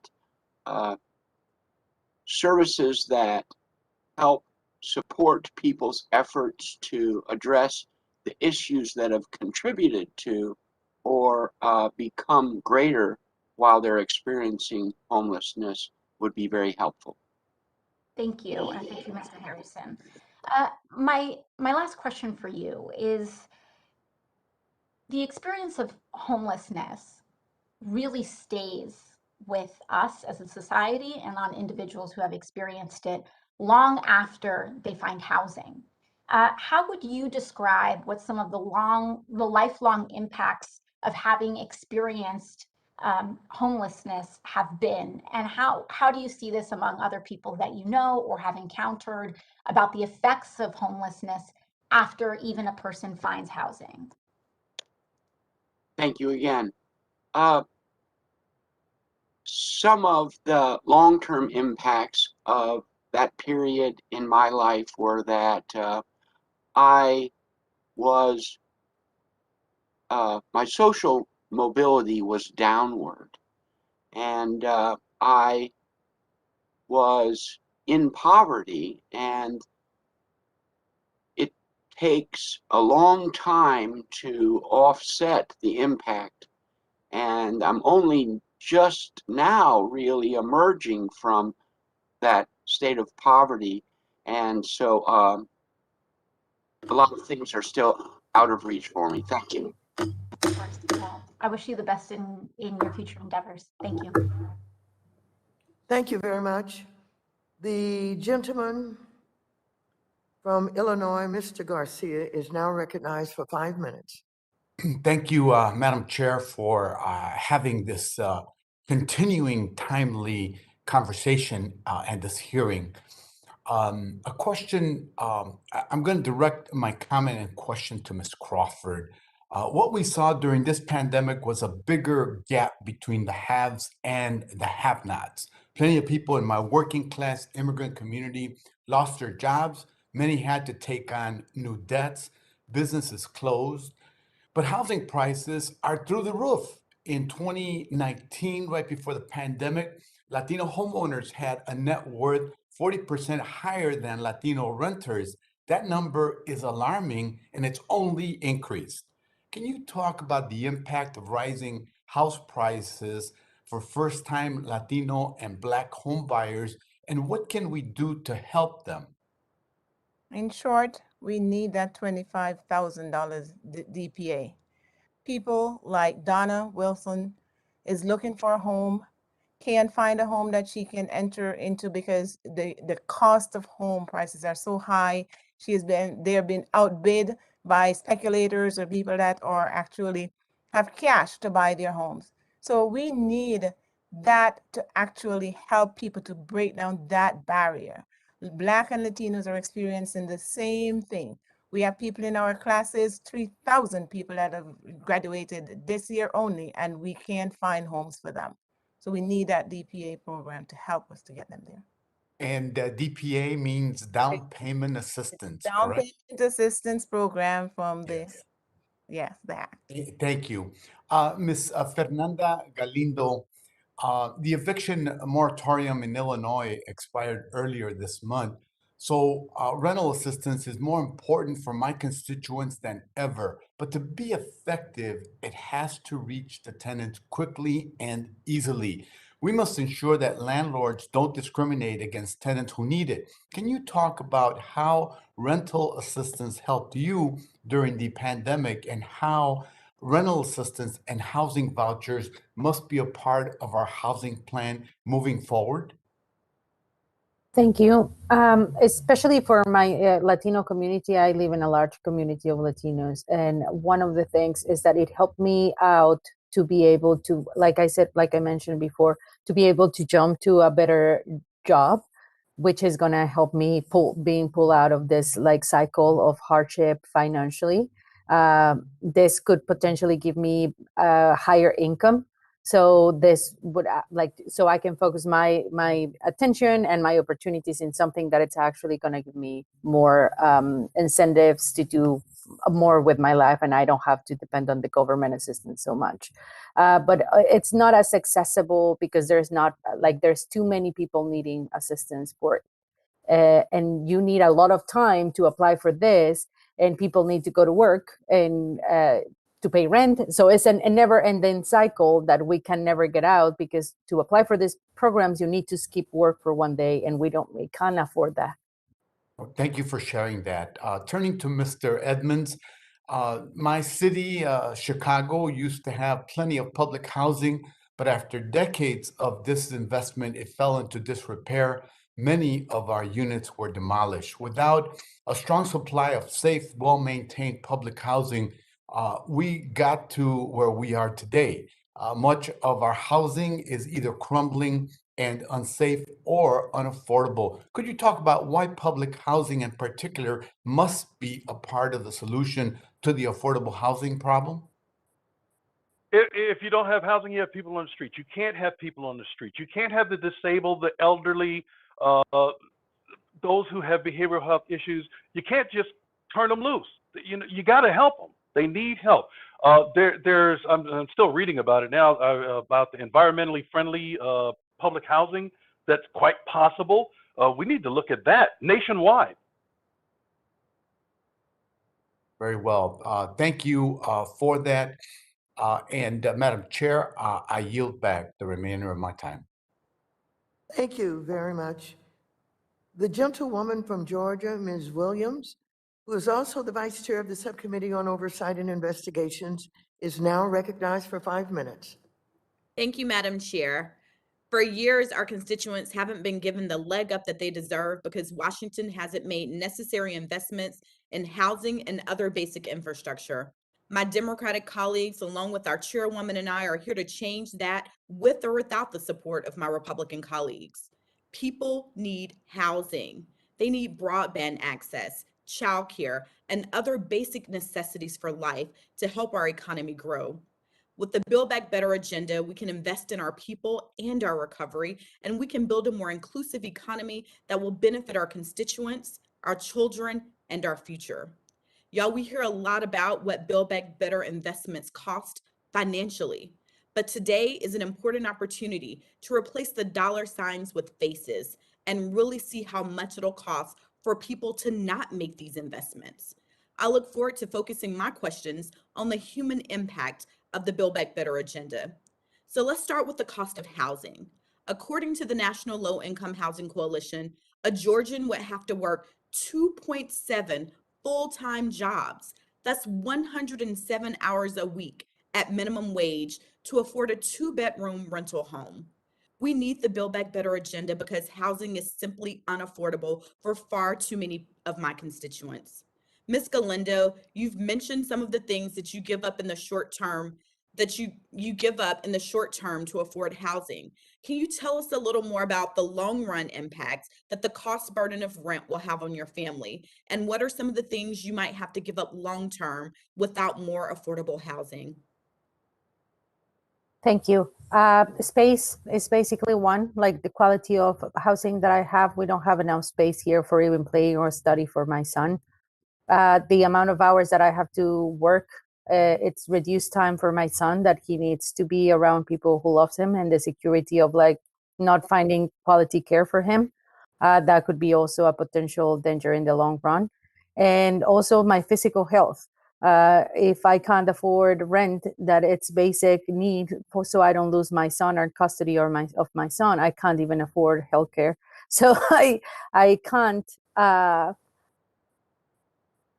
get medical attention, and my body is destroyed from working 70 hours a week for years on end with just to afford housing. Thank you. And housing affordability is critical, including when it comes to home ownership. In my district, there are several first-time homebuyer programs that are providing a gateway to home ownership. Ms. Crawford, how can first-time homebuyer programs disrupt poverty and provide a generational pathway to wealth and prosperity for its participants? I think we will have a positive impact. Over the decades, we have seen the homeownership rate and gaps widening. And at this time, in this moment, I think your question is, the answer to that question is to make sure that we have the necessary things in place, such as the down payment assistance program, to help people to break down those barriers so that they can be in homeownership ready and can get into homeownership. So we have to get these programs in place and get them funded so that we can get these programs working for the people. Thank you so much. Mr. Yes. Edmonds, in your testimony, you mentioned how fully funding the housing components of the Build Back Better Act could translate to important repairs and upgrades within your community that will improve life for its residents. More specifically, how would ensuring broadband access in your community help provide access to new opportunities for residents? In this building, when I first moved in, all we had was, and it was set up, is paid for by the management. We have a wireless router down in the basement, down in what we call our library. You have to be down there nearby just to get the signal. Maybe you can, if you're outside by the window, you can get the signal. And that's how the residents who can afford devices of any type, who have a device, can communicate with others. That was it. More recently, which we're still working on, it started this week. We got some tablets from T-Mobile, about 250, and so we're trying to get them set up with the residents, teach them how to learn them, teach them how to use it, create some accounts for them, things like that. So it's been difficult. I mean, doctor's appointments, getting them to talk to the people who handle their cases, family. It's been rough. Thank you so much. And thank you to all of the people who are here to testify today. And my colleagues, I urge you to look beyond the dollars and cents. And I know that is critically important as we fund these programs, but these are the faces that we're impacting in the work that we're doing. And I'll always center the people in the work that I'm here to do in Congress. Thank you so much, Madam Chair, and I yield back. Thank you so very much. I want to thank all of our distinguished panel. This is our first panel. We have two today of witnesses. And at this time, I would like to excuse the witnesses because we're going to have a second panel. And we're going to have to stand in recess for 5 minutes to allow the second panel of witnesses to be seated. But I want you to know your presence here today is so extraordinarily important while we're in the middle of negotiating one of the biggest bills in the history of this Congress and transformational efforts that we're putting forward, and in housing in particular. Thank you all so very much. This panel is adjourned. Thank you.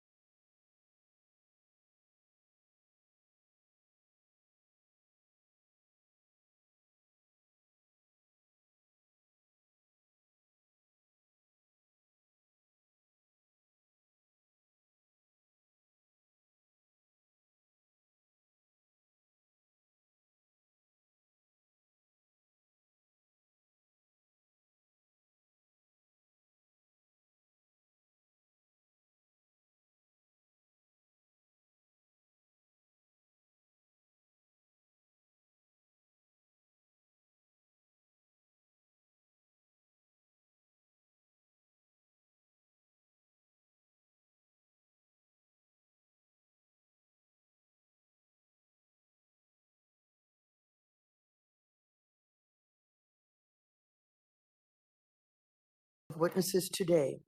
First, we have Professor Chetty, the William H. Ackman Professor of Public Economics at Harvard University. Next, we have Dr. Carlos Del Rio, Distinguished Professor of Medicine in the Division of Infectious Diseases at the Emory University School of Medicine. Next, we have Ms. Risa Rice, the President and CEO of the National Fair Housing Alliance. And next, we have Mr. Khalid Shahid, a Senior Policy Advisor for Equity Environment and Just Communities, Healthy People and Thriving Communities program with the Natural Resources Defense Council. Last, we have Mr. Matthew Dickerson, the Director of the Grover M. Herman Center for the Federal Budget at the Heritage Foundation. Without objection, your written statements will be made part of the record. We will have 5 minutes, you will have 5 minutes to summarize your testimony. You should be able to see a timer on your screen or on the table in front of you that will indicate how much time you have left in your testimony. Professor Chetty, you are now recognized for 5 minutes to present your testimony. Chairwoman Waters, Ranking Member McHenry, and members of the committee, thank you for the invitation to discuss evidence on the importance of affordable housing for economic mobility. I want to begin today by discussing the American dream, the idea that every child in America should have a chance of succeeding regardless of their race, ethnicity, or family income, an ideal of equality of opportunity that I think we all share. Back in the middle of the last century, virtually all kids in America had access to the American dream. 92% of kids born in the 1940s went on to earn more than their parents did. Today, only 50% of kids are on track to do better than their parents.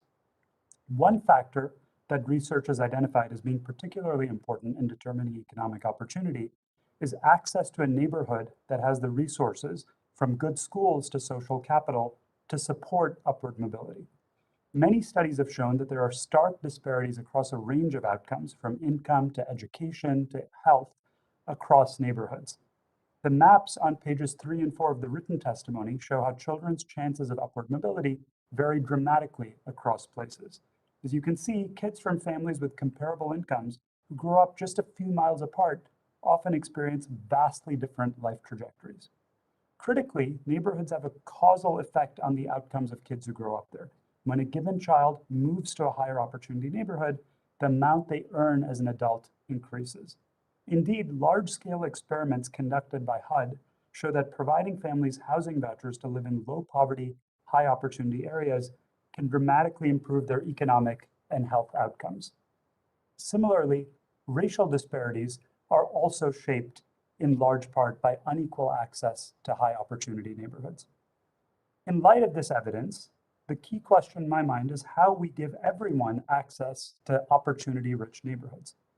This brings me to the second key point I want to make, which is that access to housing in opportunity-rich areas is severely constrained in the US.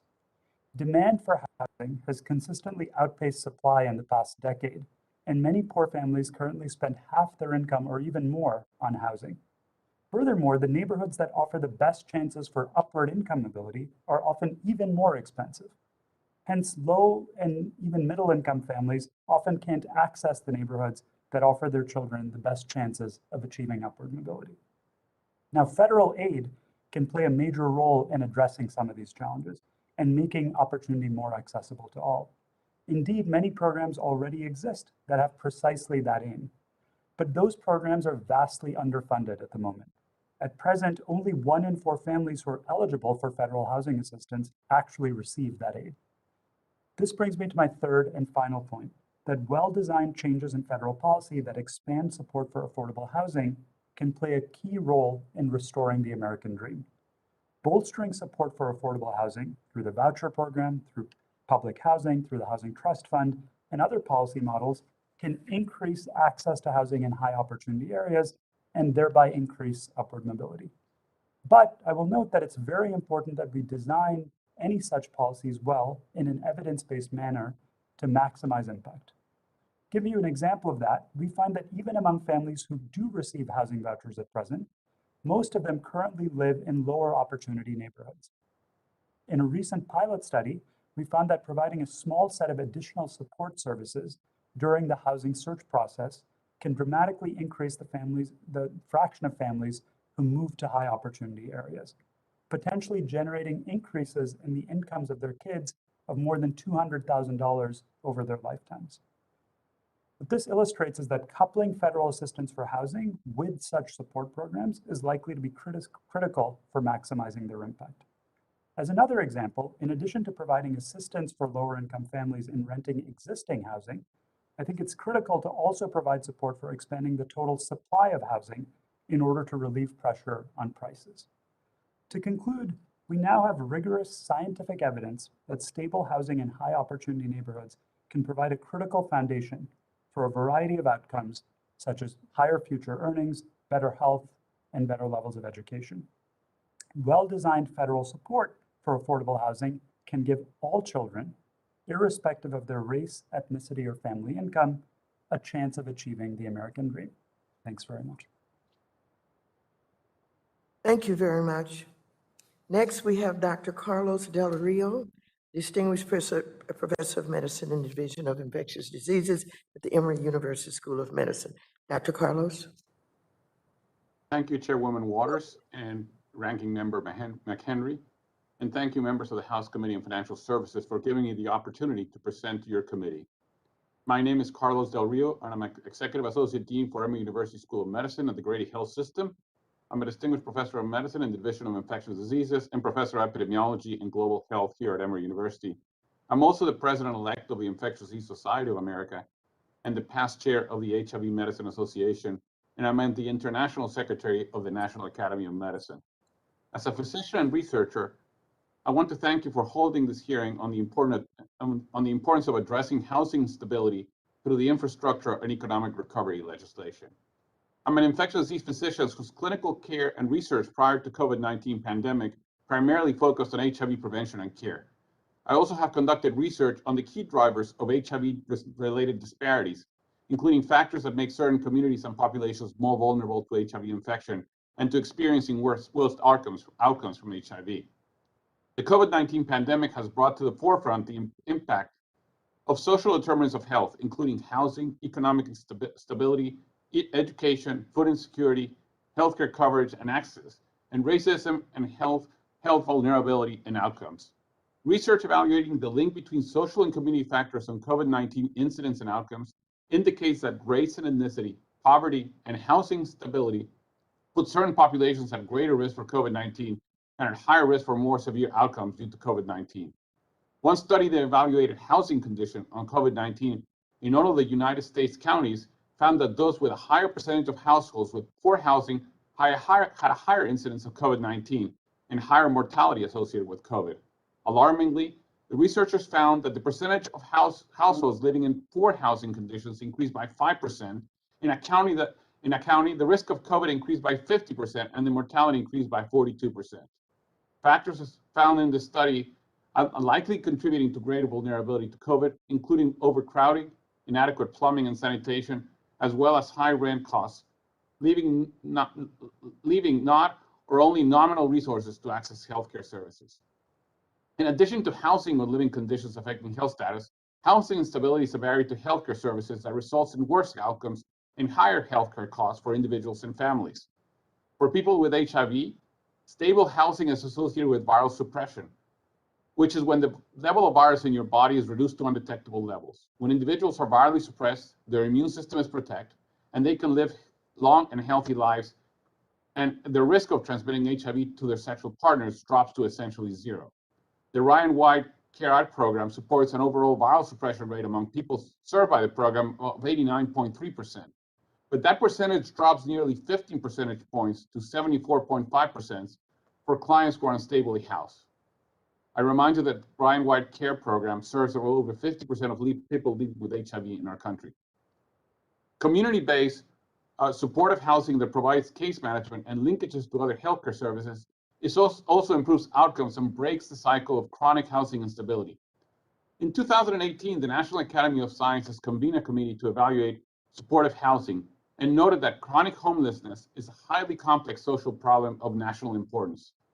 because of the harms to health caused by unstable housing, the committee recommended expanding access to permanent, supportive housing and the other housing models will continue to evaluate supporting housing programs. Stable housing coupled with case management and other services for people with chronic conditions is important in alleviating physical and mental stressors, providing sanitation and refrigeration for medications and food required for some medications, and to facilitate communications and connectivity with social services and healthcare professionals, and to maintain community and social supports. Expanding access to integrated and coordinating approaches to preventing healthcare, to providing healthcare and housing services on permanent supportive community-based housing is important to improve health outcomes for people with chronic conditions experiencing chronic unstable housing, including seniors, people with disabilities, HIV, behavioral health, and substance use disorders. Stable and adequate housing is healthcare. For people with HIV, it affects their ability to connect or maintain a connection with the care and their ability to adhere to daily HIV medications, which are necessary for them to continue their viral suppression. As a physician who cares for people with HIV and other infectious diseases at the Grady Health System here in Atlanta, I have seen firsthand the challenges that patients who are unstably housed face in accessing and staying connected to our healthcare services. I also have seen the challenges that our patients who are unstably housed face in securing permanent housing due to lack of affordable options. According to the National Low Income Housing Coalition, Blacks, American Indians, and Alaskan Natives, and Asian households are more likely to be extremely low income renters than white households. These population groups have also been disproportionately affected by HIV and COVID-19, among other infectious diseases. For Black households, 20% are extremely low income renters. For American Indians and Alaskan Natives, the household is 18%, for Latinos, 14%. Dr. Rios, your time has expired. Thank you, ma'am. I appreciate the opportunity. Thank you. We'll move on. Ms. Rice, you are now recognized for 5 minutes to present your testimony. Thank you, Chairwoman Waters, Ranking Member McHenry, and members of the committee for the opportunity to speak about the importance of housing in the Building Back Better plan. My organization is a nonprofit civil rights agency dedicated to eliminating housing discrimination and ensuring equitable housing opportunities for everyone. The nation stands at a crisis and housing is at its core. As millions of people face eviction due to the ending of the national moratorium, the Congress and President Biden have a once-in-a-generation opportunity to help rectify centuries of injustice in our nation's housing and lending markets and redress the negative effects of distorted, race-based laws and policies put in place by the federal government that provided housing and wealth-building opportunities for whites while simultaneously denying those same opportunities to the people of color who helped build this country. These discriminatory policies helped create inequitable systems like residential segregation, restrictive zoning ordinances, and the dual credit market that are still with us today, driving disparate outcomes in every area and facet of our lives. For example, white families hold 5 and 8 times the wealth of Latino and Black households, respectively. That wealth gap is driven by disparities in homeownership. White households have a 40% higher homeownership rate than Black households, a 36% higher homeownership rate than Latino households, and a 21% higher homeownership rate than Asian, Native Hawaiian, and Pacific Islander households. If we freeze white wealth where it is today, it would take Black households 228 years to achieve the level of wealth white households now have. Moreover, housing insecurity brought on by the COVID pandemic has been disproportionately felt by households of color who are more than twice as likely as their white counterparts to be behind on their housing payments. Indeed, as you've heard, housing and residential segregation are social determinants of health. Quantitative and qualitative gaps in housing are driving multiple disparate outcomes related to education, incarceration, income, health, credit access, longevity, and many other areas. Your zip code determines your outcomes in life. The overwhelming majority of Americans understand this, and they don't like it. The Bipartisan Policy Center's Morning Consult poll, published last month, shows that most Americans, including a majority of Republicans, Independents, and Democrats, support significant funding for housing issues, including public housing repairs, tax credits to develop and renovate homes in distressed communities, and down payment assistance for first-generation home buyers.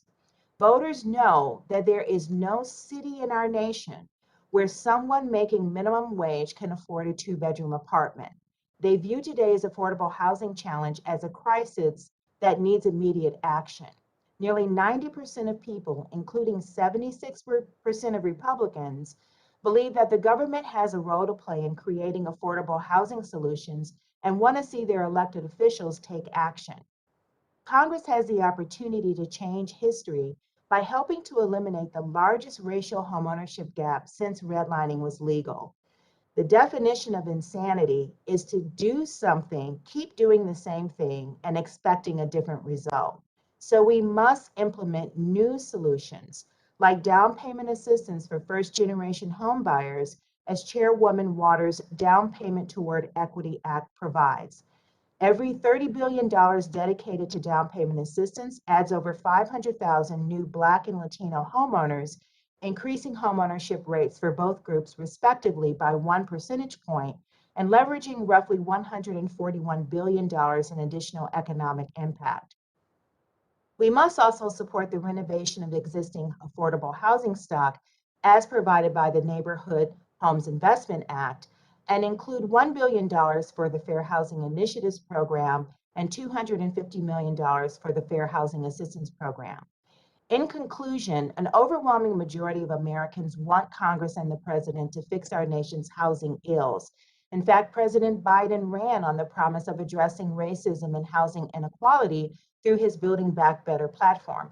But we cannot address racial injustice without addressing housing and homeownership inequities. Thank you. Thank you very much. Mr. Shahid, you are now recognized for 5 minutes to present your testimony. Thank you. Good morning or good afternoon now, Chair Waters, Ranking Member McHenry, and the distinguished members of the House Committee on Financial Services. Thank you for holding this hearing and for the opportunity to testify. My name is Khalil Shahid. I'm the Managing Director for Environmental and Equity Strategies with the Natural Resources Defense Council, NRDC. At NRDC, we recognize the importance of expanding affordable housing to address many of our nation's environmental challenges, such as climate change and the uneven burdens faced by communities of color due to racialized land use policies that locate hazardous materials and infrastructure disproportionately in our communities. I'm here today to urge Congress to pass the Build Back Better agenda, including the critical investments voted for by this committee for affordable housing development, preservation, and retrofit. Making smart investments in affordable housing will ensure the Build Back Better agenda address the racial disparities in our nation's housing system that disproportionately burdens renters of color with high housing costs, while devaluing homeowners in these same communities, leading to an ever-widening racial wealth gap. This is a national crisis. There are no red states or blue states. We are unified by the fact that in no state, metropolitan area, or parish can a worker earning a federal minimum wage afford a two-bedroom rental home by working a standard 40-hour work week. The private market has never been able or willing to produce an adequate supply of homes for extremely low-income households, and the growth of low-wage work exacerbates the problem. Without congressional action, 7 of the 10 occupations projected to experience the greatest growth over the next decade pay hourly wages that are insufficient to afford modest apartments, meaning the problem is likely to be exacerbated in the coming years. Analysts expect that over the next 10 years, more than 400 new renter households will enter the renter market, many of these households being low income. And if this were not enough, low-income families pay more per square foot, on average 20% more of their incomes on electricity and heat. That's a lot. And for a household, it means deciding between keeping heat or lights on versus paying rent, buying food, paying for medicines or school supplies. High energy burdens also create hidden dangers. Space heaters are involved in 79% of fatal home heating fires when building heating systems are inadequate. And if that wasn't enough, many families are increasingly facing the prospects of dealing with major weather disasters such as hurricanes, flooding, wildfires, and other climate-related emergencies. The number of affordable housing units at risk from flooding in coastal areas will triple by 2050 unless action is taken today. Fully funding the Build Back Better agenda will provide important investments to address the housing crisis while creating quality jobs. The shortage of affordable housing costs our economy $2 trillion each year in lower wages and productivity. A 2015 study estimates that between 1964 and 2009, we could have had $1.7 trillion increase in income overall and $8,775 in additional wages per worker with improved housing quality. Just 1 year of construction of 100 affordable housing units can generate $11.7 million in local income and $2.2 million in taxes and revenue, and created 161 local jobs. Addressing the housing crisis is also key to equitable climate action. Homes and buildings in the U.S. account for nearly 40% of U.S. energy consumption and nearly a third of our greenhouse gas emissions. What we build today will have a major impact on future energy costs and the protection of communities from extreme weather due to the emission thresholds we've already crossed. Investing in our nation's affordable housing, make it more energy efficient and resilient, must be a cornerstone of our nation's Build Back Better strategy. These investments are also critical to ensure success in fighting climate change and ensuring the positive investments in the clean energy economy are shared. With millions of Americans still struggling to afford a stable home, the Build Back Better agenda is not just an opportunity, it is a national imperative. Thank you. Thank you very much. Mr. Dickerson, you are now recognized for 5 minutes to present your testimony. Chairman Waters, Ranking Member McHenry, and all the members of the committee here today. Thank you so much for the opportunity to be here and testify. My name is Matthew Dickerson. I'm the director of the Grover M. Herman Center for the Federal Budget at the Heritage Foundation. My views in this testimony today are my own and shouldn't be construed as an official position of the Heritage Foundation. Housing is an important component of the American economy, but more importantly, housing is often the largest part of a family's budget, and it's a vital determinant in their quality of life. The affordability of housing depends on basic economic factors, including an ample supply of available housing, as well as a growing economy where people can enjoy the dignity of the fruits of their labor. So it's important that we consider housing in the context of economic policy. Unfortunately, too often, government erects barriers to opportunity. It should be no surprise that the sectors of the economy that people express the most frustrations with, things like healthcare, education, energy, and housing, are the ones where government is already the most involved. Government rules, regulations, subsidies, and disincentives all limit consumer choice. They stifle innovation, drive up cost, and ultimately, this makes things more difficult and less fulfilling for people all around the country. Congress is currently considering a massive tax and spending package that's meant to transform the American economy and expand government control over some of the most personal aspects of people's lives. It would put more of the economy's resources under the control of politicians and bureaucrats rather than the people. It would use the force of government to pick winners and losers, and that unfairly empowers special interests. And all of this will just exacerbate the challenges that families and communities are facing as we continue to struggle to emerge from this pandemic. Americans have been feeling the tax of price increases. The Consumer Price Index has increased 5.4% in the last year. That's among the highest increases since the 1970s. Total government spending in fiscal year 2021 was 53% higher than it was in 2019, 53% higher. Of the roughly $5.2 trillion in new federal debt that was added since the beginning of the pandemic, 2.8 trillion of that, or 54%, was purchased by the Federal Reserve. 54% of the new debt added since the beginning of the pandemic has been monetized by the Federal Reserve. All of this is unprecedented. And I'm concerned that pumping even more government cash into the economy could fuel a dramatic surge in price inflation. One of the biggest issues on the minds of people throughout the country are the disruptions to the goods and services that they need, that they rely on. Consumers are seeing shelves that are bare of goods. While the White House warns that Christmas may be interrupted, We've even seen some basic goods disappear from the shelves in stores. Factories have seen work slowdowns and shortages due to interruptions of vital supplies and components. Meanwhile, throughout the country, we see help wanted signs posted in shops and in restaurants. In August, there were 8.3 million unemployed workers, and that's way too many. But at the same time, there were 10.4 million job openings. That's 2.1 million more job openings than people who are looking for work. The economy is facing very significant challenges, and the Build Back Better Act threatens to make those worse by increasing regulations and fiscal burdens, especially on small businesses and independent workers like the truck drivers. Especially as the economy is struggling to recover from government lockdowns and economic disruptions. These policies would reduce wages, cost jobs, harm economic growth, cut investment, increase prices, and harm working families. And that's the exact opposite of what we're supposed to be here to do. Instead, I think we should focus on doing better. We should be removing barriers. We should be rolling back regulations, getting the budget on a sustainable path, and giving people more opportunity. And with that, I'm happy to yield back the remainder of my time, and thank you so much for the opportunity. Thank you very much. Votes have been called on the floor. We will stand in recess and we'll reconvene immediately following the conclusion of this vote series. I appreciate your patience. The committee will stand in recess.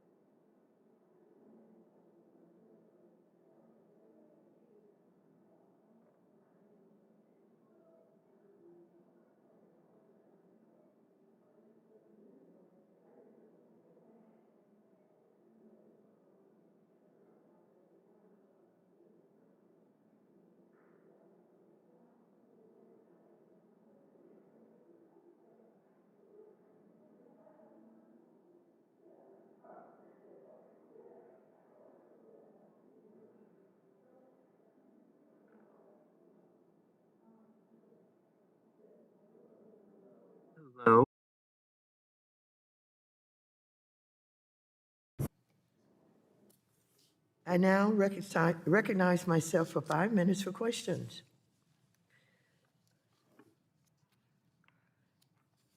Thank you for your testimony today, Professor Chetty. I have long been a supporter of the Housing Choice Voucher Program. Housing Choice Vouchers help families escape homelessness and poverty, and they support the development of more affordable housing. That's why we included $75 billion for new Housing Choice Vouchers in my committee's section of the Build Back Better Act. This funding is a top priority for me. Just a few weeks ago, I was out in the streets of my district working with the Los Angeles County Development Authority to try and move people experiencing homelessness immediately into permanent housing. However, Los Angeles County simply does not have enough housing resources to do so. As a matter of fact, I had what is known as LAHSA, which is a coordinating agency for the homeless in getting shelters, et cetera. I had LA County and the city and the housing authority. I had them all come out. We met, I stayed out there 6 hours with them. All of these makeshift tents that were lining the medium of this major street had been there for weeks as I've passed them week after week, after month. And so I went to each of the tents and I asked them if we got them some temporary housing, the hotel housing operation that we have, what they call the hotel key, I believe, but it's very temporary, overnight stuff. They said yes. So we helped them to get some of their stuff stored, and some of it they could not take with them, that got carried away. But the idea was that we had all of the agencies, the city, the county, the housing authority, and LAHSA all there. And we had people coming from the community around what we were doing after they saw the activity, and they were begging me for vouchers. They wanted vouchers. They knew that there's something called Section 8 vouchers, and if you could get one, you would have an opportunity to find a place. And so I want to ask you about vouchers because I've given it a high priority in my funding. How can a significant infusion of vouchers help places like Los Angeles address the affordable housing crisis in the short term as we work to increase our country's affordable housing stock? And really the question is not only about Los Angeles or California, but vouchers everywhere that we can get them to give people an opportunity to go look for using these vouchers. Do you think that vouchers can help us deal with this homeless problem in significant ways? And that. Thank you, Chairwoman Waters. I completely agree with those sentiments. I think there's good evidence that vouchers can help families find stable housing, and expanding funding for vouchers, especially given that only a small fraction of the families that are actually currently eligible receive vouchers, is a critical step towards getting more families vouchers and the housing they're ultimately seeking. Now, that being said, I think there are two important things to keep in mind. One, there are also serious supply problems. So if we just give people more vouchers, but there aren't more total houses for people to rent, more total apartments, then that's going to drive up prices and not necessarily lead to more total housing. So I think in parallel to expanding vouchers, which is critical, it's also important to figure out how you relax the zoning restrictions and do other things to increase supply. And the second thing I will add quickly is that trying to get people housed in areas that provide good opportunities for upward mobility more generally, schools, other resources, networks, and so forth, is extremely important to keep in mind as well. Thank you very much. Ms. Rice, the Build Back Better agenda has been championed as a way to uplift America's middle class. Given the growing racial wealth gap and demographic trajectories that show people of color will make up the majority of America by 2042, is it really possible to build back better without robust, affordable housing investments?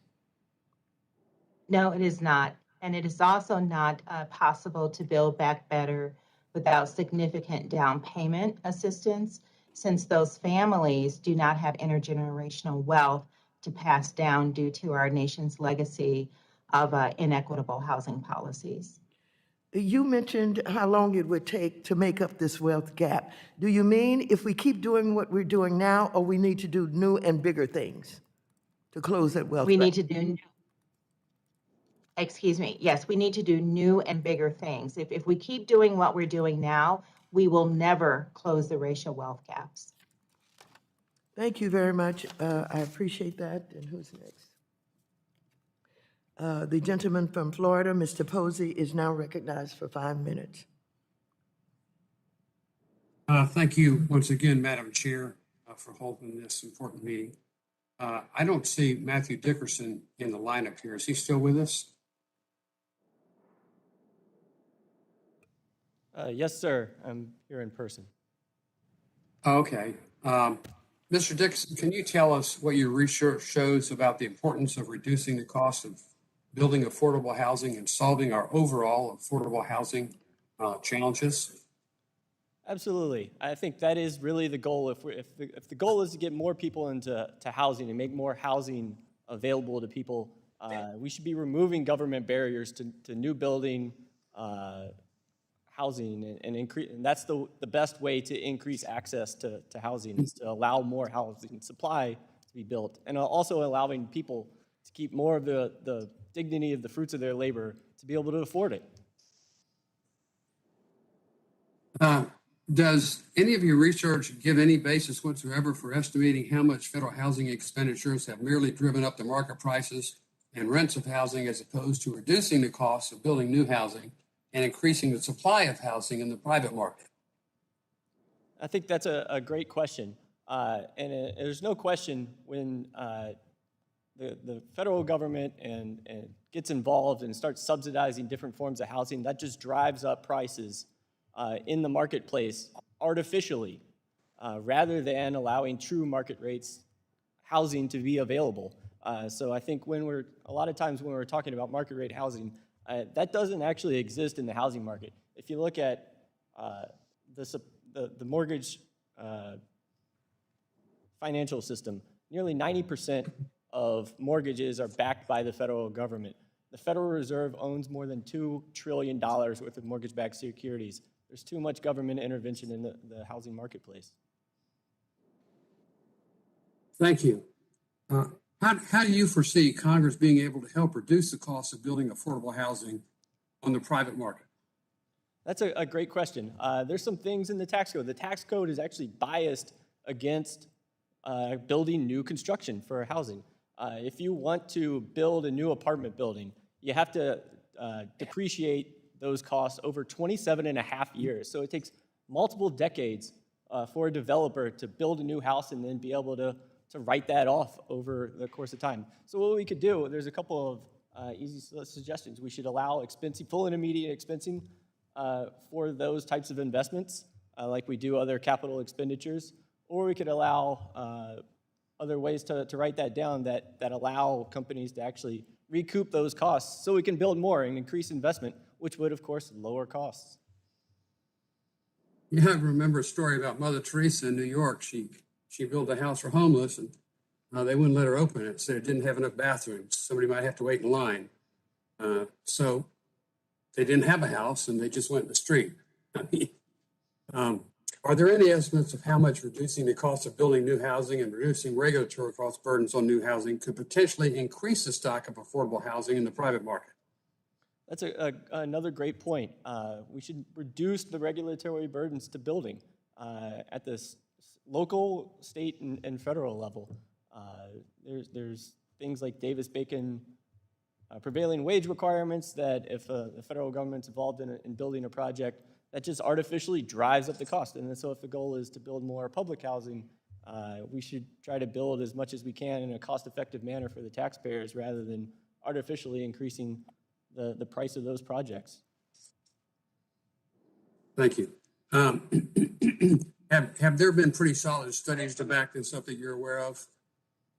Absolutely. I think that there's lots of basic economic studies that have been done by my colleagues at the Heritage Foundation and many others throughout the country. I know our colleagues at the Mercatus Center at George Mason University have been specialists in this area. There's folks at the Manhattan Institute that have done very good work in this space that I would recommend as well.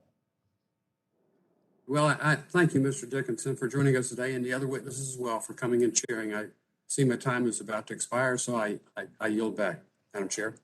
Thank you very much. The gentlewoman from New York, Ms. Velasquez, who is also the chair of the House Committee on Small Business, is now recognized for 5 minutes. Thank you so much, Chairwoman Waters. Dr. Del Rio, for years, I have been outspoken in saying that the state of our nation's public housing system has become a public health crisis.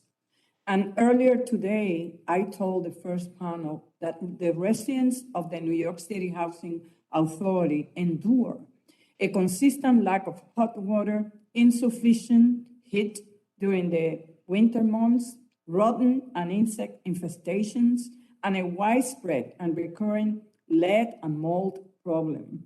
As a result of these conditions, many NYCHA residents suffer from respiratory illnesses. In your expert medical opinion, is there a connect between poor housing conditions and the development and exacerbation of respiratory illnesses?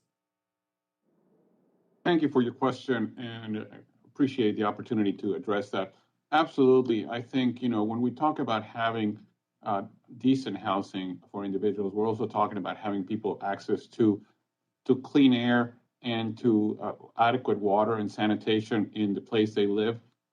Simply having a wall or a roof over your head, which may be living in the streets in a made up housing, is not sufficient, right? I mean, you need to have other things, and we know people suffer from respiratory illnesses. We know people suffer from gastrointestinal illnesses because their water is contaminated. We know recently that because water was contaminated with lead, citizens in Michigan had problems with that. So your house can be the safest and the most secure place, but it could also be the place you live could also be where you acquire infections. And I think, in the case of COVID, we saw that when people were brought together and you had overcrowding, even though people were housed because they were overcrowded, the risk of transmission increased significantly. Go ahead. Yes, are respiratory problems and other health conditions among residents in public housing an issue you see across the country?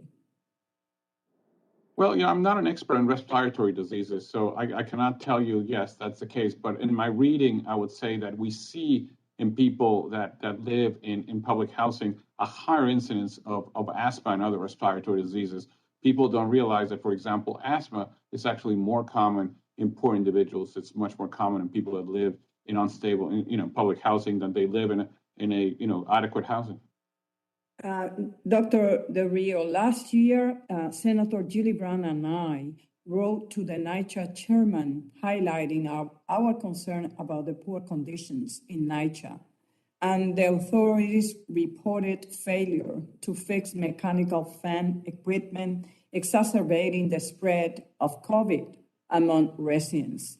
Can you please explain how improving housing conditions could have helped mitigate the effects of the coronavirus?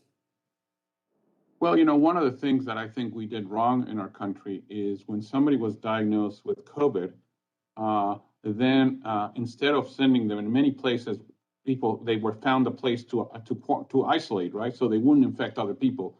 Here we diagnose individuals and we send them back to their house. And if their family members and the people living in the house were not infected, they became infected because they transmitted the disease. So one of the most important things is the ability to be able to isolate when you have COVID. And for that, you need to have a private room and a private bathroom and the ability to stay, away from others that are not infected in your household in order to prevent transmission.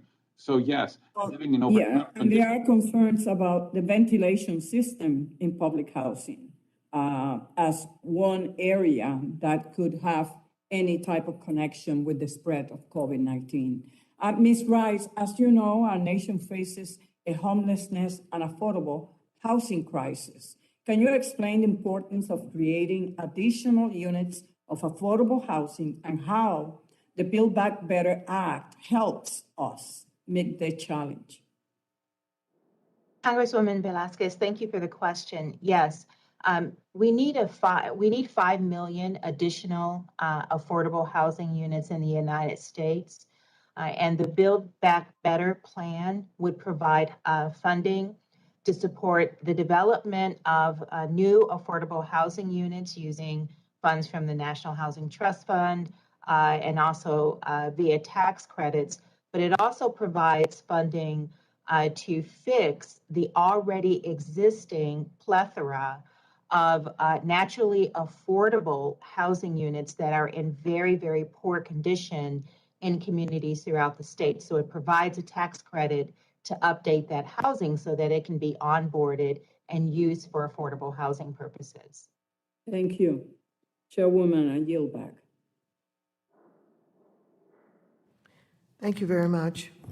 The gentleman from Kentucky, Mr. Barr, is now recognized for 5 minutes. Thank you, Madam Chair. And once again, I'd like to thank the panel, the panel of witnesses for appearing before the committee. And once again, I must question why they're even here. We've had this debate multiple times. In fact, since Democrats took control, we've had 31 housing hearings. 13 of those hearings have been in the full committee. We voted on the bill that this hearing purports to review, and the final negotiations are apparently nearing the finish line, arguably with little or no input from Democrats on this committee. I say that because in public reporting, I'm reading that Democrats are considering cutting housing funding in this massive socialism spending bill to roughly a third of the initial amount proposed as they try to lower the cost of the bill to perhaps try to earn the support of Senator Manchin or Senator Sinema. The committee's portion of this bill and the broader reconciliation package are simply big government spending blowouts. Spending another $3.5 trillion financed through debt and massive tax hikes will not only put us on the downhill slide to socialism, it will perpetuate devastating inflation felt by Americans across the country. Rising prices are compounded by shortages due to supply chain bottlenecks and the Biden administration's failure to adequately take action to address them. Higher prices and scarcity at the grocery store are not, quote, high-class problems, as senior White House officials suggest, and Americans should not just, quote, lower their expectations, as some in the mainstream media have said.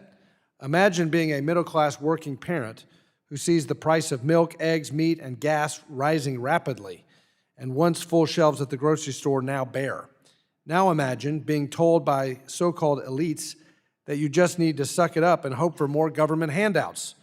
That's the reality in President Biden's America. Just hope for more government handouts. The argument that inflation is transitory is getting thinner and thinner with each passing month. Increases in the Consumer Price Index have topped 5% month after month after month.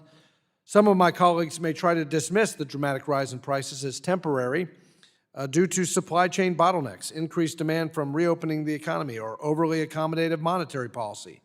And while these elements may play a role, let's be clear that reckless government spending and across-the-board tax hikes will ensure these upward price pressures will remain with us for years to come. Just this week, the Federal Reserve Bank of San Francisco published a report that examined this question specifically. Does runaway government spending have an impact on inflation? And the answer was absolutely yes. The report finds that significant federal spending under the Biden administration has resulted in higher inflation.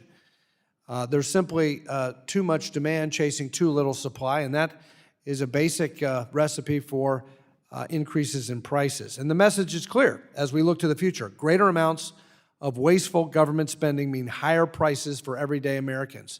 And continuing to pay people to not rejoin the labor market is also going to push prices higher because you're just going to continue to have these supply chain disruptions. So make no mistake about it. Prices are up. The price of gas is up 42%, beef 18%, bacon 19%, used cars 24%. These aren't high-class products. These are items that everyday Americans in Kentucky's 6th Congressional District and around the country need. And our constituents are paying the price. This is Joe Biden's inflation tax, and it's not a tax on the wealthy. It's a tax on lower middle income Americans. A recent nationwide survey showed that consumers are worried about rising prices and increasingly blaming blowout government spending. 78% said rising prices were a concern, and 2/3 said that they believed increased government spending was a significant contributor to upward price pressures. Not to mention the concern that they see our government going bankrupt and that future generations of Americans are going to be paying the price tag. No matter how much the Biden administration and my colleagues on the other side of the aisle want to sweep this problem under the rug or pretend that big government tax and spend policies don't contribute, the data is clear, and Americans are paying attention. Inflation is a tax. It is a tax on Americans, and it is dampening the spending power of consumers. Real wage growth is down just as America is recovering from a global health and economic crisis. The Biden administration's answer is more Keynesian blowout spending, the likes we have never seen. This threatens to perpetuate inflation, bankrupt small businesses, and compromise U.S. global leadership and economic security. So let's stop pushing for more wasteful government spending. I yield back. Gentleman yields back. The gentlewoman from Iowa, Ms. Ackman, who is the Vice Chair of the Subcommittee on Housing, Community and Development, and Insurance, is now recognized for 5 minutes. Thank you, Chairwoman, and thank you for all the work that you understand is important to this country, which is housing for Americans and affordable housing in all parts of our country. And I'm here to actually ask questions about the real issues that we're facing. And thank you to all of our folks here for attending. A study recently found in Iowa, 75% of our children under 6 years old had lead in their blood. This is the 4th highest in the country. Dr. Del Rio, I know this isn't quite your specialty area, but can you tell me a little bit about how lead can affect children? Thank you very much for your question, Representative Axne. Yes, lead accumulates in the brains of children, and therefore it impacts their development. Many years ago, the government banned lead in paint and in toys and in other things that could lead to children licking that lead and leading then to lead intoxication, which causes anemia, causes many things, but eventually will cause developmental deficit. And those children with lead intoxication in their house are probably never going to develop normally and will have developmental disabilities, which will lead them then to actually not be able to be productive Americans. So we are really hurting our future by exposing children to lead. Well, I appreciate you bringing that up. And so if I'm hearing you correctly, there's literally no safe level of lead for children. Is that correct? Again, I'm not an expert in that area, but my answer will probably be no. Lead is not something that normally goes into our bodies. So any lead could probably be dangerous lead. I appreciate that. And unfortunately, having this kind of level of lead poisoning in Iowa's children is very concerning to me. And so I want to focus on some of the causes and solutions that we might have here. Mr. Shahid, my understanding is that lead is far more likely in areas where there's more older housing, especially housing from 40 years ago or more. Does that fit with your research? Yes, thank you, Representative, for that question. Yes, it does. Our housing stock, really across the nation, has not gotten the attention, particularly that housing that's relied on, households with fixed income. So our elders, as well as low-income families, just haven't had the type of upgrading and regular upkeep and maintenance. And the lead issue is both an issue of paint inside the house, but also issues, as we know, obviously with Flint. And with many other municipal water systems as well. So lead also in the water lines. Thank you for that. I appreciate it. It appears we don't see the same level of issues with new housing. So Ms. Rice, is building new housing or replacing older housing with new, as we've structured in the Build Back Better Act, likely to improve our children's health by better protecting them from lead? Yes, it definitely will. And in addition to that, as I alluded to earlier, the Neighborhood Homes Investment Act provides substantial subsidies to enable the refurbishment, the renovation, and the rehabilitation of naturally occurring affordable housing that is already existent in our communities throughout the nation. So it provides the funding needed to, remove the lead paint and to update the water lines. Thank you for that. One last thing, I was surprised to learn when I got to Congress that we've had no USDA multifamily housing built in more than a decade. So this is, of course, housing for our rural communities. And we all know you can't expect to have safe, affordable housing for everyone if we don't build anything new. And that's why I've been working to fix this for a couple of years. Funding for new USDA housing is included in the bill we passed here last month. Ms. Rice, I'm wondering if you can describe the impact that you think bringing also affordable housing out to our rural areas could do for this country. That's tremendously important. One of the challenges that we face in rural communities is problems around infrastructure and the ability of that infrastructure to support safe and healthy housing. So the funding to support rural housing development is really critical.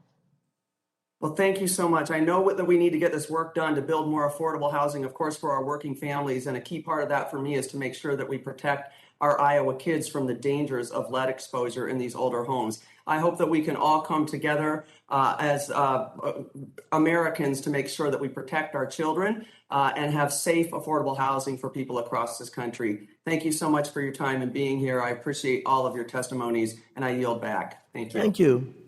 The gentleman from Texas, Mr. Williams, is now recognized for 5 minutes. Thank you, Madam Chairman. And, there's so many different issues facing the American people right now, and we're using the committee's time to hash out arguments that the Democrats are having within their own party. While the Democrats deal with their inter-party fighting, I wanted to highlight some of the concerns I'm hearing about every single day in my district from the great state of Texas. First of all, businesses can't find workers to hire as they hope to ramp up for the holidays.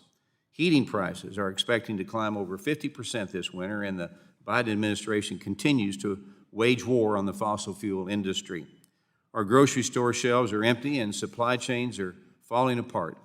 Inflation is wiping out any wage gains for the middle-income workers.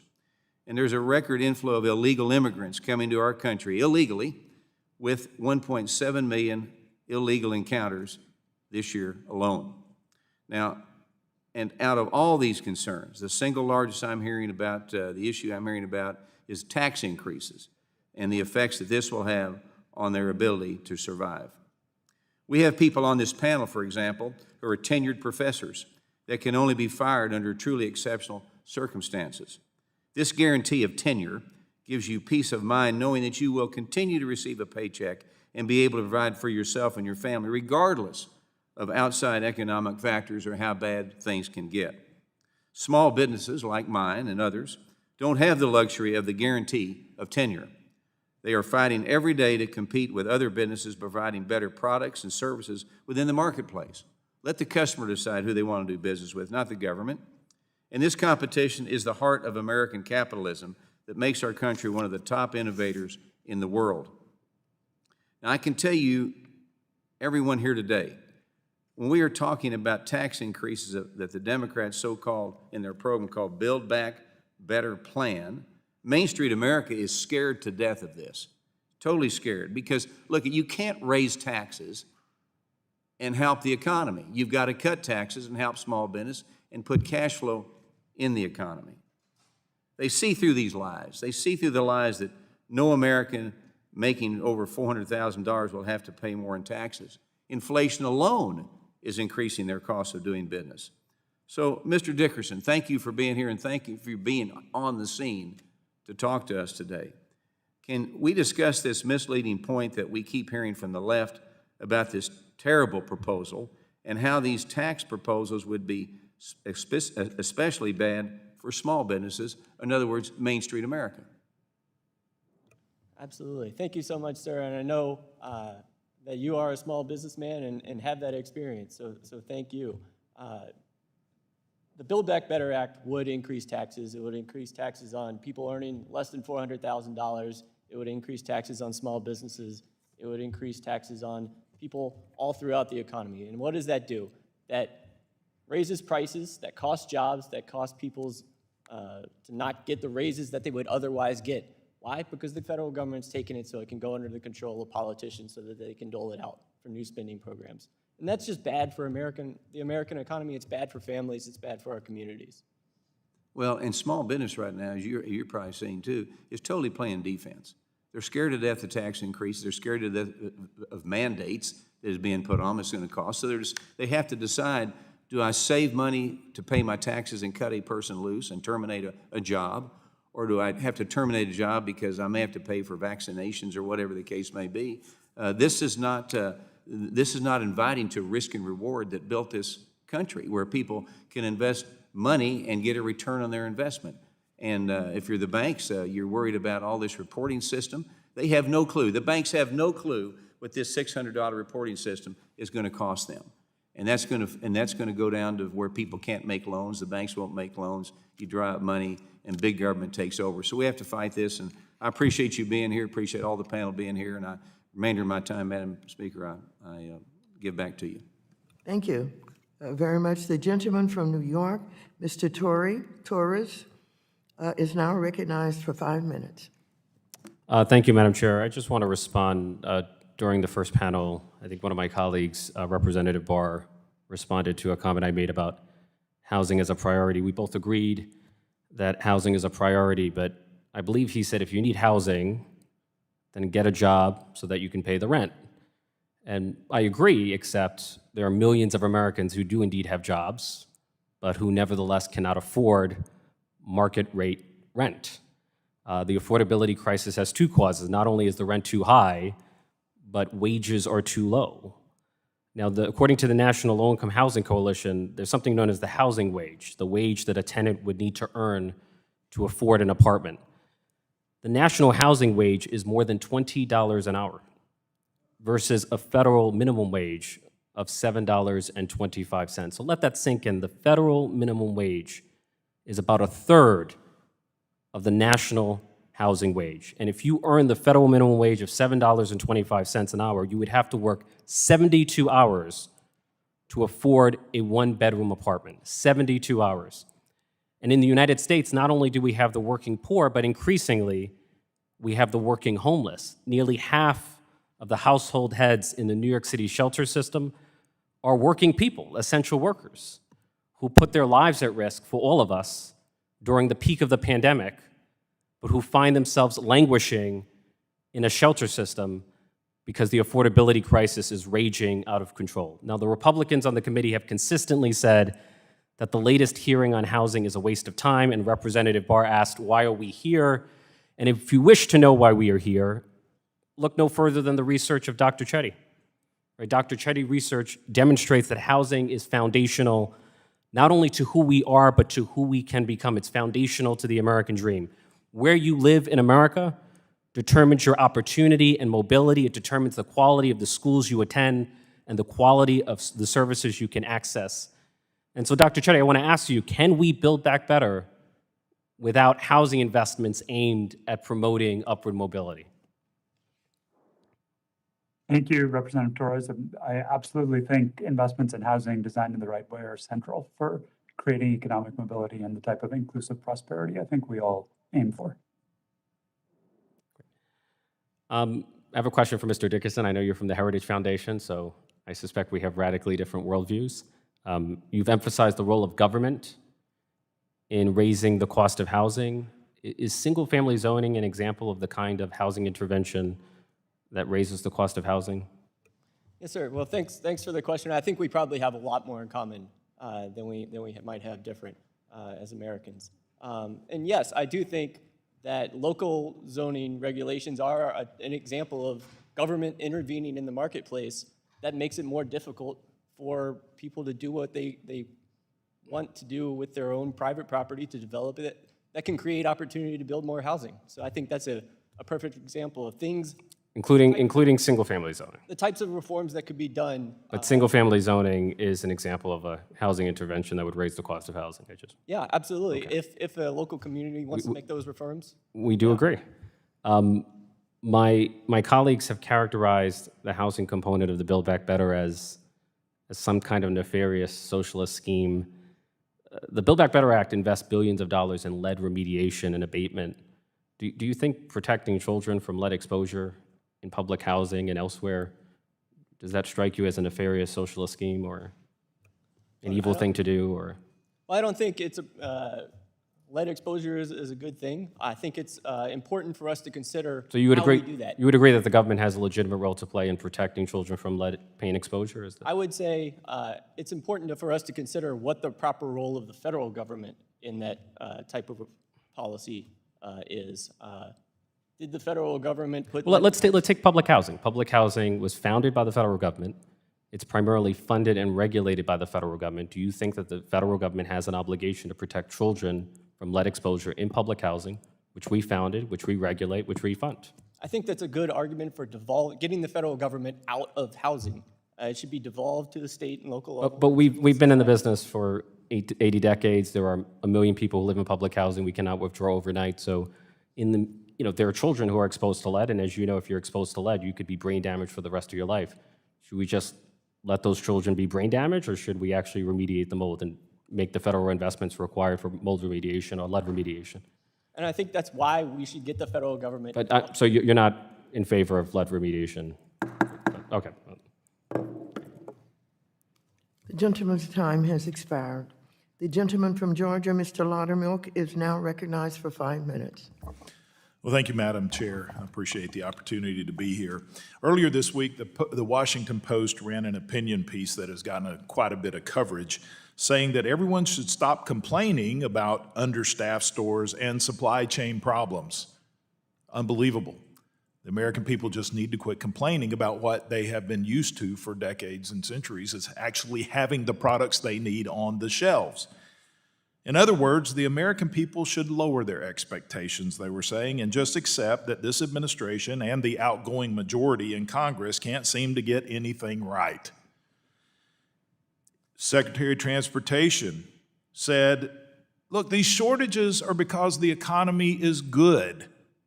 Expecting that people are going to accept that paying over $3 for a gallon of gas is good, and the inflation that we're seeing is good. Yeah, it may be that the people are buying, but what they're getting for what they're spending is less than it was in the previous administration. That's clear. I got a better idea. Let's stop pushing the policies that are causing the problems. Out of control spending is causing consumer prices to skyrocket. The massive expansion of entitlements has caused millions of people to stay at home and not go to work. Hence the supply chain catastrophe that we're currently in. There's an all-time record of unfilled jobs. And by the way, an economist just came out and said the reconciliation bill will cost 8 million jobs. I guess that's one way of balancing out the 10 million jobs that are available. Just make 8 million of them disappear. Takes care of part of it. But the outgoing majority is engaging in the very definition of insanity. They're doing the same thing over and over again, expecting different results. I have some bad news for the outgoing majority. A new poll came out yesterday which shows that 62% of Americans believe the Biden administration's out-of-control spending policies are responsible for the skyrocketing inflation that we're experiencing. In other words, they don't want Congress to spend another $5 trillion because that's the primary cause of this inflation. Also, I might add, 2/3 are opposed to the Orwellian proposal to spy on their bank accounts. But even with nearly 75% or 73% or 66%, whatever the numbers are, an overwhelming majority of Americans opposed to this, the lame duck speaker, Nancy Pelosi, has continued to push this proposal. Mr. Dickerson, would spending another $5 trillion to expand entitlements make our economic problems better or worse? Thank you so much for that question. I think that's a really key question, and I'm really glad you're bringing that to the forefront. I think that the proposal in front of Congress would significantly exacerbate the problems that we're seeing, that our families and our communities are seeing. Mr. Dickerson, housing prices have skyrocketed over the last year and a half. Would another $330 billion of housing entitlement spending make the housing market better or worse? I don't see how it would. Do you think it would make it worse? How it would make it worse. How it would make it better. Yeah. I think it's basic economics, and it's interesting that one of my colleagues on the other side just mentioned that the federal government has been engaged in federal housing for 80 years, which makes me think of a quote by Ronald Reagan, which was, the closest thing to eternal life on this planet is a government program. Whether it works or it doesn't, we just believe to throw more money into it will fix the problems. But as Ronald Reagan said, that government is not the solution to the problem, government is the problem in most instances. The economic disaster we find ourselves in is a direct result of government meddling in the economy and out of control spending. The economy was at full strength not long ago when Republicans were in control, and we can get that back. We can get back to that, and it looks as if we're on a trajectory to be able to do that before too long. The solution is simple. Get the government out of the way, empower the American people. They can take care of their problems, and let's make equal opportunity for everyone. With that, I yield back. Will the gentleman yield? I've yielded my time back. Will the gentleman yield? Are you asking me to yield my time back? I've already done that. Thank you. I think that the gentleman has the ability to do that if he desires. I'm not sure what you're asking for. I just simply wanted you to yield your time. Well, Madam Chair, I've already yielded my time I'm back sorry, to you. I wanted you to yield to me for part of your time. Well, Yeah. the 22 seconds I have remaining, All right, thank you. I'd just like to ask if, when you talk about government spending, did you support the government spending for all of the restaurants and the airlines and all of the big businesses that also were beneficiaries of the government response to the pandemic? Well, Madam Chair, if I can reclaim that time to answer you, I did support that because that was an issue, an economic issue that the government caused. And so therefore, I did support the government providing relief to private institutions who were forced to shut their doors because of government mandates. The gentleman's answer is yes. With that, thank you. The gentlewoman from Massachusetts, Ms. Presley, who is also the vice chair of the Subcommittee on Consumer Protection and Financial Institutions, is now recognized for 5 minutes. Thank you, Chairwoman Waters, and I wish to associate myself with your most recent comment and query right there, and also with the words of my colleague, Congressman Torres, as well. I'm just sitting here shaking my head. Some of the commentary offered here, I'm not sure if it's callousness, cluelessness, or both, but it certainly is at the height of hypocrisy here. But Madam Chair, housing is a human right, period. Everyone deserves a safe and stable home, period. But for some of my colleagues in the Senate who don't share this view, let's break down the economic need for housing investments. Experts estimate that the Bipartisan Infrastructure Bill and Build Back Better Act combined would create nearly 4 million new good-paying jobs each year. Now, these new jobs are sorely needed as millions of people in America, as our colleagues across the aisle continue to underscore, are still unemployed. However, if we don't also make housing more affordable, job gains from these bills will be severely weakened. Professor Chetty, you are an economist and expert on economic mobility. In your opinion, could you characterize what does it mean to have a quote-unquote good-paying job? What is that? What does it look like? I would say it's being financially secure, having some savings, having a good quality of life, having stability. Right. I agree with that. So if someone is paying 50% of their income on rent and have no savings month after month, would you say they're financially secure? No, I would not. Yeah, me neither. If someone can't afford a $200 medical bill on top of their monthly rent, would you consider them financially secure? No, I would not. Yeah, me neither. If someone's rent is so high, they can't afford to order takeout once a month on their income, would you consider them financially secure? No, I would not. Me neither. So passing legislation that creates millions of good-paying jobs is absolutely critical. But if housing costs continue to rise at these rates, those good-paying jobs will barely keep folks housed. They'll barely be making ends meet when factoring in their housing expenses. Residents in my district are moving farther and farther away from work to find housing that's affordable. Right now, they have to work an 87-hour work week to afford one median market rate one-bedroom apartment. Boston area drivers spend 164 hours in traffic per year. They're moving further and further away from work to find housing. Not only is the added commute time bad for the quality of life and the environment, but it costs the economy $4 billion, that's with a B, dollars a year, from lost productivity.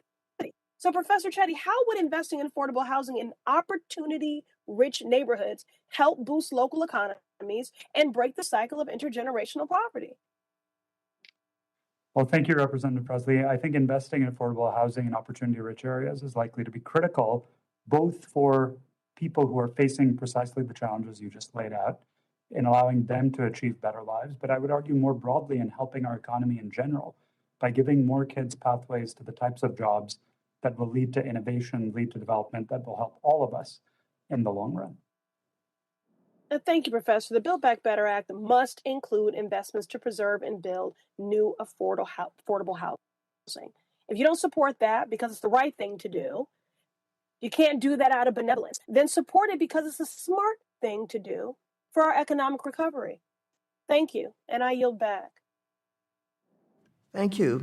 The gentleman from Tennessee, Mr. Kustoff, is now recognized for 5 minutes. Thank you, Madam Chair. Mr. Dickerson, if I could with you, if I could go back to your testimony, you had a statistic that in 2019, that Americans spent more on taxes, I think, than food, clothing, and housing combined, which is an incredible statistic. Can you talk about the tax burden and let's play things out. Let's assume that some reconciliation package of some type passes along party lines. If you will, what will the increased government borrowing and the spending, how will that impact the quality of life for the people that you cited in your remarks? That's a great question, and I think that should be why we are here, and the thing that we are taking into consideration is what is the effect on real people throughout the country of the policies that Congress is considering. And so increasing the tax burden even further would take money away from people who earned it, and it would give it to the politicians here in Washington, D.C., and away from the people who earned it. And I think that some taxes are necessary, probably way less taxes than Congress currently collects from people, because Congress spends too much. They spend too much on the wrong things that are outside of what the proper role of the federal government is. And again, taking it further, and obviously at this point, we don't know whether reconciliation is going to pass or not. We don't know at what limits. We do know that we have inflation. There are some economists that characterize the inflation as transitory. How do you characterize inflation? I'm concerned about it, especially if Congress does go through and spend another $3.5 trillion or potentially even more with that if this $1.1 trillion infrastructure bill, so much money, borrowed money going into the economy, printed cash going into the economy, that severely increases the risk of drastic price increases. It would, as Mr. Barr described earlier, cause even more cash chasing even fewer goods. Combined with the rest of the policies in the bill that would restrict the supply of goods, restrict the supply of labor, that's just a recipe for disaster for our economy. And how would increased taxes that would be passed in reconciliation to pay for some of this, how would that affect not high earners, not high income, but everyday Americans? That's a great point as well. President Biden has promised over and over and over that he would not increase the tax burden on anyone making under $400,000. Unfortunately, we know that is not true. Based on the Joint Committee on Taxation's analysis of the Build Back Better Act, the JCT analysis shows that hundreds of thousands of Americans making less than $20,000 a year will see their taxes go up in 2023 under the bill. That's the Joint Committee on Taxation analysis. By 2027, more than half of all middle-income earners will see their tax burden go up by a collective $3 billion. That's a violation of the president's promise, according to the nonpartisan official congressional scorekeeper. Mr. Dickerson, if we could talk about state and local tax deductions, SALT, So as we know from reports, there's been some talk that the SALT deduction that was part of the 2017 Tax Cuts and Jobs Act, which I think a lot of us can argue was a main driver for the economy performing as strongly as it did before the pandemic and even after the pandemic, that with that deduction, there's some talk of either increasing that limit or maybe outright repealing the deduction cap. First question is, when we talk about the SALT deductions, who does that benefit the most? It's almost exclusively high earners and high tax states. And in the earlier panel, we heard from a property owner who talked about having a tough time with making ends meet. Part of it is property taxes. What would the repealing of the SALT cap deduction or increasing it, what effect would that have, in your opinion, on local governments and their ability to increase property taxes? It would be a federal subsidy for local property taxes, which high-income earners would be able to deduct and low-income earners would not be able to. Thank you. My time has expired. Thank you very much. The gentleman from Florida, Mr. Lawson, is now recognized for 5 minutes. Thank you, Madam Chair, and to the ranking member. And I'd like to welcome all our panelists to the committee today. And I know from the standpoint when we're talking about affordable housing, by the panelists heard everything except affordable housing, what people are talking about. I can tell you during my tenure in the legislature in Florida for 20-some years, even when we had full employment, one of the biggest concerns then, when they said there was jobs and everything around, there was still the concern about affordable housing. You know, how can we get affordable housing because of the amount of minimum wage, as you heard some of my colleagues explain about, and how will people be able to have access. We've had the problem in Florida where even our school teachers, every school teacher, where communities wanted to invest into affordable housing in order to keep teachers in the state of Florida because of the amount of money that they were earning. And I would tell you that, and my question would probably go to Dr. Del Rio. What we have found, Doctor, maybe you can respond to it, where hospitals have decided also to invest in affordable housing because the shortage of nurses and bringing nurses in to different communities, especially into the larger cities, is finding affordable housing for them so they can function and help take care of our medical needs. Some hospitals have begun to do a lot of investment in that area. Please discuss how affordable housing can lower medical costs for individuals and diminish the need for such expensive care. Thank you, Representative Lawson. This is actually a really important issue. What we learn is that, you know, very little of healthcare actually happens in hospitals, right? A lot of the healthcare happens in the community. A lot of your health happens in the community. While we, as a nation, talk a lot about, you know, how genetics determines your disease and how we're doing personalized medicine, I can tell you that your disease outcomes and your types of diseases that you're going to get are more determined by your zip code than by your genetic code. Where you live determines what kind of diseases and what outcomes you're going to have. If you're going to have cancer, your outcomes may be a lot worse if you live in certain zip codes than if you live in others. Same individuals, same genetics. In the hospital, as a clinician, not uncommonly we'll have somebody that we need to discharge who happens to be homeless.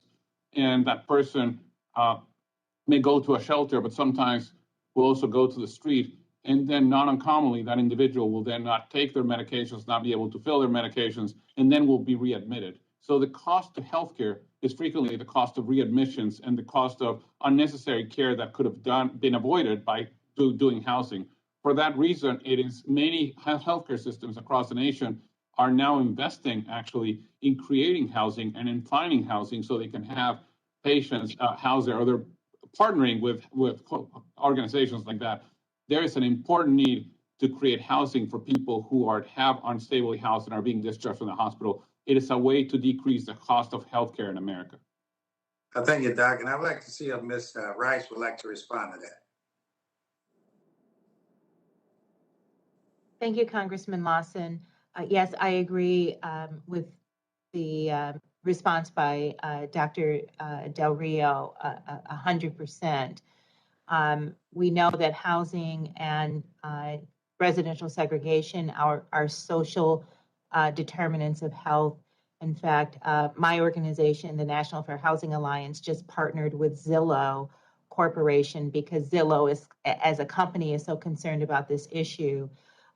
And Zillow found that healthcare facilities are hyper concentrated in predominantly white communities, and they're very sparsely located in communities of color. And that has contributed to the disparities that we're seeing related to the COVID pandemic. So yes, we definitely need to address housing issues and build more affordable housing in areas that are very well resourced. Thank you very much, Ms. Rice. And I know my time is running out, but I would like to say to my colleagues, it's not just affordable housing for the poor, but it's affordable housing for everyone who have been left out and don't have the opportunity to have a roof, a shelter over their head. With that, Madam Chair, I yield back. Thank you very much. The gentleman from Ohio, Mr. Davidson, is now recognized for 5 minutes. I thank the chairwoman, and it's like deja vu all over again. Here we are talking about housing. And housing truly is important, but it's one of many things that are important within the Financial Services Committee. But of course, when you're homeless, you know, one of your priorities is to get housing. But let's talk about the whole scope of housing within our committee. You know, housing affordability and homelessness have been used really as a proxy to try to implement Bernie Sanders' socialist agenda. A lot of Democrats feel betrayed because they voted for Joe Biden, not Bernie Sanders. But what we're voting on here in the House is gussied up, rebranded, called something else, but it's really Bernie's agenda. Massive spending is already fueling inflation, and it's destroying the purchasing power of the U.S. dollar. And who does this hurt the most? Retirees and working class Americans. Despite how much President Biden and his staff would like to think that inflation is, quote, a high-class problem, it is the working class who suffer most when you destroy the purchasing power of the U.S. dollar. Just to quote one of our witnesses from earlier today, speaking to you, Madam Chairwoman, was John Harrison. He was formerly homeless and now works for Prince George's County Department of Social Services, and he said that the housing vouchers aren't going as far anymore because of the price of housing.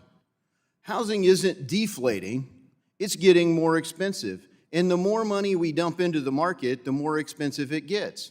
And this highlights one of the problems at the Federal Reserve.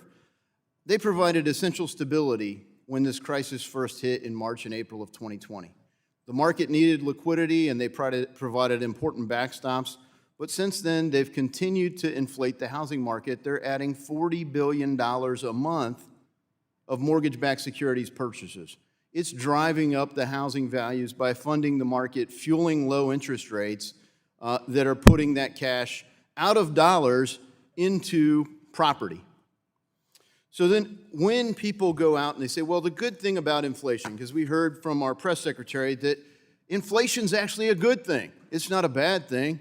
Well, most people don't think it's a good thing, but okay, if you got a raise 2 or 3%, I guess that's good, except it's not keeping up with inflation that's at 5 to 8%. But even if you got one of those raises, what's happening to the money? What's happening to the money? You get a raise, and if you're on the edge in a safety net program and you're starting to work your way out of it, you could hit a benefit cliff. So this is why I want to talk about a bill I've got called the People-Centered Assistance Reform Effort. And it's designed to create a commission that would work together, 4 Republicans, 4 Democrats. They get a year and a half to work together. And what could they do? Well, they couldn't cut spending, but they could redesign the program. So instead of 5 programs intended to accomplish the same purpose, you could have one common goal and one set of funds. And you could have on-ramps and off-ramps in that program. But whatever they do, it would be up to the commission, and then Congress would get a vote. So here's the solution. Our safety net programs cost our country about $1 trillion a year. This isn't Social Security or Medicare. This is just means-tested programs. Collectively, 90-plus programs, $1 trillion a year. And they're hard to administer, they're expensive to administer, and they're not incredibly effective. As the 31 hearings we've had in the Committee on Housing highlight, the system, in spite of the resources, aren't effective because we aren't using them well. So this commission, I hope everyone in the committee would co-sponsor, because it doesn't advantage or disadvantage any one party, and frankly, it goes way beyond the scope simply of this committee to look at the whole safety net and to deal with benefit cliffs. Mr. Dickerson, in the time we have left, could you just highlight how important it is to deal with the cost of the impact of inflation? And when you look at the means-tested programs, what are the impact of I guess, maladministration in some of those programs? I think that's a great question. The Ways and Means Committee has produced a really interesting infographic that has this crazy spider web of more than 80-plus means-tested welfare programs that exist at the federal level. And it just has to be incredibly difficult to navigate.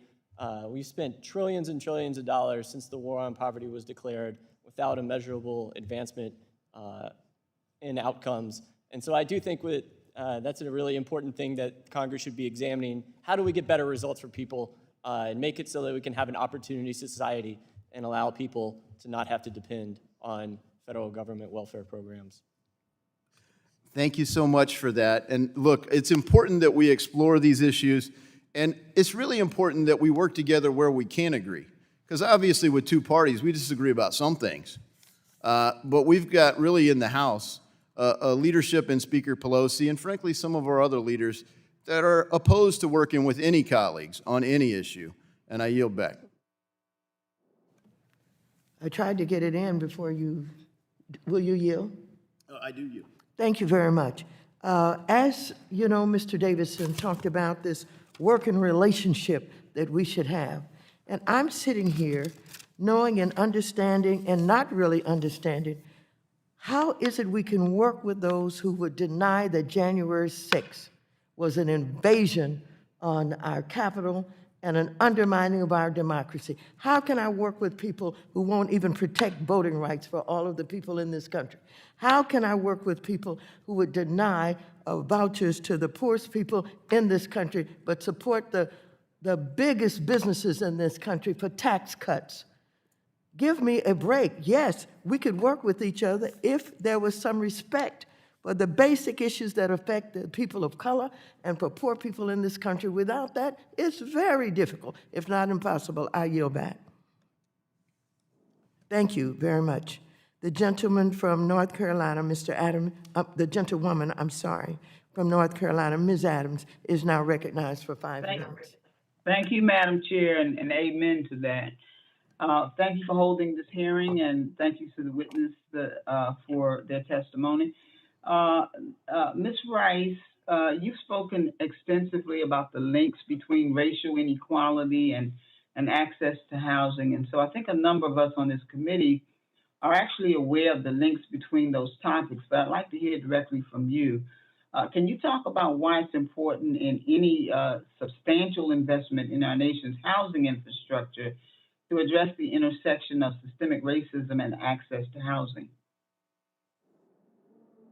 Congresswoman Adams, thank you so much for the question.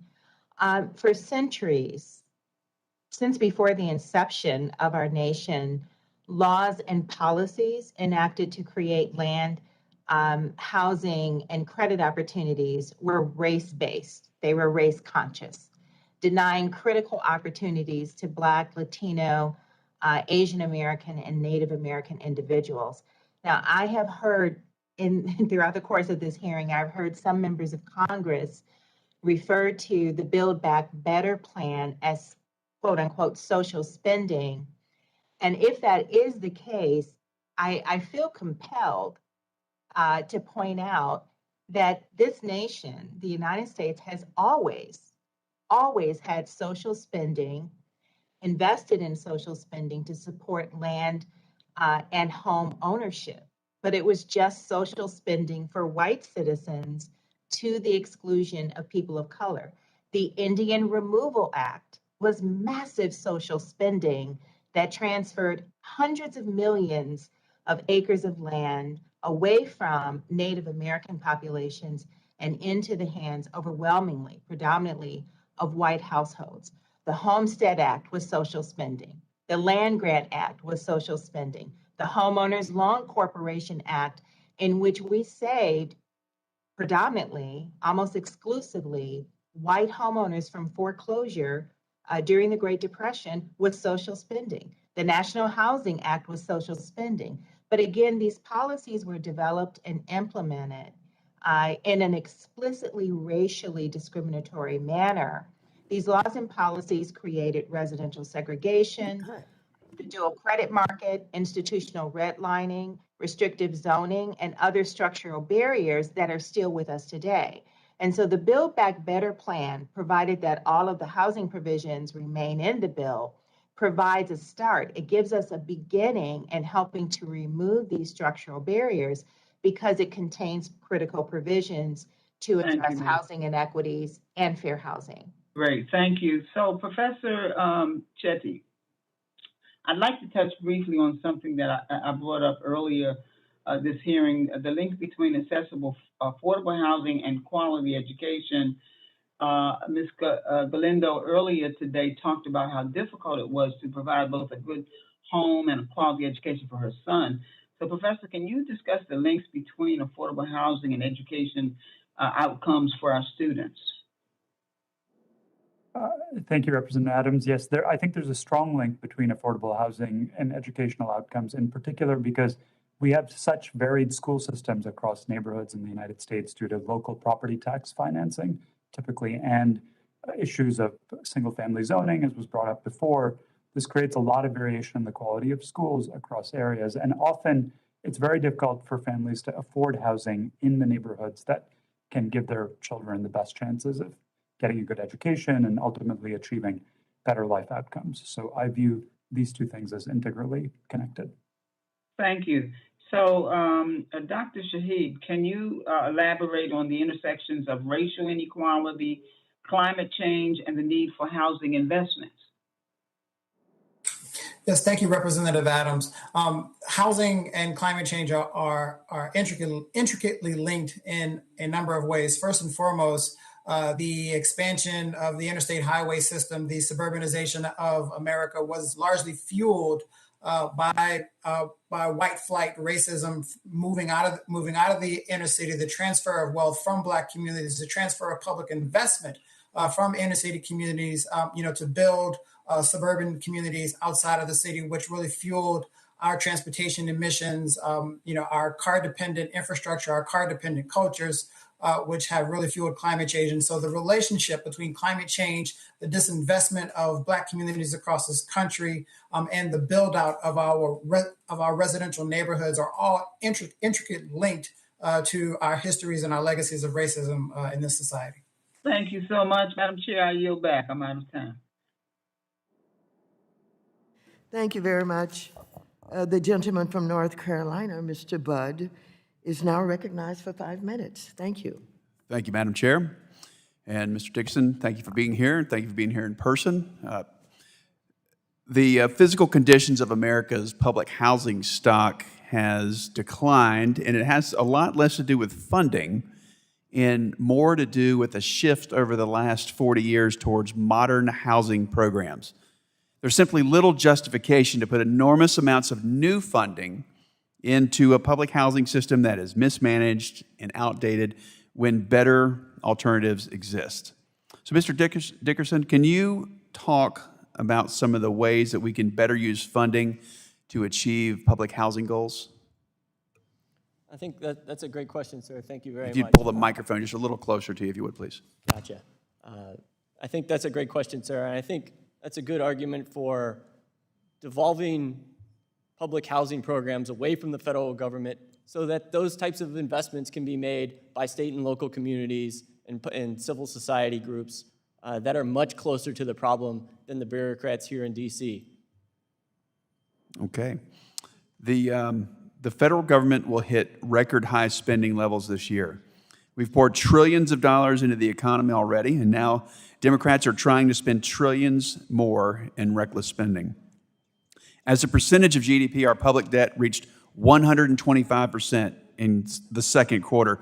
Do you believe that there is a level of debt that is unsustainable for our economy? And if so, what's that number? And I asked in that very seat, I asked Secretary Yellen that a few weeks ago, and she indicated that we could sustain a significantly higher debt burden than we have right now.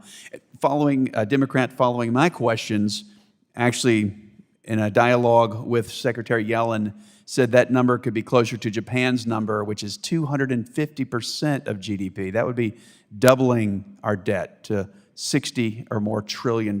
So what do you think?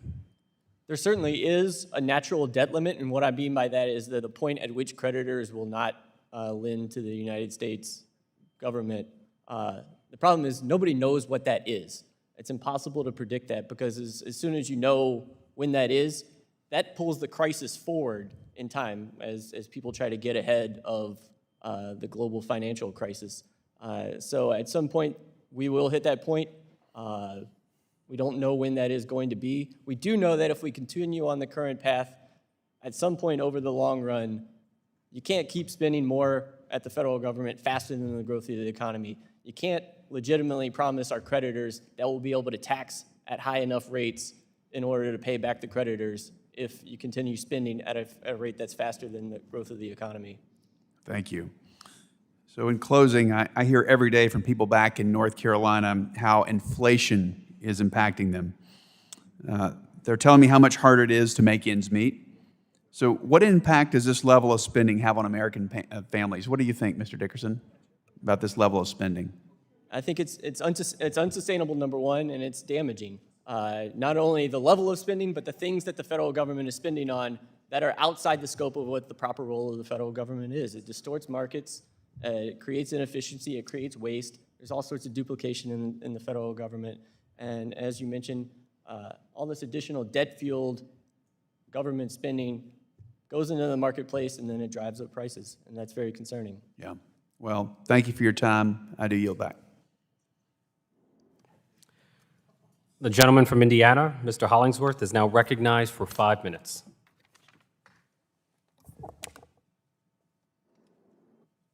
Sorry, a little substitution action we got going on here. Sorry. Hey, how you doing, buddy? Well, wonderful. I appreciate the time that's been afforded and certainly appreciate the majority holding such an important hearing to talk about these really weighty topics. I know a lot of us have done much work over the past few Congresses in trying to find solutions to this that will be workable and hopefully enduring to close some of these gaps that are so important. Ms. Rice, I wanted to ask you a few questions because I read with eagerness your lengthy written testimony. On page 15 of that testimony, I don't know if you've got it in front of you, you have a chart on denial rates based on race. I am trying to divine your intent with this chart to help me understand what you are showing me by virtue of its inclusion.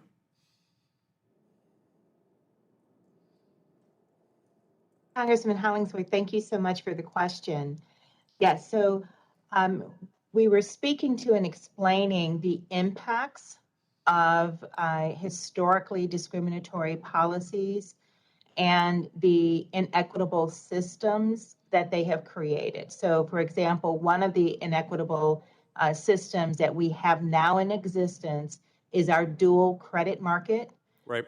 In which, yeah. Okay, well, I guess what I'm trying to understand from this is the aim to have equal denial rates based on race? No, that's not the aim. The chart is just an explanation of the current reality. Got it. But the reality is we want to have equal denial and equal acceptance rate for anyone who is similarly situated irrespective of their race, right? Yes, so Correct. people who are substantial. Yes. Correct. So when you break this down by race, what you're really doing is showing that race is closely correlated with income and wealth, which is a historic inequity that needs to be corrected. But it's not really that the denial is dependent on race. It's more that race is correlated with income and wealth, which is also correlated with denial rate. Isn't that the case? Yes, and race is also highly correlated with structural inequities. Well, for clarity, the outcomes are highly correlated with race. Structural inequities may be the reason why those outcomes exist.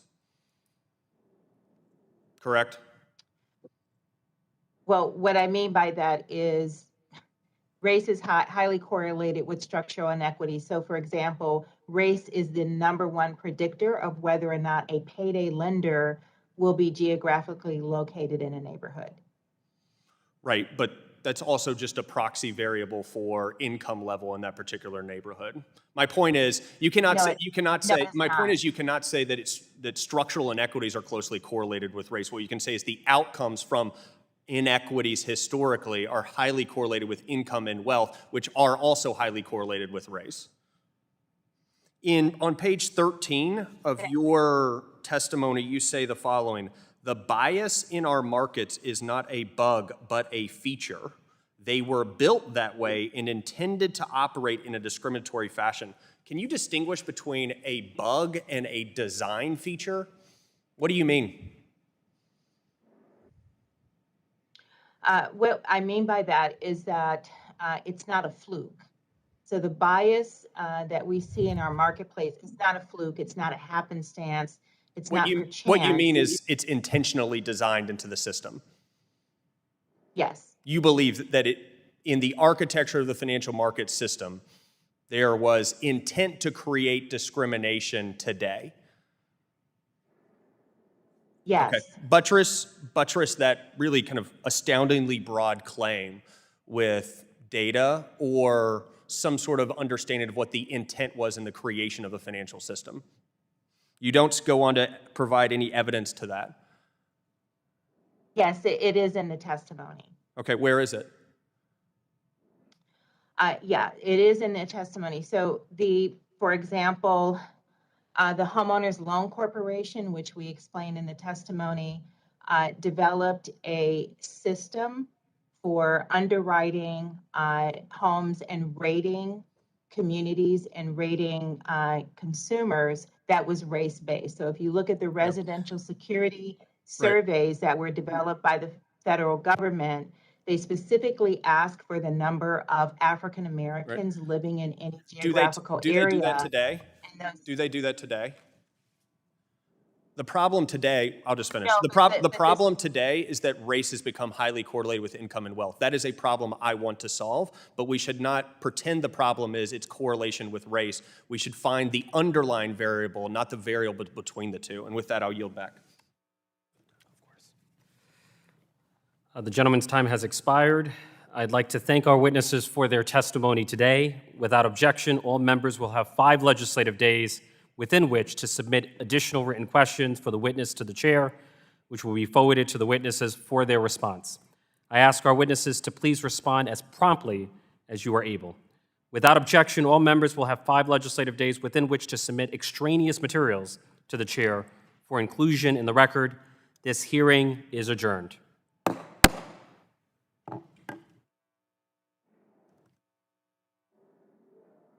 Thanks all.